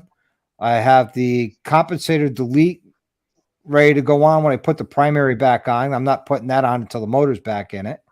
Well, I still got to pull that motor, but I don't want to pull it until the new motor's here. Because once the new motor gets there, I'm going to put that on the engine stand, do what I got to do to that motor. I want to put the roller rockers and everything in that motor out of the bike because it's so much easier to torque the rocker boxes without the frame being in the way. Because literally, there's barely enough room to get in there with a dog bone and a torque wrench on that back head. Barely. Cool. Yeah. You know, and it's so much easier just to work on it, click, click, click, click, than, Right. you know, and, you know, I won't have to change out the cam bearing because it's a brand new cam. So it's, you know, it's going to be a little bit easier. Right. Hey, Doc, what's your westernmost trip this year? How west are you getting? This year, my Western trip's going to be Milwaukee for the 120th anniversary. Okay. You know, next year, I'm not sure what I'm going to do for 2024. I know I'm going to go back down to Ocean City Bike Week because I had such a great time there last year. This year, I'm not going because I'm going to Catskill Mountain Thunder, and I've never been to that rally. But other than that, that's as far as west I'm going this year. I'm thinking I'm going to start saving some money to go to Sturgis in another 3 to 4 years. Make that trip out to Sturgis. Yeah, it's like Mecca. I think you got to do it once. You know, I did it in Okay. 2010. I rode right. out on a 93 Softail with a Badlander seat, 800 miles a day for 3 days to get there. And I did no riding at all out there. I was just too sore, walked around bent over for 3 days, pissed blood for 2 days. Yeah. And, you know, I stayed at the chip. So, I mean, you know, I was right there at the heart of everything. I never made it pulling in and leaving. Didn't do Needles Highway. Didn't ride the Badlands. Didn't make the Topless Tuesday. I literally parked the bike when I got there. And the day I left, late Friday morning, I looked at it and I'm like, the hell with you. I want to ship you home and I'm going to fly. And at the time I was prospecting for a club and I had to be back in Connecticut for Sunday morning at 8 a.m. with the bike. Wow. So I went from Sturgis, South Dakota to Milford, Connecticut. I left Sturgis at 11:30 in the morning. I was in Milford, Connecticut at 7 a.m. There you go. That was some That's pretty hard, fast riding. That's really impressive. I think I left the week after the rally to get to Portland in my Jeep and ran 24 straight out of Detroit. So I went from Detroit to Sturgis, stayed in Sturgis overnight, 24 straight hours. So if you're talking from Connecticut in less than 24 and getting through Chicago. No, it was more than 24 hours. Oh, I'm thinking you left at 11:30 a.m. and then got there 7:30 a.m. No, I left Sturgis, South Dakota at 11:30 Friday morning. Okay. And I was in Milford, Connecticut Sunday morning at 7 a.m. Oh, still though. Jeez. Yeah, still cranking. Yeah, it was 100 plus every time I was on the highway. Mm-hmm. The only time I stopped was bathroom, a Red Bull, and gas. And gas was I wasn't as sore when I got home because I had more gas stops, like twice as many. So I was, getting up, stretching much more, Mm-hmm. Yeah, it's a brutal drive, or it's a brutal ride. Brutal ride. Yeah. I've never been there, Yeah, but it's on my bucket list. Well, my bucket list ride is I'm going to leave Connecticut and go to Detroit. That's not the ride. That's just the start of the ride. Oh, okay. I'm like, ooh, why? Because that's where the historic Route 66 begins. Oh, I thought it starts in Chicago. Is it Chicago? Yeah, it starts in Chicago. I thought it was Detroit. Well, wherever it starts, that's where I'm going. Mm-hmm. And I'm going to ride all the historic Route 66 to Santa Monica. And it's not going to be one of those, I got to be here by this time. No, I'm going to ride down Route 66. Hey, that looks cool. I'm going to stop. I'm going to look. Hey, that looks like a cool restaurant bar. I'm going to stop in and eat and have a beer. Hey, look at that. Mm-hmm. If 2 weeks to ride all of it, who cares? Yeah, it's neat. We did that to get here. We left Detroit, hit through Chicago, and then drove down Route 66 to get here. And popping off, popping on, 44 and 40 all the way down. And there's a lot of cool stuff, man. A lot of cool stuff. Yeah, I mean, I've seen a lot of videos of people making the trips, whether on bikes or cars, and mm-hmm. some of the best I've ever seen. Some of the towns are very small. One guy says in one of the towns, if you stay on 66, you're fine. You go one block in off of 66, you're going to meet people with shotguns, want to know who are you and why are you here? Mm-hmm. Wow. Yeah. Because they're very protective of keeping their small town a small town. And I get it. Yeah, and some of the destruction too, as well, from the economic destruction from building the interstate. The interstate, yeah. I mean, you see it; it's right off the interstate. It's 40 feet to your right. Yeah. There's empty gas station, busted out windows next to empty restaurant, busted out windows, out of business, and it's sad to see. It's like, man, oh, man. Yeah. And it's just something I want to do. That's a bucket list thing I want to do. I'm definitely doing it when I retire. I'm saying a month-long trip. Yeah. Yeah, I think because when I come back, I'm going to come back and spend some Stone, Arizona. I've been there once before. Go down out to New Mexico, stop at Old Town. I've been there before. And then just make my way up through, the mountains of Tennessee, pick up the Tail of the Dragon, ride that through to pick up the Blue Ridge Parkway, come up to Blue Ridge Parkway, and make my way home from Connecticut from there. Have you ridden the Blue Ridge Parkway before? Never. Oh, it's beautiful. That's what I hear. It is very nice. I'm saving it for that ride. There's a bar there. It's called, I think it's called the Bikers Inn or something. If you get a chance, stop there. It's absolutely beautiful. I mean, the food's amazing. The beer is cheap. And the ride food, back. Cheap beer, my kind of place. Yep. Yeah, it's a lot of fun. Yeah, and that's my retirement gift to myself. Yeah. Yeah, you can run what? 80 across to get to Chicago? Yeah. 70? Yeah. Oh, Bubba. No, I'll take 80. It'll bring me through the Pennsylvania wilds and everything. That's a beautiful road. Which is a nice ride, too. Mm-hmm. Those valleys dip down. I mean, I'm a flatlander out from Michigan. Everything's straight, and it's a left turn and then right turn, and it's all squares. It's very manufactured there, at least like in my Florida. neck of the woods. Very much like Florida, yeah. Only not as humid and way poorer. More economic desperation and, less gators, I guess. Yeah. But yeah, very much like Florida. I'm going to travel with credit cash. I figured that'd be the best way for me to go. Right.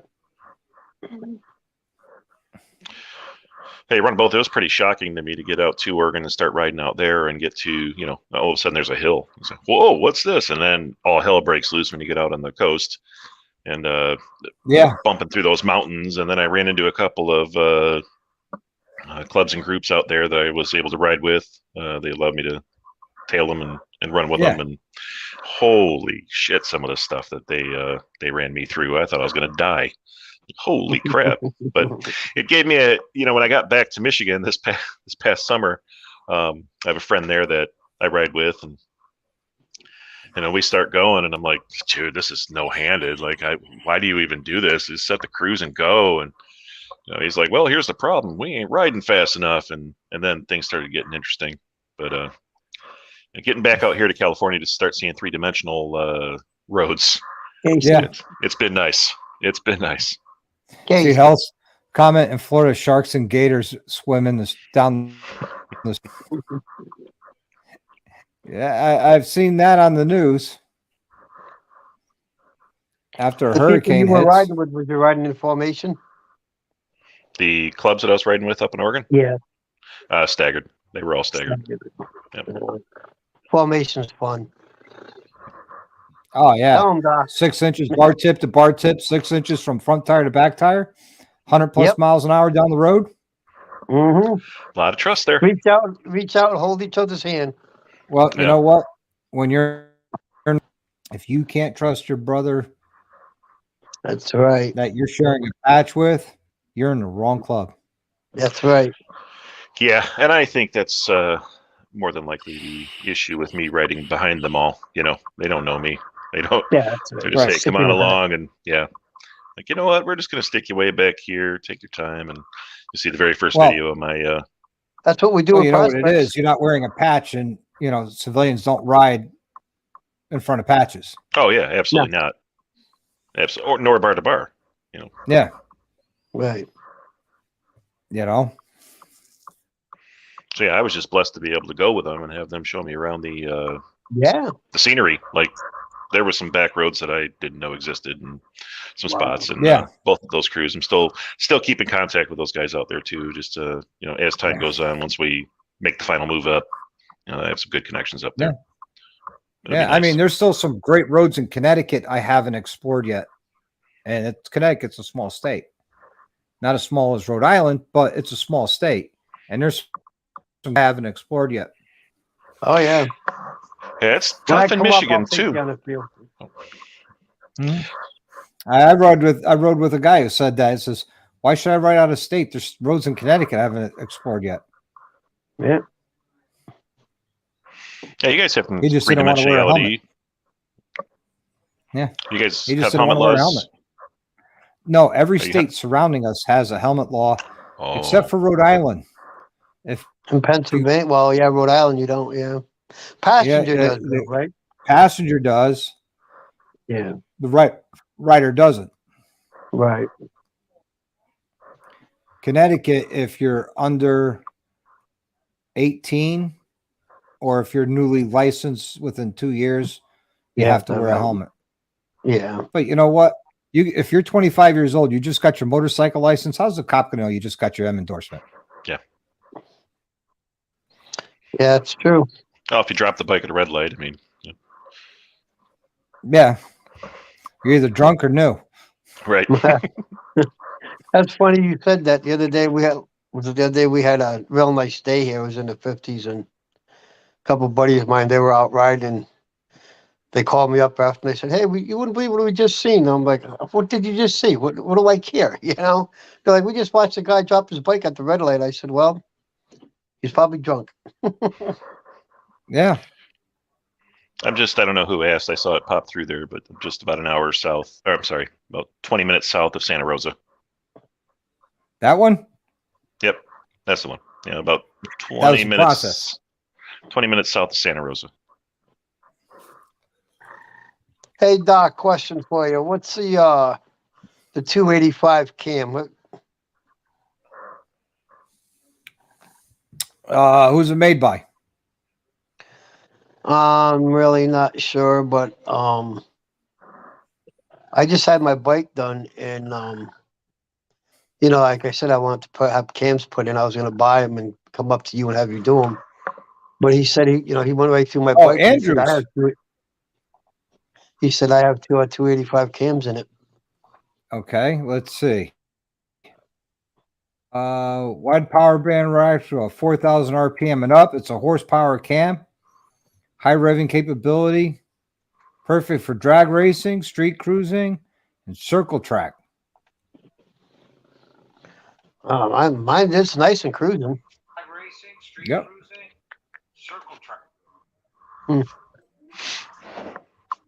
So that's what I'm finding on good old Google about the 285 cam.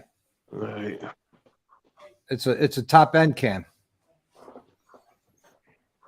Does that I mean like when I'm low to mid range cams. that's what I want. I want low to mid range, like you were saying.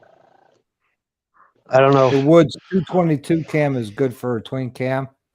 Yeah, that's what you were telling me to get.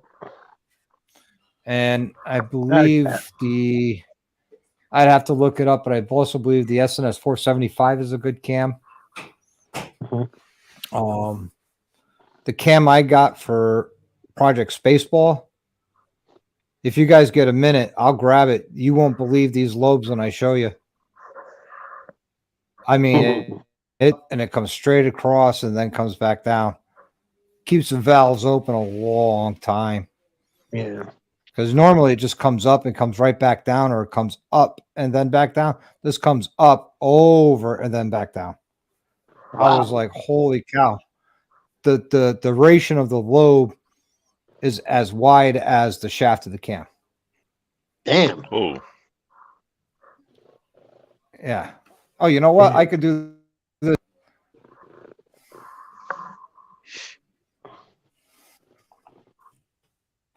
That bike's going to be fast when you're done. Yeah. I'm hoping. Let's see. Images.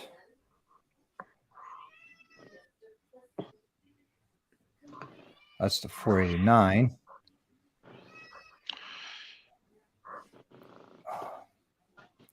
Trying to find a good picture of it on the old interwebs.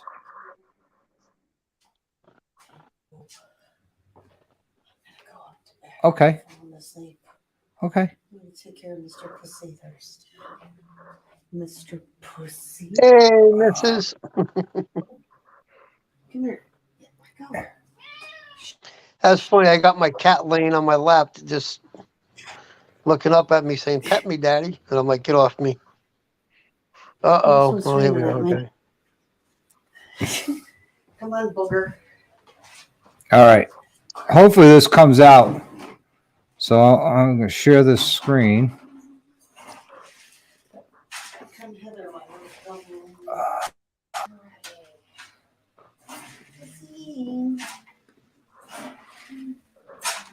Whoa. Jesus. Yep. Holy. You can see right across here, it's as wide as the shaft. Shaft, yeah. Wow.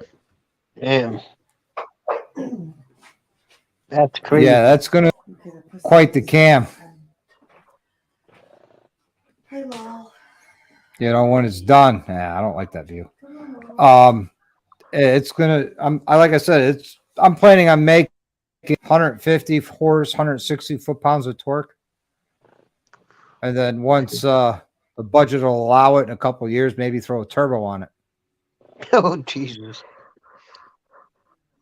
You might as well. You're looking for ludicrous speed. Hence the name Project Spaceball. Right on. Wow. That's crazy.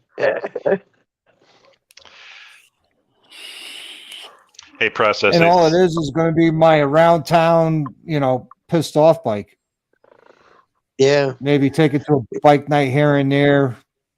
Roll out to a clubhouse for a Friday night. Who knows? Yeah. Yeah, I I ride my bagger more anyways. Yeah, I'm actually thinking about getting another bike myself, a second bike. I'm not getting rid of my Miss Piggy. That ain't happening. That was one of my first Miss Harleys Piggy? ever. Yeah, I call it Miss Piggy Yeah, because right on. every time I turn around, I put money in it. No, that's what HD stands for, $100. Every time. Is that all it My costs Or for a should we Harley? say hundreds of dollars? hundreds of dollars.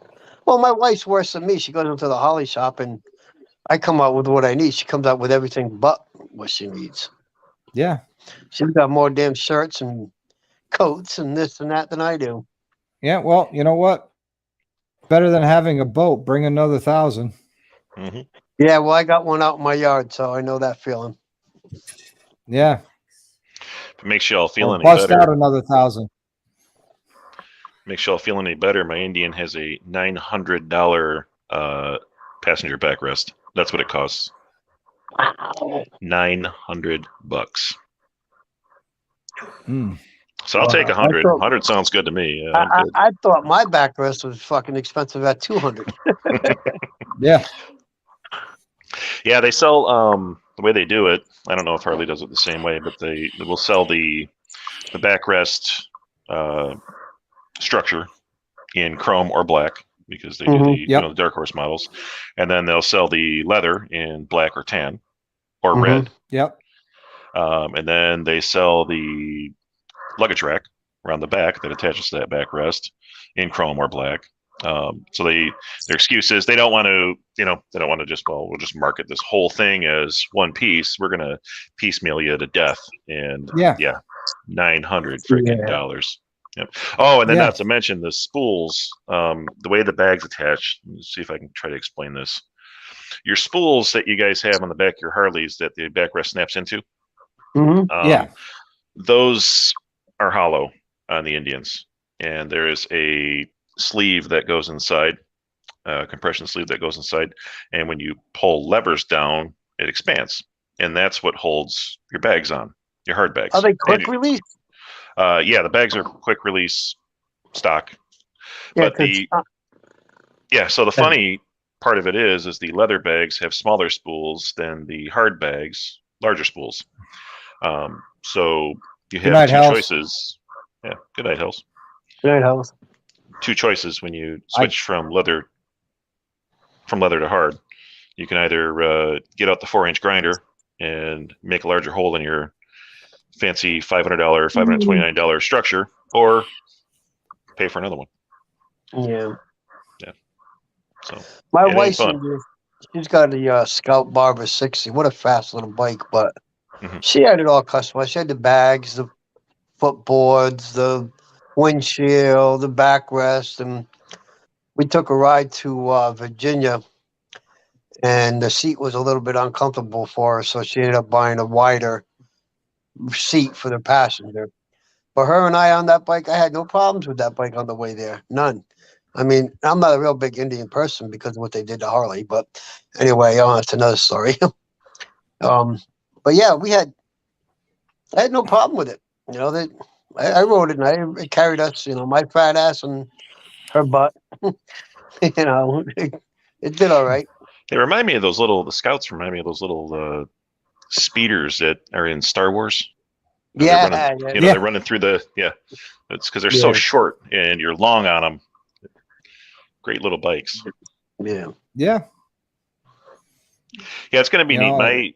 The next video that I got coming up, Doc, actually our conversation last time, I think I chimed in and gave you a bunch of shit on one of your streams, kind of inspired me to put together a video on the things I don't like about Indian, because I don't want to be the guy that just beats the drum, because there's a lot of stuff that sucks about owning this bike. Yeah, well, and I think the Indian guys that are out there, every brand. Absolutely, but I think the Indian guys in particular are either afraid to or don't want to admit it. Who wants to admit they made a $25,000 or $30,000 mistake?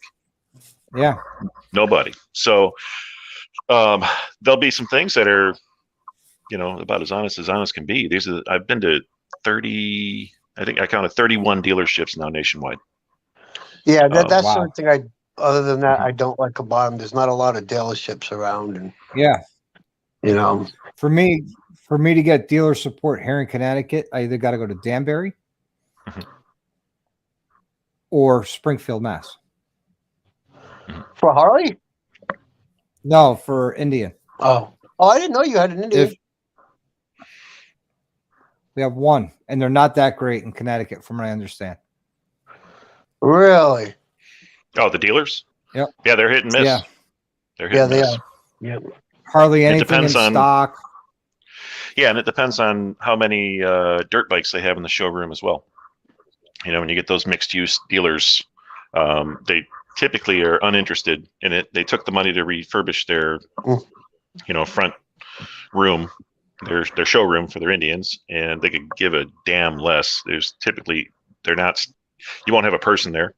There won't be a single person in the showroom itself. As you're looking around for bikes, somebody will come over from the power sports area. And this is just typical from what I've seen from 31 dealerships, 30, 31, 32. You know, it's a lot of them. You have some absolutely fantastic ones that are out there. Strangely, one of the ones that came through as like the greatest of all time in Elkhart, Indiana, really fucked me over. And it restarted my YouTube career here. Like that was it. Yeah. And it was sad because I really expected more out of them. I have a love-hate relationship with Harley. I love the stuff they do, but yeah, and I hate the way they do things. I mean,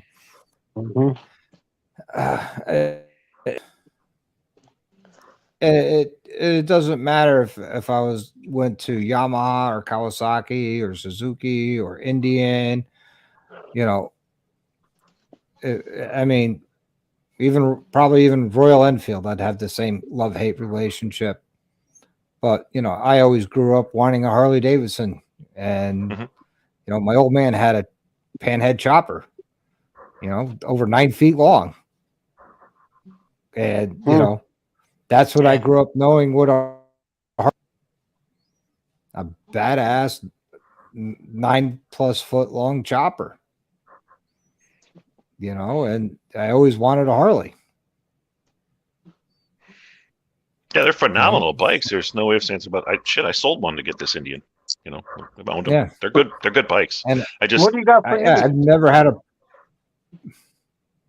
I have a vintage that I flipped over to a Springfield with about $4,000 worth of Roadmaster parts. Wow.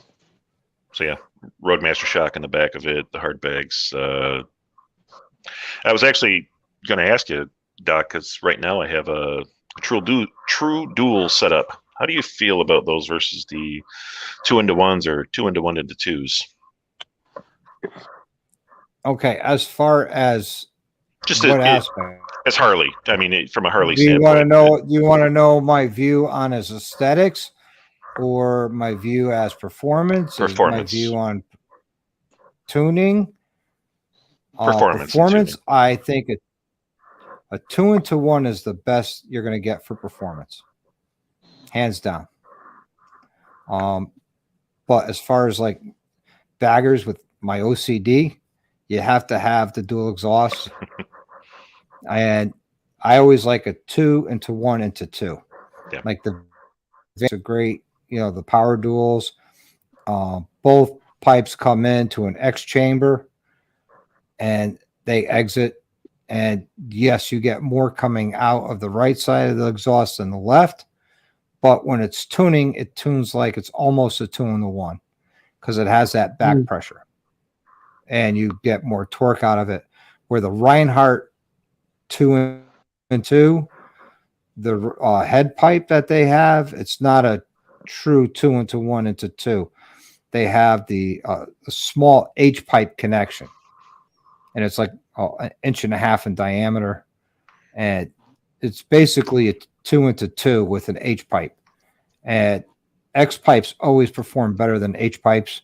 I don't care if you're talking cars or motorcycles. I have no relation to one of those companies, but my own personal bike, my Lowrider S, when I bought an exhaust for that, I bought a 2-into-1 because I wanted the performance aspect out of that bike. on my previous baggers. I've had the Vance and Hines power duals because I would get the 2-into-1 tuning with the 2-into-2 exhaust look. True duals, you're really not getting any performance aspect out of it other than your heat distribution, rider comfort goes up. You end up with more There's horsepower. always a give and take. You feel like you end up with more horsepower, less torque into 2-into-2. No, you have more. Or just yes. Yes. 2-into-2, you get more horsepower, less torque. Or a 2-into-1, there's horsepower, and if you like the power duals, you're going to get more torque than horsepower. That is the head pipe of choice of most tuners on Harley baggers.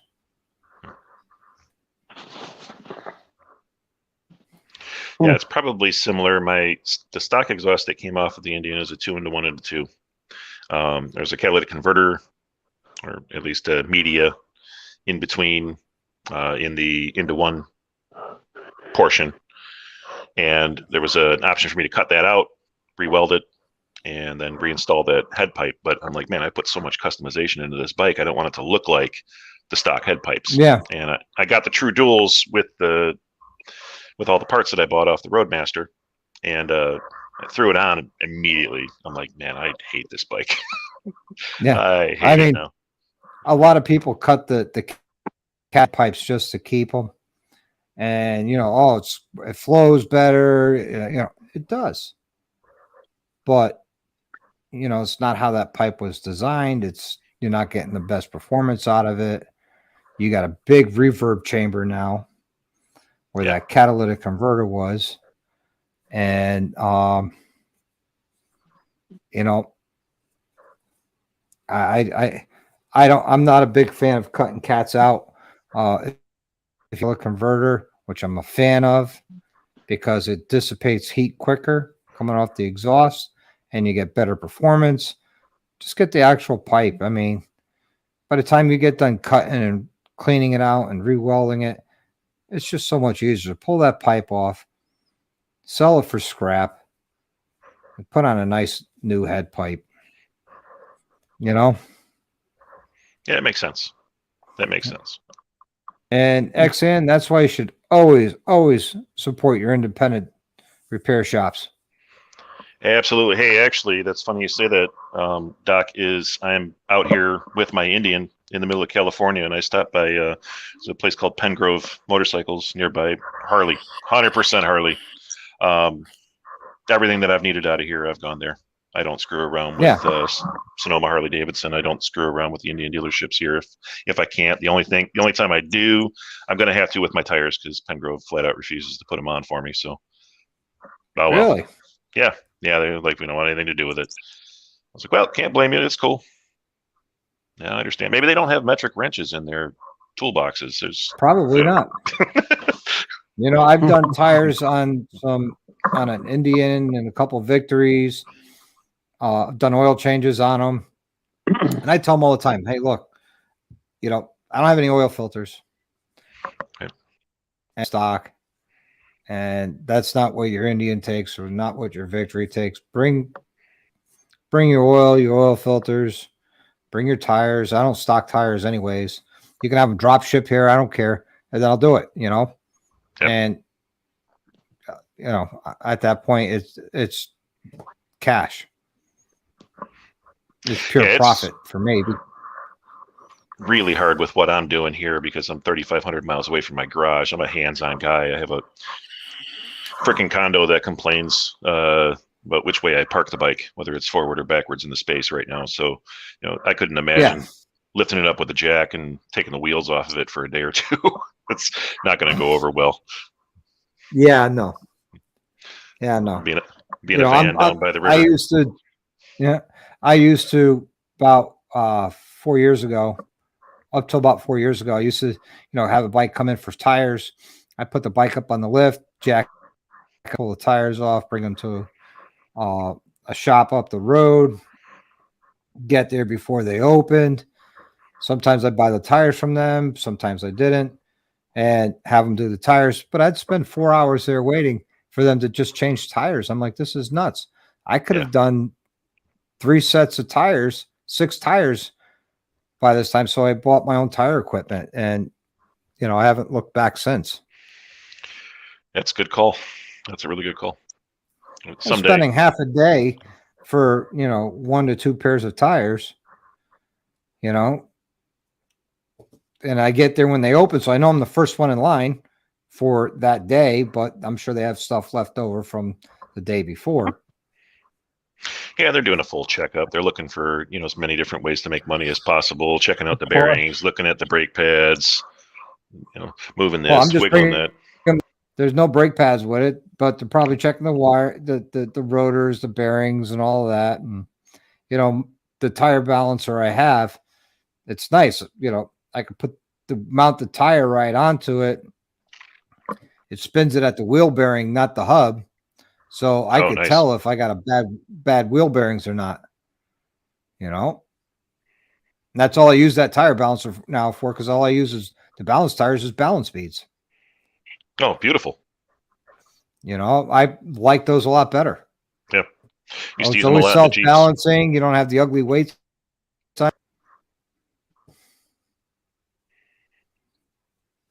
Yeah, some folks, so you get $1,000, $1,200 wheels, and you got these big dumb, if it's chrome, you're talking flat gray weights, or if you're black, then it doesn't make sense. So yeah, beads are nice.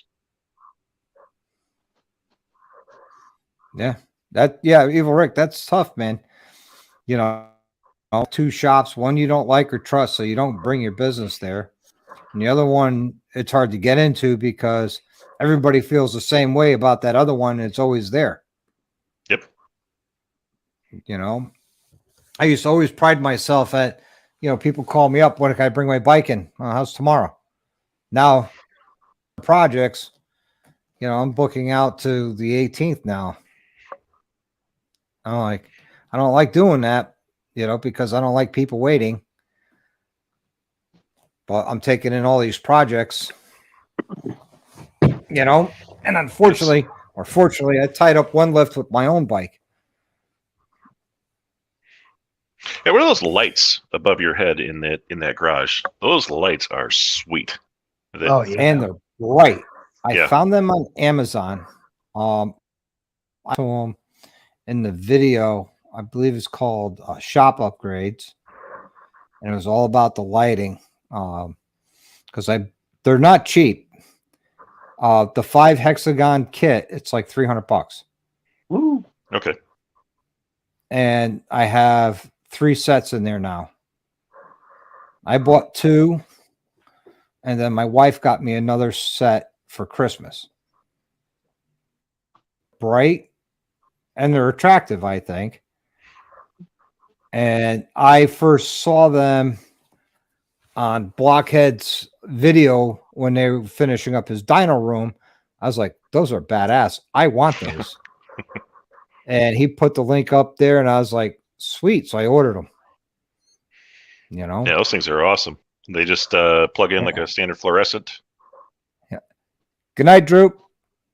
Night, Drew. Yeah, they can plug in like a regular fluorescent. I got them hardwired onto the switch. So nice. I flip one switch, and every light comes on in there. I want it to be as bright as daylight in there. Yeah, I'm a firm believer you can't have too much light. No, I agree with you. There was a company out of Michigan that I ran into while I was there that was doing they were doing fluorescent or LED bulbs that could flip into a fluorescent fixture. And all you need to do is rip the guts out of the fluorescent fixture and then hardwire the one side, and you were golden. The 4-foot fluorescent bulbs you see around in my garage, those aren't fluorescent anymore. Those are LED. I changed the ballast out in them and changed the bulbs out to LED bulbs. They look like fluorescents. They're kind of yellowish. And believe it or not, that's all I had for Then I got the 2x4 LEDs from Home Depot, and those were good for a little while. And then I got these other ones, and I'm like, oh man, I love these. Mm-hmm. They're nice and bright, and you know. That was awesome because I could get those. I get those bulbs for like $8 a piece. Yeah. And then I could find the fixtures. Every jackhole in the neighborhood's throwing them out now because they're going out and buying, LED fixtures. And really, it's the same damn thing. You just empty them and wire the one side. The other side holds it up. Yep. So it was real cheap to do the garage. But it does not look like your spaceship garage that you have going on there. That thing's freaking awesome. That is wild. Yeah. Yeah, I'm Do going they to come try in and any see other if I can- colors or? Well, you know, when Yeah, you're a you can. They doctor, come you in make that blue extra or money. white. Okay.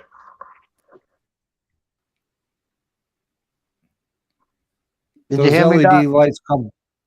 What's that? I said, when you're a doctor, you make that extra money.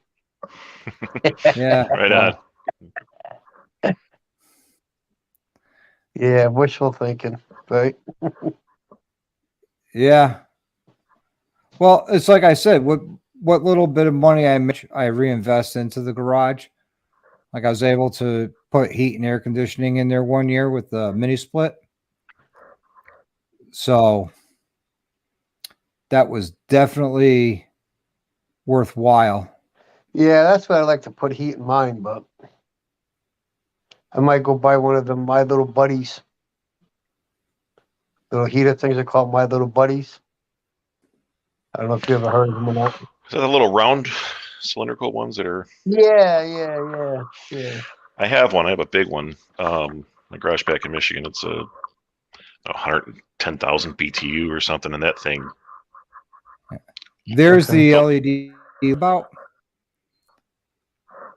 and they're Oh, right wow. on Amazon. And actually, they came down by $50 in price, and you could get them white or blue. And what I'm going to do is I'm going to get 2 more sets. One set I'm going to do white, and the other set I'm going to do blue. I'm going to try and put the blue around the perimeter, just to give it a little bit more style. That'd be cool. That's pretty incredible. Can you move that formation of them around at all, or are they fixed in that orientation? No. Oh, okay. There you get white connectors and the 45-degree connectors, and you always end up with a few extra. As a matter of fact, you always end up with one extra tube. So you could drop a Y connector in, and then like you could drop a Y here and expand upon it, which is nice. Are they hard to But hook I'll up? show you the blue. No, I mean, it's just basic wiring. That's the blue. Cool looking. And I want to put those around the perimeter. Wow. Yeah, that's pretty awesome. I love those lights. So do I. It makes it so much easier to work in there when you can see what you're doing. Mm-hmm. And even in the day, both garage doors open, the sun's coming in. I still got the lights on because the back of the garage gets a little, shadowy. And don't get me wrong, I still grab my flashlight once in a while, especially if I'm working, inside, like in a battery compartment or around a starter or down in a fairing. I'm still grabbing my flashlight and stuff, but not like I was where I got the lights on. I'm still working. My eyesight's not that great. It sucks getting old. And, I'm sitting there with the flashlight. I'm going, this is stupid. I saw Blockhead's video when he did this dyno room. And when he finished it up with those lights, I was like, I want those. And then I made the decision. Yep. Got to get them.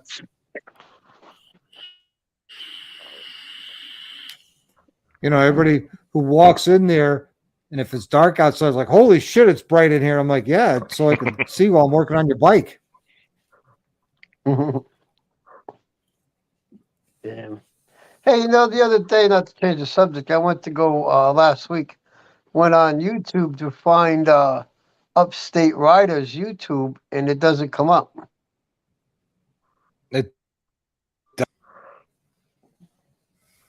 Hold on a second. Let's see if I can get you the link for you. And what is your YouTube there, Bub? Oh, it's literally what my name is here. It's Mikey Motorcycle. I made it incredibly hard. Yeah. All right. Yeah, I looked it up and I couldn't. I think actually I might be already be subscribed to yours. Oh, cool. I got so many, man. I forget who I have. Yeah, my channel's been a little bit slow recently, just because I literally just got the bike back. So I did a video on the shipping process of getting it here, and how all that worked out, and how I could have done it a little bit better. I didn't do. I haven't done nothing with my channel at all. I just haven't really. I got sick real bad there and had a stroke, and I record from my phone, but I can't figure out how to send it to YouTube. So, like I said, I'm a computer stupid. So I'm lucky I can remember my own phone number. I think the first 6 months that I was on, I was running through the phone the whole way through, and it's hard. It's hard to make it work. It was really tough. I mean, I got like 1, 2, 3, 4 cameras. I run on my bike. I run 2 in the front and 1 in the back. But they're the older GoPro 3s or whatever. They're still a good camera. I was digging through my GoPro mess, and I found this guy, which I think is actually the GoPro 1. I got a GoPro 7 Yeah. that was given to me, yeah. So, I threw the clamp on it and took it for a ride, and let me just say that the technology has gotten a lot better. Yeah. A lot better. Dude, that thing looked like it was, it was bad. I mean, I don't know how to edit it. I don't know how to do none of that stuff. I just push record, send. It works. It all works. Yeah. But initially, I started the whole thing because we were traveling. We're going all over the place. I'm spending 13 weeks per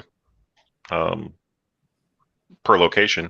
I figured, well, it'd be cool to log this journey, and things started to get a little bit frustrating, and the channel kind of took I think I was putting too much pressure on myself to try to produce content that I didn't really feel like producing, and things got a little bit.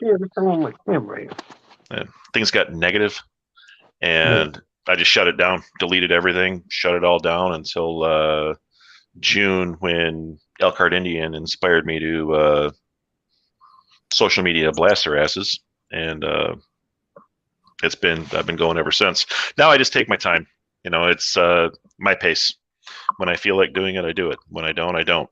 And I don't have very many videos out right now. I just a couple of those stupid things, me riding and That works. I think my channel says I have like 140 or something, 130 videos, but most of those, I got 12 people, okay? I think I have 12 videos though that are actual videos, or 13 videos that are actual videos. I think most of them are shorts. It's 15-second. Hey, look at this guy's bike. This is cool. Yeah, is that it? There you go, PA Biker. There's Upstate Riders YouTube page. All right, I got my goggles on and I still can't see it, but that's all right. I'll write it down after. Were you spelling it Rider with an I or a Y? A Y, because I noticed he spells it with a Y now. Yep. I thought it was R-I, but it's R-Y, right? Yep. Yeah, okay. It's a lot funner too if you get a chance, is actually Instagram. I love Instagram. Not a big fan of I'm YouTube. on there. I'm on Instagram, but I'm on YouTube more than Instagram. I'm not a big fan of it, Yeah.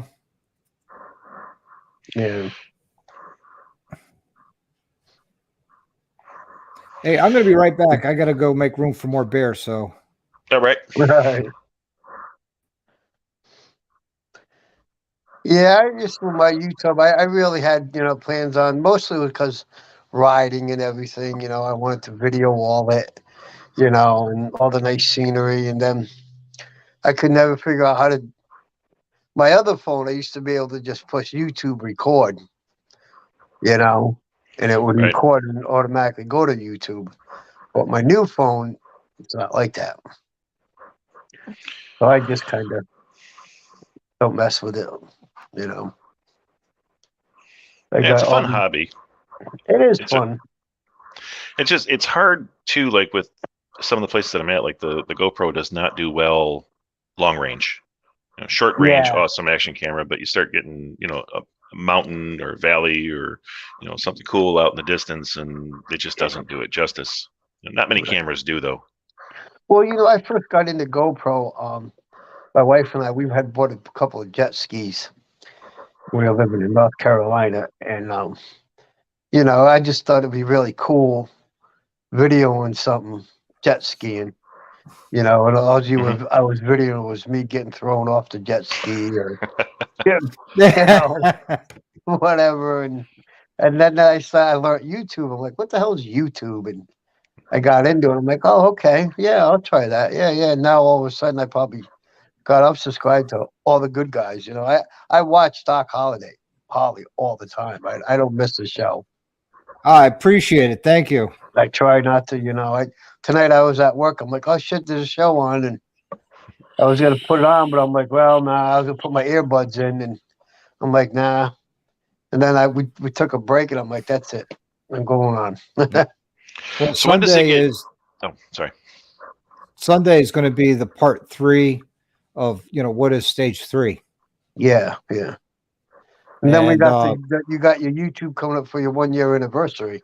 That's on Saturday. It's starting at 7:00. Yeah. It's a house party, basically alive and drinking and celebrating. And I might pull up some older videos, highlights throughout the year. I'm going to try and put something together, highlighting a year on YouTube. Hey, Doc Harley, has anybody recognized you locally yet from your YouTube channel? Happened a couple times. The first time it happened, I was at a bike night here in town, and one of the guys I know came up to me, after the guy recognized me, says, "Hey, you're Dr. Harley. I follow you on YouTube." I said, "Oh, thank you. I appreciate it." I gave him a sticker and a business card because that's all the swag I had at the time.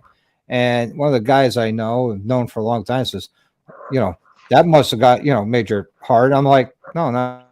He goes, but you're getting recognized. You're like a celebrity. I'm like, no. I says that I'm just me, man. And, that just, it's cool that it happens, but, yeah, it is. I'm not doing this for fame and fortune, Yeah. Right. I'll tell you who I met. Oh. Go ahead.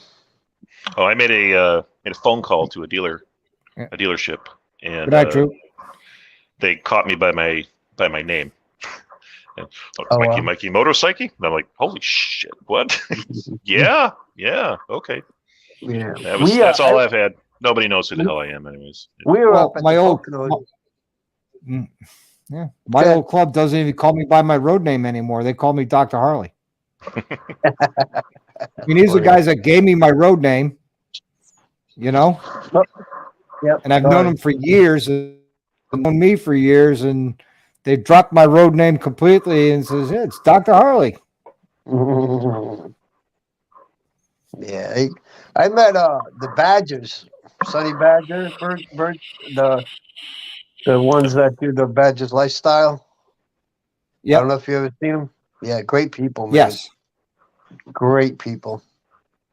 Oh yeah, I can't wait to meet everybody this coming year. I mean, the bad in the past year with people that I've met, people I plan on meeting. I found myself today reminiscing over the past year. February 3rd, I put up my first video, and I didn't know how far this was going to go. I didn't know how well this was going to take off. I had all these visions of grandeur of getting free stuff, and you know, if I do, I do. If I don't, I don't. I mean, I reached out to Fuel Moto. They said send my request via email, so I did. And I wasn't looking for anything free. I was just asking them if they could do anything on the price a little bit. And, you know, I'd put them as a channel sponsor, a video sponsor, you know, mention them for a year, and they never got back to me. So I placed my order anyways, you know. And, you know, I call up my accountant. This is, oh, Dr. Harley. I'm like, yeah, thanks for your support, you know. Yeah. I love it. I'm going to stop in and see them when I'm out in Milwaukee because they're up in Oshkosh. So it's like 40 minutes from where I'm staying. So I'm going to stop in there for about an hour or so. Right. I love watching these YouTubers because, man, they get bikes loaned to them and all this nice stuff given to them. I'm like, damn, that's got to be cool. Yeah, that's why I started it. And, you know, you see people like Jess from Her Two Wheels. She's a full-time YouTuber. She makes her living off of YouTube. And I was like, that'd be awesome if I could do that. And now I'm like, I don't care if I do. I'm having so much fun doing it. Right. That, you know, I what was it, about a week and a half ago, 2 weeks ago, I went into the analytics and the next time I was like, oh, that's cool. You know, I'm like, well, that's cool. That's awesome. Hard you know, you got the 4,000. Yeah. I don't have 1,000 subscribers, which is nuts because I'm 4,000 hours a watch. Yeah, I'm doing well with my subscriber count for the amount of time that I'm here, but my watch hours suck. But I really don't have a channel that does what yours does. It teaches people things where they got to, you know, skip back, rewatch, that kind of stuff. Mine's kind of entertainment. So I doubt I'll ever monetize. But you know, I looked at it now. Last time I looked at it was when after Monkey was on, and I had 662 subscribers, 642 subscribers after that live, and that was my biggest growth, and you know, and that was this in January, and I just looked at it now, and it's 715. I don't sit there and look. I used to look at it every day, going, oh, okay. Oh, I lost one. Oh, I gained two. Oh, I lost three. And you know what? And no, I'm just like, whatever. When it happens, it happens. If it happens, I don't care. I mean, I document what I want to document. And I'm grateful that they want to watch, and I'm grateful I get all the comments that I do. I'm grateful for guys coming on these lives. But, you know, I go back and I watch some of my videos, like when I was in Laconia and Ocean City and Gettysburg, ride the Kangamangas Highway, cool stuff like that. You know, I'm going to always reflect on the V-Twin manufacturing visit, because a knucklehead is my unicorn. Like Eleanor was in Gone in 60 Seconds to Nicolas Cage. Yeah. That's what a knucklehead is to me. Right. And there were more than one to be had. And I got a feeling within the next few years, I'll be back there buying a rigid frame and a knucklehead and a Springer front end and some wheel, a transmission, and then I'll worry about the primary and all that later. Right. I don't remember my vids. I do. I think it's something cool. Yeah, right on. So, you know, I really don't follow the analytics or performing video. Let's try and duplicate it. Because early on, I got into the whole vidIQ, and I forget what the other one was. And I was watching how to make your channel grow and how to get 1,000 subscribers in 30 days. And after a while, I'm sitting there going, you know what? This is just too much like work, and it's taking the fun out of it. Yeah. Oh man! And then they had me squeezing into Twitter and what's I forget TikTok, yeah, all of them. Spread out to all of them, and it'll bring them all in. And I would say there's been some growth from TikTok. I don't post to TikTok enough. Yeah, I don't have. I'm just not into it. It's a tough market there because it's younger. It's younger people.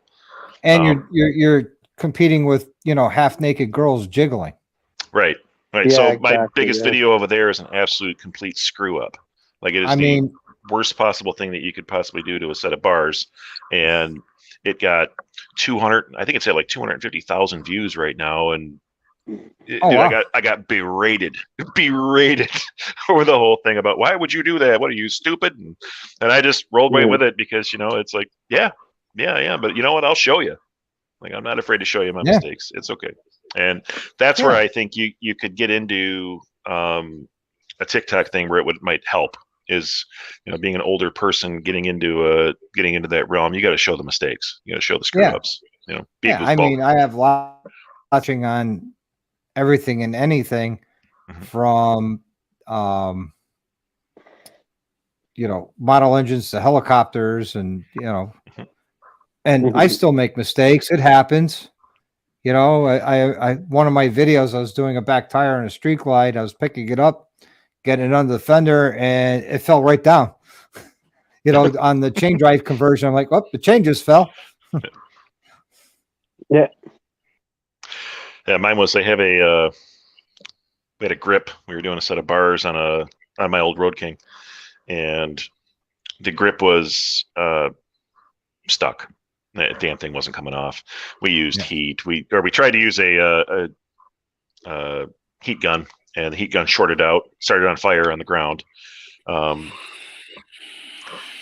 Went to many different things, and I'm just like, wait a minute, like we're not reusing these bars.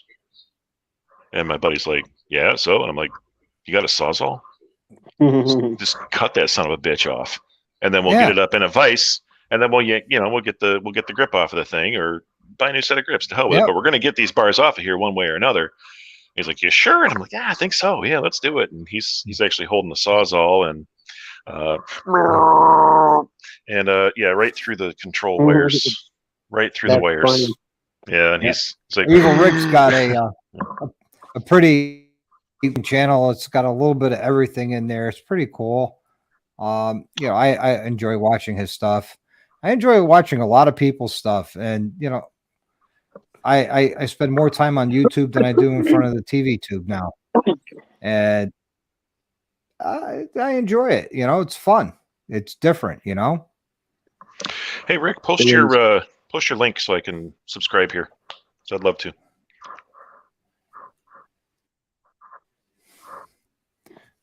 But I just don't dig into the analytics like a lot of people do, or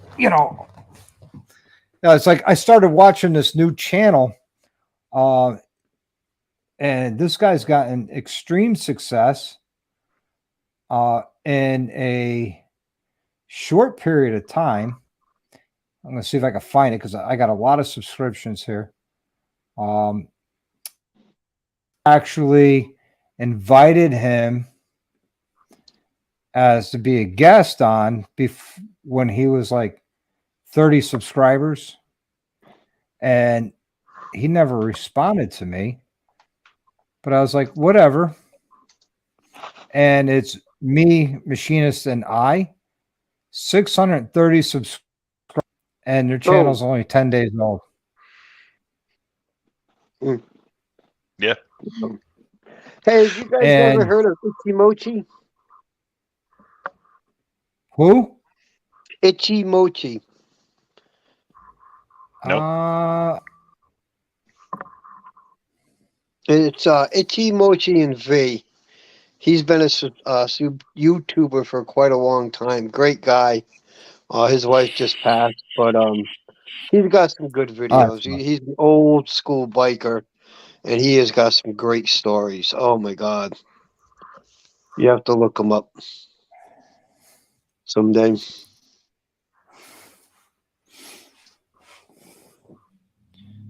Now, Evil Rick, we're still waiting on your link. Hey, look, guys, I'm gonna jump off of here. I got to get some stuff done real quick before I hit the hay. Yeah, I'm gonna try and help Evil Rick out here, get his link up All here. right, man. Hey, Mikey, I'll subscribe to you, buddy. Cool, I appreciate it. All right, as soon as I get off here. Awesome. All right, Doc. Peace out, brother. You too, brother. Be good. Have a good night. Thanks for coming by and hanging out. No, hey, I wouldn't miss it for nothing, man. I got a club meet. I got a club meeting Saturday, but I'll be on, coaching you on for your 1 year, brother. Oh no. Yeah, right on. You got an amazing thing going on here. Keep it up.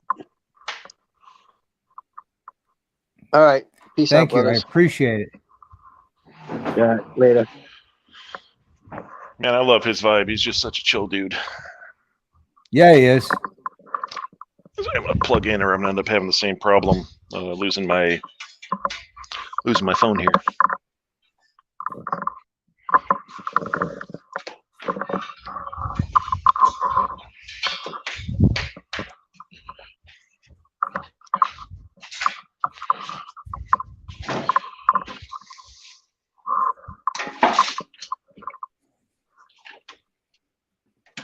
All right. Evil Rick's is coming right up. There we go. Yeah, if I die out on you, it's just because the phone died. I wasn't trying to leave, but I'm down to 1%. Yeah, no worries. I'm going to be ending this soon anyways. Oh, there it is. So awesome. there, I put Evil Rick's in there for you. And I am subscribed. Okay, cool.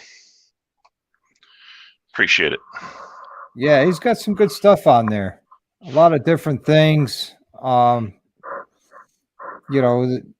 can only watch so much. What did he say? Yeah, I just posted. He does a lot of good things on there, and you can only watch so much motorcycle stuff, and you need a break from it. It's either that or the, try-on hauls or.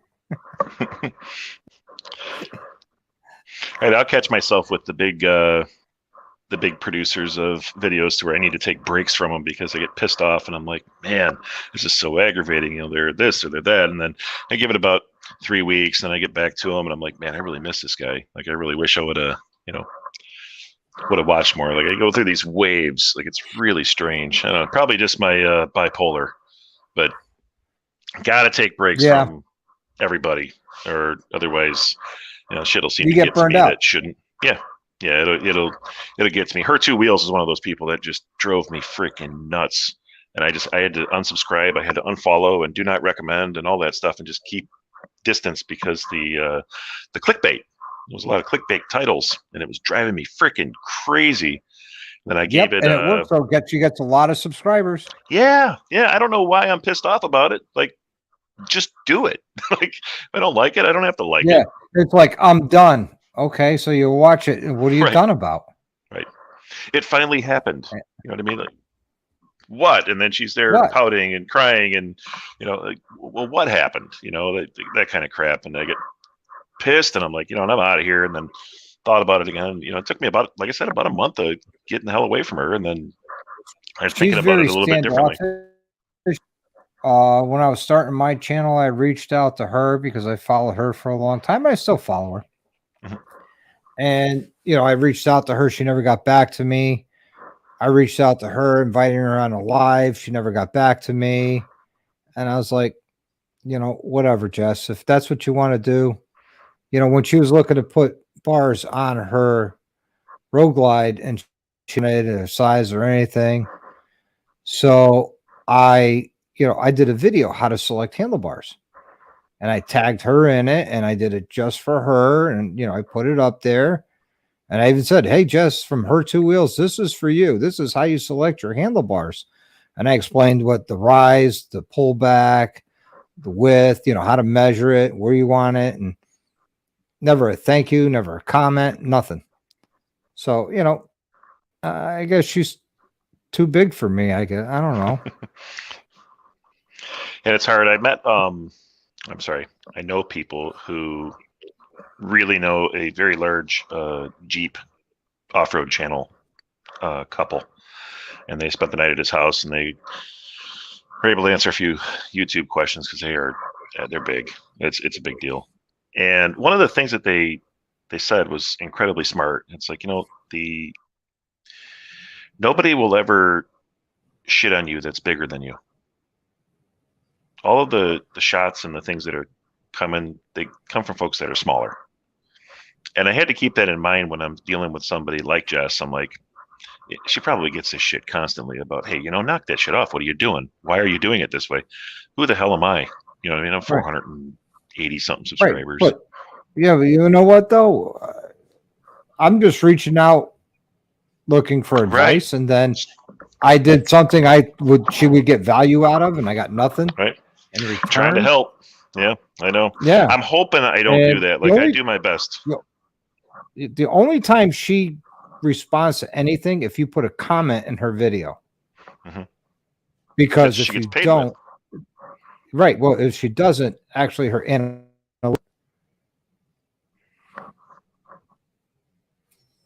Yeah. But you got someone like Doodle who's 3 times the size of her as far as subscribers. I reached out to Doodle and she's like, yeah, I'm in. I'm real busy right now. Let's do something late February. Okay. Yeah. She's awesome. I love her to death. I love watching her stuff. Yeah. Like I watched her video the day, her drops that she's done. Mm-hmm. And I thought it was great. It showed the human side of her that, she's a professional motorcyclist. That's what she does for a living, is YouTube on a motorcycle. And the girl crushes miles. And, she's got a couple 100,000 subscribers. And, here, 700 at less than 700 at that time. And she's getting back to me, says, absolutely, let's do this. Yeah. I'm busy all this month, but when I get back at the end of February, let's do something. Yeah. I think you find, I think is she local to you? No, Doodle's West Coast, I think. I'm not exactly sure. She doesn't put it out there and I don't blame her. Somewhat local to me is Moto Blonde, and I've reached out to her and she's gotten back to me, and she's like almost 30,000 subscribers too, and she's like, yeah, I'm real busy going between Georgia and New York, and we'll definitely do something. And I was like, oh, right on, thank you. Yeah, that seems to be she's East Coast, that's what I thought, but it seems to be the way to do it. Like when you watch Shade Tree Surgeon and all of the local talent, and some of these people aren't even motorcycle folks, and he's just grabbing them and creating this entertainment circus of characters around his local area, and there it is, and I think that's the right way to go about it. And it puts someone like me at a weird disadvantage because I don't have a home base. I'm all over the damn place, but it gives me an opportunity to go out and meet all these cool people. What do you do for a living? If you're looking at it, brother, semi-retired. Oh, nice. Yeah. So you'd figure my videos would be better, but they're not. Yeah, nothing at all. You would believe the job that I left worked for General Motors marketing and dealt with they have a fleet of vehicles that they deal with shows, commercials, that kind of stuff. Every vehicle that you see in a commercial came through my building, and my job was to look these vehicles over, make sure everything was cool. They're not going to drip oil all over the place, fall apart when they're driving them, that kind of stuff. And we would ship them out to whatever event they were going to. So sometimes they'd be pace cars, sometimes they were test vehicles. A lot of them, I've driven some pretty interesting GM vehicles, I'll tell you. some old stuff. They have actually have every #1 produced Corvette in every generation in that building. Oh, no kidding. Yeah, left that to come and travel with my wife, which is awesome too. It's just I got incredibly lucky to have that job, and I miss those people dearly. Miss those people dearly. Yeah, I've always I loved Corvettes, but you know, I'd rather have if I had a choice of a modern day Corvette or a modern day Camaro, I'll take a Camaro because they're putting out the same power. You know, if you get the right Camaro, you know, the ZL1. Yeah. Yeah. Actually, I would love a Copo Camaro, but you know, that's like getting the golden ticket to Willy Wonka's. You know, I saw 3 of them in a hidden warehouse that they have. They have a little hidden warehouse nearby our facility, and I actually got to see one. I didn't get to fire it up or move it, but yeah, it was. It's those cars are something. But they have all the movie cars too, so I got to take a peek at what the hell was the name of that movie? Demolition Man with Sylvester Stallone, and yeah, all the cars that Sandra Bullock was driving in, those new futuristic vehicles. Those were all GM cars. Oh, beautiful! There's a red Corvette that's going to be popping out here shortly in a rock movie that I drove. So it was a cool job. It was a really cool job. I could see a lot of neat stuff. I'll tell you what, though. I know this is going to get some bad comments. But I have never, ever felt anything like that Hummer. Putting your foot into that pedal into that all-wheel drive, that's a 9,000-pound vehicle.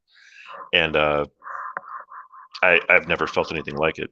And if they go with that type of powertrain in a Vet, which is what I believe they're planning on doing, they're going to have to figure out a way to keep the car on the ground, because holy crap.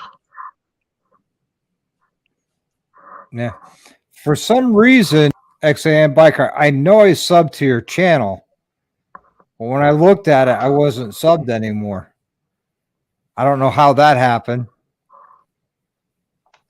But that's XAM Biker's channel. I got him again. I'm actually kind of surprised I didn't have those 2 already, but got them now. So yeah, I probably went through the channel and watched the videos and never bothered to click the subscribe button. Sorry, but I'm there now. My pleasure, brother. My pleasure. But you know, John Maxwell, he was the reason why I started my channel, because he stopped doing his how-tos, and I was a big fan of his channel. I says, well, if he's not doing it anymore, then you know there's a need. I'll just pick up where he left off. And you know, that's why I started my channel, and I reached out to him. I know he's got his own business now. I know that's why he stopped doing YouTube, because he doesn't have the time. And I get it. And, you know, he didn't even respond to my email. But it is what it is. The guy hasn't posted up a video in over a year, and he still has 235 subs. 235,000 subs. I'm like, but he's not monetized anymore, because if you don't post anything, I think within so much time, you lose your monetization. Yeah, you know what they say, right? Never meet your heroes. They get scary. Yeah. You know. Nah, I mean, people, and you know, I'd love to meet John Maxwell. You know, I also like to meet Kevin Baxter from Baxter's Garage. That's another great channel if you're into engine building. I hate engine building. I really do. I'm just too anal and to do it. You know, it takes me forever just to set lifters, and I just love watching him do what he does, and he does it with amazing shop. And you know, I love what he does. He's got a good relationship with gyms. Is that Jixerfu? Is that who I'm thinking? Is that the right? No. I've seen some of his stuff. I like him. I like him. He just stands there and talks to the camera. Yeah. Everything but it's really good. It's good. It's good information. Yeah. But you never see him wrenching or, Yeah, I guess I never thought about that. He's always there, blah, blah, blah, blah, blah, blah, blah, blah, blah. Thank you, like, subscribe. I'm like, okay. Yeah. Because my premise is if I come across a new channel, I'm going to watch videos like that one I showed you, the Me, Machinist, and I channel. I watched the first video, and it was good. And they're making a whole lot of parts. The guy's machining a whole lot of parts, and basically for lowrider STs and lowriders. And I'm sure he's going to expand upon that. So, and I saw the second video, and I was like, "Yeah, it's pretty good." Wow, holy cow, he's got over 600 subs already. All right, I'm going to subscribe because I liked the content. Yeah, that's. I'm lucky enough to be from Detroit.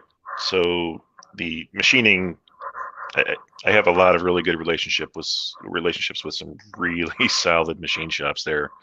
I'm sure. Just can't find anything to produce. Nothing to produce that would make sense, money wise.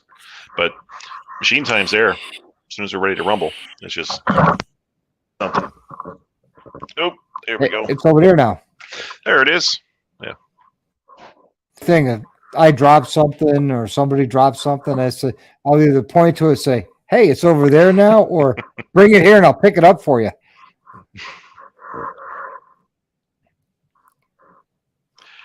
In my kitchen. Oh. Broke the glass. You truly are evil. Post that That's video. Awesome. Yeah, I want to see that one. But usually something like that happens, you're not recording, and it's like, shit, I wish I recorded it. When I was talking about getting that grip off and using the heat gun, and the damn thing sparked, and he threw it out of his hand, and it caught on fire on the floor. Of course, I wasn't rolling. I'm like, son of a bitch, that's awesome. That is so awesome, and missed it. Can we redo it? Let's get another heat gun. Plug it back in again. Go ahead and hold it, just like you were. So I did another, cam chain tensioner video because when I did the first one, I had a lot of comments saying, well, kind of useless. You didn't show the inner cam chain tensioner. And I could sit there and go, you know what? You're right. I didn't. And so I did another one. And for some reason, it came out so dark and so far away that I was like, I can't put this up because it's useless because it's so dark and so far away. And that's the hard thing when you're working in the shop. I need a third and fourth hand. Yeah. Yeah, that was a good part of being back in Detroit with other Mike. I was typically the commentator. He was the color guy, and it worked out really well. Not to mention that the guy is 100 times more talented of a mechanic than I am. But that didn't, it was nice to be able to have that.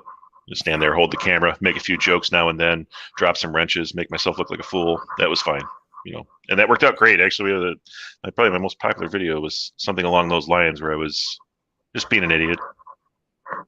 Yeah. I haven't had any of those moments yet where I made a fool out of myself in the garage yet. I'm sure it's going to happen. But I'm looking forward to doing the first ride with the 131. And then the first ride after it's broken in. Yeah, you got to find some folks and borrow an extra set of 10, 12 more cameras and just put them all the way around on your homies' bikes and all that stuff, and get as much of that footage as possible, because that's going to be be well, wicked. I'm going to hook up. I have two GoPros and I have the Insta360. So, I'll have a GoPro on my helmet. I'll have a GoPro on the handlebars, and I'll put the Insta360 up on the sissy bar on the selfie stick. And then that's what it is. 2 years, never put a plate on it. At the bar, the cops were in the parking lot. I'd hitch a ride home. That's awesome. That's old school biker right there. Yep. You know, that's what bikers used to do back in the day, man. Shit, back in the day, yeah. I'm gonna say recently, I think I ran one without a plate for about a year. Yeah, just a little like vanity dealership plate that you have on it when you buy it. Yeah. Yeah, bought it that way, rode it for a while, sold it that way, never put a damn plate on it, never flipped the title. Nothing. Had a cop actually follow me from a kid with cancer. We were doing a ride by his house. He wanted to see cars and motorcycles, and they must have had 700, 800 vehicles parading down his street while he's standing out there waving. It was awesome, absolutely awesome. We got out of there, and I'm riding home. It was a little distance from the house, and here comes this strange city police officer behind me. Followed me for about 3.5 miles. I'm thinking, oh man, if there's a day to pull me over, today's the day.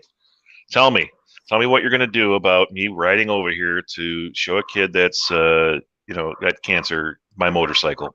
Please write me that ticket. I would love to see you inhumane bastard. And they didn't. Never even bothered to pull me over. I think they just followed me to make sure I wasn't drunk or I knew how to handle the thing. And yeah, never bothered with it. Probably figured you just bought it. Yeah, probably. Yeah.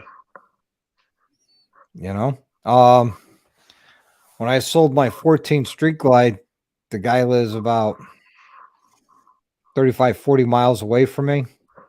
And he became a really good friend. That's who I'm going to Daytona with. He left my house on now his new bike, which is my old bike. No plate on it. Okay. Mm-hmm.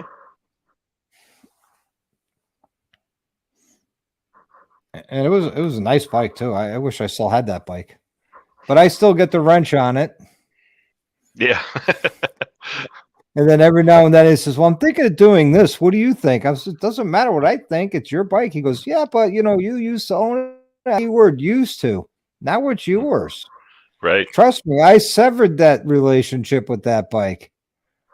Yeah, I used to drive too with, expired plates and no insurance, and I gotten stopped, and I've gotten out of it, and sometimes I didn't. I got two drag racings. I got 2 drag racings in one night and lost my license for 4 years. Yeah. I got one. They pulled me over, and then I raced a cop the second time. He was just being a sore loser. That's what I'm thinking. Yeah, like he.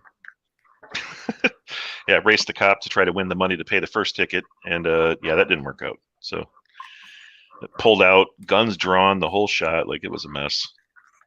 Yeah, because he lost the race.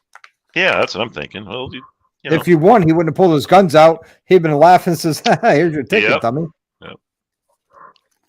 Yep. I saw a video on Facebook. I know it's a staged video, and it was a woman inside of her SUV, and a cop is standing outside of her car, and he looks at her and says, you know why I'm standing here? And she looks at him and says, because you got all C's in high school.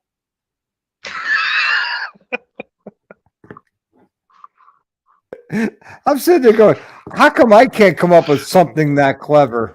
I know, right? Or that one where it shows the stoners in their car at a stop sign. The cop comes up and says, why are you stopped here for so long? We're waiting for the stop sign to change to green.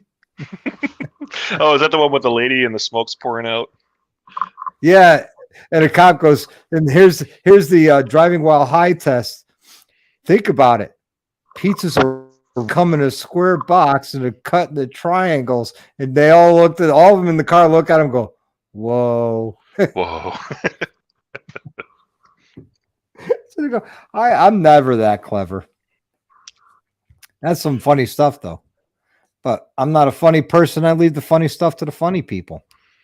Yeah, and you never know what you're going to run into in a situation like that either, as to whether or not he's funny or a funny guy himself. So you start being funny with one of those guys, and you never know what's going to happen. Yeah, exactly. I had But once. you know, when you stage it, it's staged. Yeah. I had once where I was driving home with a lot of liquor in me, and gotten almost all the way home and had to pee. And the closer you get to Detroit, the more the bathrooms are locked up for the drug addicts and that kind of activity. They don't want to let you in. So I pulled around the back of this orange juice company and got behind the dumpster, and I'm peeing. And as I look over the dumpster, I see the police officer drive by, and I'm like, oh no. Like, I know he saw me back here because, of course, I'm not smart and shut off my car. I have it running with the headlights on. Jump back in the car, get back on the road, boom, lights me up. I'm like, son of a bitch. Walks up to the door and he says, mind if I ask you what you were doing by that closed business? I said, well, I was peeing. He's like, how much have you had to drink tonight, sir? I'm like, a lot. Way too much, actually. He stops and he goes, well, I'll tell you what. Where are you going? And I said, well, about 6 blocks that way. He said, you think you can make it without hitting anything? I said, well, I've already made it like 24 miles. He just looks at me. He's like, oh, jeez. Get out of here and go. And, okay. That's funny. Hi, how are you? Or when you reply to the officer.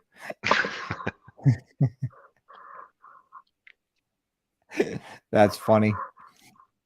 But yeah. It's after go ahead. Oh, I'll leave you with one more quick DUI story because this is quite funny. All right. I get this new hopped up Grand Prix 2004 or 5, 6, somewhere in there. Cool little car. And first weekend I have it. I have a buddy's birthday party going on. I run down there. I get absolutely hammered. And that's, of course, the best time to get it on the expressway and go as fast as you possibly fucking can. And I did. And I got on that car like I haven't got on any cars. And I know now that they max out at 114.5 miles an hour. They don't go any faster than that. The rev limiter's at 114.5. So I have that thing pinned. One freeway onto the exit ramp to the other, handling great. I'm like, wow, this car is awesome. I'm looking at my mirror way back in the distance. I see the lights and I'm like, oh, I'm so dead. I pulled right over and I got off the expressway and I pulled into this parking lot. And here he is right behind me. And he comes running up to the car window. What the fuck? What are you doing? Blah, blah, blah. They're just barking at me. And I'm like, I'm sorry. And I'm sorry. He's like, have you been drinking? I'm like, yeah. Yeah, I sure have. He's like, geez, Joel. Back to his car. He's all upset. I'm like, well, here it goes. I'm going to jail. Here goes the job, all that stuff. It's all gone. And comes back up to me. He's like, you moved that car 1 space over. Okay. So I so hammered. I actually backed the car up and put it right back in the same space, which, ticked him off even more. Yeah. He's like, get over there. And I'm like, okay. I pull the car to the next space over and I get in the back of his car. And he's like, look, man, I don't feel like doing the paperwork. I'm driving you home. I'm like, get out of here. Right no on. way. Yeah. So I'm in the back of the car apologizing profusely. I'm sorry for all the mess. He's like, man, there were people calling on you for, all the way up and down the freeway. Like, I'm sorry. He's like, drops me off at the house. He says, man, do not move that car. I'm telling you now, I'm coming for you if you do. I'm like, where the hell am I going to go? It's the only car I have, I'm I going get in the to bed. house. Yeah. I get in the house and I realize, oh shit, my wife's got to work in like 3 hours. And that's our only working car. I'm like, I'm not waking her up early. Like, oh my God, what do I do? I'm like, there's kind of this junky bicycle that I have in my garage. I'm like, I'm going to ride the bike back to the car. I'm going to dump the bike. I'm going to get in the car and get my ass back here. I'm going to dive in the house. And then if he shows up, I just wake up the wife and tell her, hey, cover for me, P.S. My wife's not that person, by the way. She totally would have ratted me out. She said no. Yeah. So but my brain is his dumb ass went and got it. Yeah. It all makes sense at this point. So I get on the bicycle. I think it's like 11 miles. I mean, I am like Lance Armstrong on this bike. I'm dying. I'm surprised I didn't have a heart attack. I finally get to the car, and then when I realize, I'm like, I kind of like this bike actually. Like, I think I should keep it. I don't know about just throwing it away. It's kind of a nice bike. I bet you if I get the front wheel off of it, I could probably squeeze it into the back seat. And I'm Jimmy wrangling this thing around, and I finally get this. I put both the seats all the way up. Now I'm 6'3", probably 255 at this point, and I have the Grand Prix seats pushed all the way to the front of the car to get the bike in the back. I get the car home with the bike, get it into the driveway. I'm ripping the bike out of it. I'm throwing the bike parts into the garage. I shut the garage door, lock the car. I get inside the house. I'm like, oh, I made it. I freaking made it. I get on the couch. I lay down. I hear her alarm go off. I mean, it was like perfect timing. I'm like, thank God. Now maybe she'll get up and get the car out of here before the cop realizes it's gone. Mm-hmm. So she comes rolling downstairs. I lay down. I pretended I'm sleeping. I'm like, She does her thing. She goes out. I hear the car door open. Awesome. And I hear the car door shut. Car doesn't start. I'm like, what the hell? She comes rolling back into the house. I am out cold, pretending to sleep. Next thing I know, I am getting my face punched in. I'm like, what? What bitch has been driving my car? Who has been driving my car? I'm like, what? I forgot to put the seats back. So I had to literally go out with her in 4 a.m. to show her that I can fit behind that steering wheel and drive that car like this, because she thought some woman drove me home in that car and then took off. Yeah. Later on, I ended up having to pay that ticket anyways that the guy wrote me, and he was not happy at court that I moved that car. So. Well, you could always say, hey, my wife went there and got it, drove it home. That's what I was thinking. Yeah. Or I called a tow truck. Yeah, it was all handled. I had some friends go over and get it, all that stuff. You didn't see me, it didn't happen. Exactly, because now the proof's on him. Right on. That you drove it. Yeah, unfortunately, that doesn't work with her. He didn't do a breathalyzer on you, did he? No. So he had no proof you were drunk? No, he wrote me for a 90 and a 65 or something like that. Yeah. And but he had no proof you were drunk. And, at that point, the proof's all on him to prove that you were intoxicated, and then prove that you drove that car from that spot back to your house, and he can't. No, he can't. The type of person I was at the time too. I actually fought that ticket and got it reduced to impeding. Yeah, the judge reduced it to impeding because I don't remember what the circumstances were behind the court action, but it was like I said, that officer was really mad, and I was like not driving that car for the next 6 months. I was like, I am not going anywhere near that car. So I know that dude's got a bullseye on the back of it. Oh yeah. Yeah. I mean, I had a 69 Chevelle I built in high school. It was a factory 454, and it's putting a 4-speed Muncie in it. We tubbed out the back end. The motor on the engine dyno made 900 horse. All motor, no nitrous, no turbos, no nothing, just all motor. And I took it to Englishtown, New Jersey, ran the track. It was a 500 Christmas tree. I cut a 505 light out of pure luck. I'm 17 years old. Pure luck, I cut a 5. The NHRA stopped me from making another run because I didn't have a cage in it, and my floors were riveted street signs. And they said I have to put actual floors in it. I have to put a roll cage in it. I have to have a harness and all that. An external kill switch for the power. And I'm like, okay. So I started racing it on the streets. Well, I won quite a few. And then I learned a very valuable lesson at 17 years old. Tires don't last forever. Mm-hmm. And I ended up wrapping that car around a telephone pole, and the cop showed up.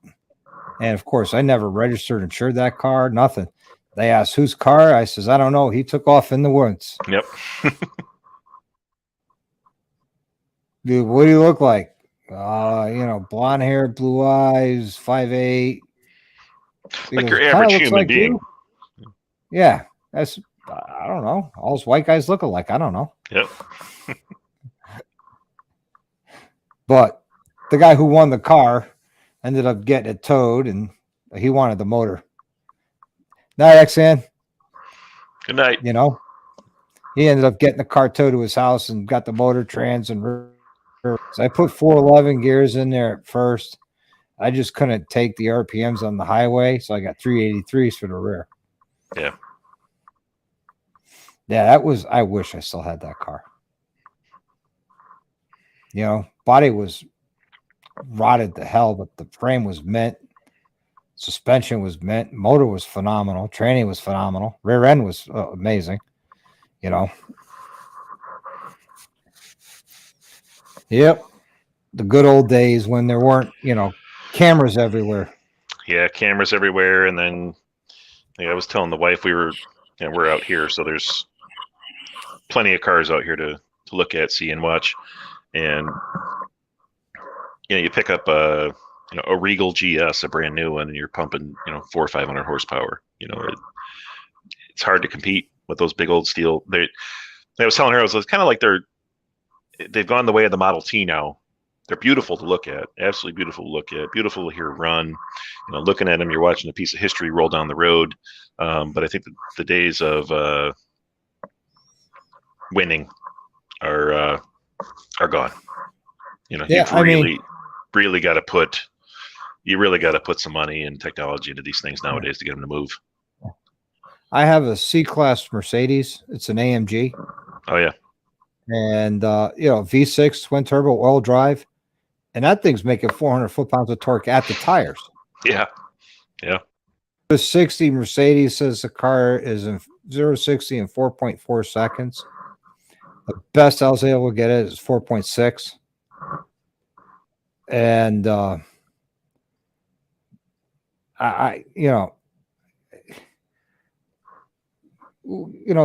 that's a fast car for a luxury car. Yeah. That's a fast car, period. And I'm sitting there, you can't keep up, with the older cars, just can't keep up unless you're doing, big turbos or 3 or 4 kits of nitrous and burning your motor down every mile. Right. Yeah, and you get these kids that are coming out and just and bam, they're rocket ships, and it's hard to compete with that. Yeah, I mean, I always say there's no replacement for displacement, but if you got the displacement with the computer technology to fine-tune that motor for that day at that water table and that humidity and that atmospheric pressure and above sea level, then you could dial in a couple more 100 horse easily. Mm-hmm. And safely. The fastest cars I've ever driven is a little 4-banger. Yeah. It's not even a Porsche. It was a little SRT4 Neon that ran on E85. It was incredibly fast. Oh yeah. Had an all-wheel drive conversion on it. Like, it was nuts. Yeah. Yeah, that was the hot car when I was autocrossing, was the SRT4 Neons. Mm-hmm. My car I had was a Miata, but of course, I ran it on a street modified class. Yeah. See a lot of LS swapped Miatas too. Yeah, well, you take that's factory at 1.8. Mm-hmm. I was actually sponsored by Mazda Speed Development, and they built me a motor at 2.2 liters with 8-to-1 compression. And that's so I could run a 17-pound boost off a 1 liter Eaton supercharger. Jeez. Same supercharger you drop on a 5 liter. I was putting on a 2. Built a 1.8, built a 2.2 liter. It made 225, but the car was only 1,950 pounds on the scales. Yep.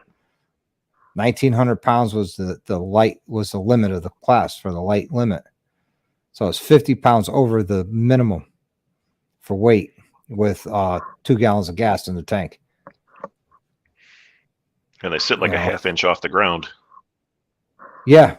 And, racing's all about, exploiting gray areas of the rules. Mm-hmm. So, national title, I was reading through the book early in the year, and it was, because I had a Momo race seat that weighed 3 pounds. I was trying to get the weight down in that car. I took the cross member out behind the dash that was steel, and I made one out of box section aluminum. So there was 220 pounds gone out, and I put 40 pounds in. I took the soft top off, and I had a detachable hard. So I lost the weight there. I did a lot of things to lose weight in the car.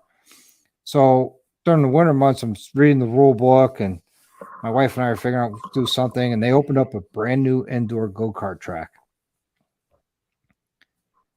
And you're doing something right when you force a rule change in your class for the following year.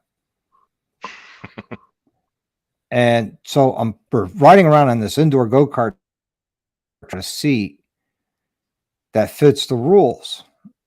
And the rules stated it has to be the shape of a seat, strong enough to hold the weight of an adult, has to sit on the factory rails, and have some sort of cloth covering.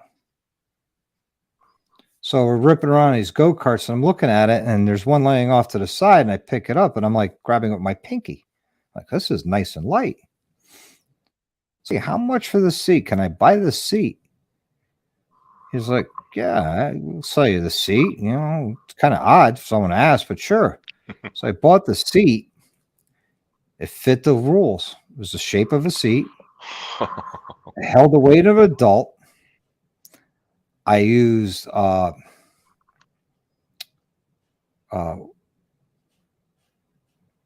are those bolts that are rounded on the top? Oh, not lag bolts. Yeah, I know what you're talking about. I used those bolts to mount it to the rails. I had to drill holes in the rails for them to fit. Then I used box section aluminum for a back support. And then I grabbed a pillowcase to put over the seat. So I hit all the rules, and all season long in my class, me and this guy were going back and forth for, first place, second place, first place, second place. That's what they are. Yeah, thanks, Steve. Yep. And we get to Topeka, Kansas for the national championship, and I beat him by 1,000th of a second over the weekend. And in true sore losers form, not, hey, man, you outdrove me, congratulations, blah, blah, blah. Grabs his rule book, walks up to the SCCA officials with $150 with the protest sheet and says, I want a passenger seat. That's not a legal seat. And they said, why isn't it legal? Well, it's not a car seat. It's a go-kart seat. I said, show me the rules where it says no go-kart seat. I went there with the SCCA official, and he took his protest, and it went to the SCCA board. They had to take pictures and everything of the seat in the car, and with me sitting in it, and a lot of guys going, well, I wouldn't ride in that seat in the car. So it didn't say you have to have a passenger, because you don't have passengers. And I ended up winning that protest, and he lost the protest, so he lost his $150, and they awarded me my national championship. And the following year, in 2007, when I'm reading through the rule book, and it says, seats, and then after the last line, no go-kart seats. They just went straight for it. Well, when you force a rule change like that, you're onto something, because you found a gray area to exploit. Yep. And I did, and I exploited it. Done. It was a good class, because you could use, take the Miata. You could use any Mazda brand engine in your car. Oh. So if I wanted to put a Wankel in it, I could put a Wankel in it. Yeah. If I wanted to use the Mazda Tribute V6, I could use that. It's too much work to put those in there, so I'm just going to stick with, the base block, build up the motor to 2.2 liters, drop the compression down, run 17 pounds of boost. I worked with Flying Miata because they never had anybody use their tuners or their ECUs with a supercharger. It's always turbos. Right. So I worked with them and developed a supercharger map with them. And it was a lot of work. It was a lot of fun though. So how wide is this tire on this Spaceballs Project Spaceballs bike? Because it sounds to me, with what you've been through already, that this bike is going to need a really wide rear tire to be able to hold it. Yeah, well, I'm going to leave the stock size tire back there. Really? Yeah, I would have thought you would have gone with a big old, I don't know. The big old 300 size tires? Nah. No, I mean, not like a weird OCC chopper one, just something to be able to put rubber on the ground for all the power that you're about to have here. Because I'm sure you're going to turbo it. You're going to turbo it. Yeah, when the budget can allow it, Yeah. Unless Trask wants to gift me one. You never know. 715 subscribers in a year. It could happen. You never know. I mean, all I got to do is ask. What can I say? No? Right on. Now, your name is Dr. Harley, for Pete's sake. I mean, seems to make sense to me. Well, they make the parts. I'll show you how to put them. No, they just didn't even respond. I was just looking to get a little bit off on the price. Right. But they said no. But you never know. Yeah, you never know. All right, well, I got to bounce out of here, Doctor. I'm gonna. I'm going to end this because it's a work night and it's almost 12:45. Thank you for coming on. I appreciate it. Oh, I appreciate everybody in the I appreciate everybody in the side chat. Thanks for coming on tonight. Again, Meg and Mike, thanks for coming on. I appreciate you guys for carving some time out of your life. Tweedledee, Evil Rick, XM Biker, Steve Turner, Bry the Biker, Moto Noggin, Ray's Moto Life, and then I'm sorry. I apologize. I mean, no disrespect, but there was a lot of you on here tonight. Thank you very much for coming on this journey with us tonight with Meg's Motorcycle Journey. It was a good time. And hey, everybody, I'm going to say good night. Live the best life you can. Ride often and ride hard.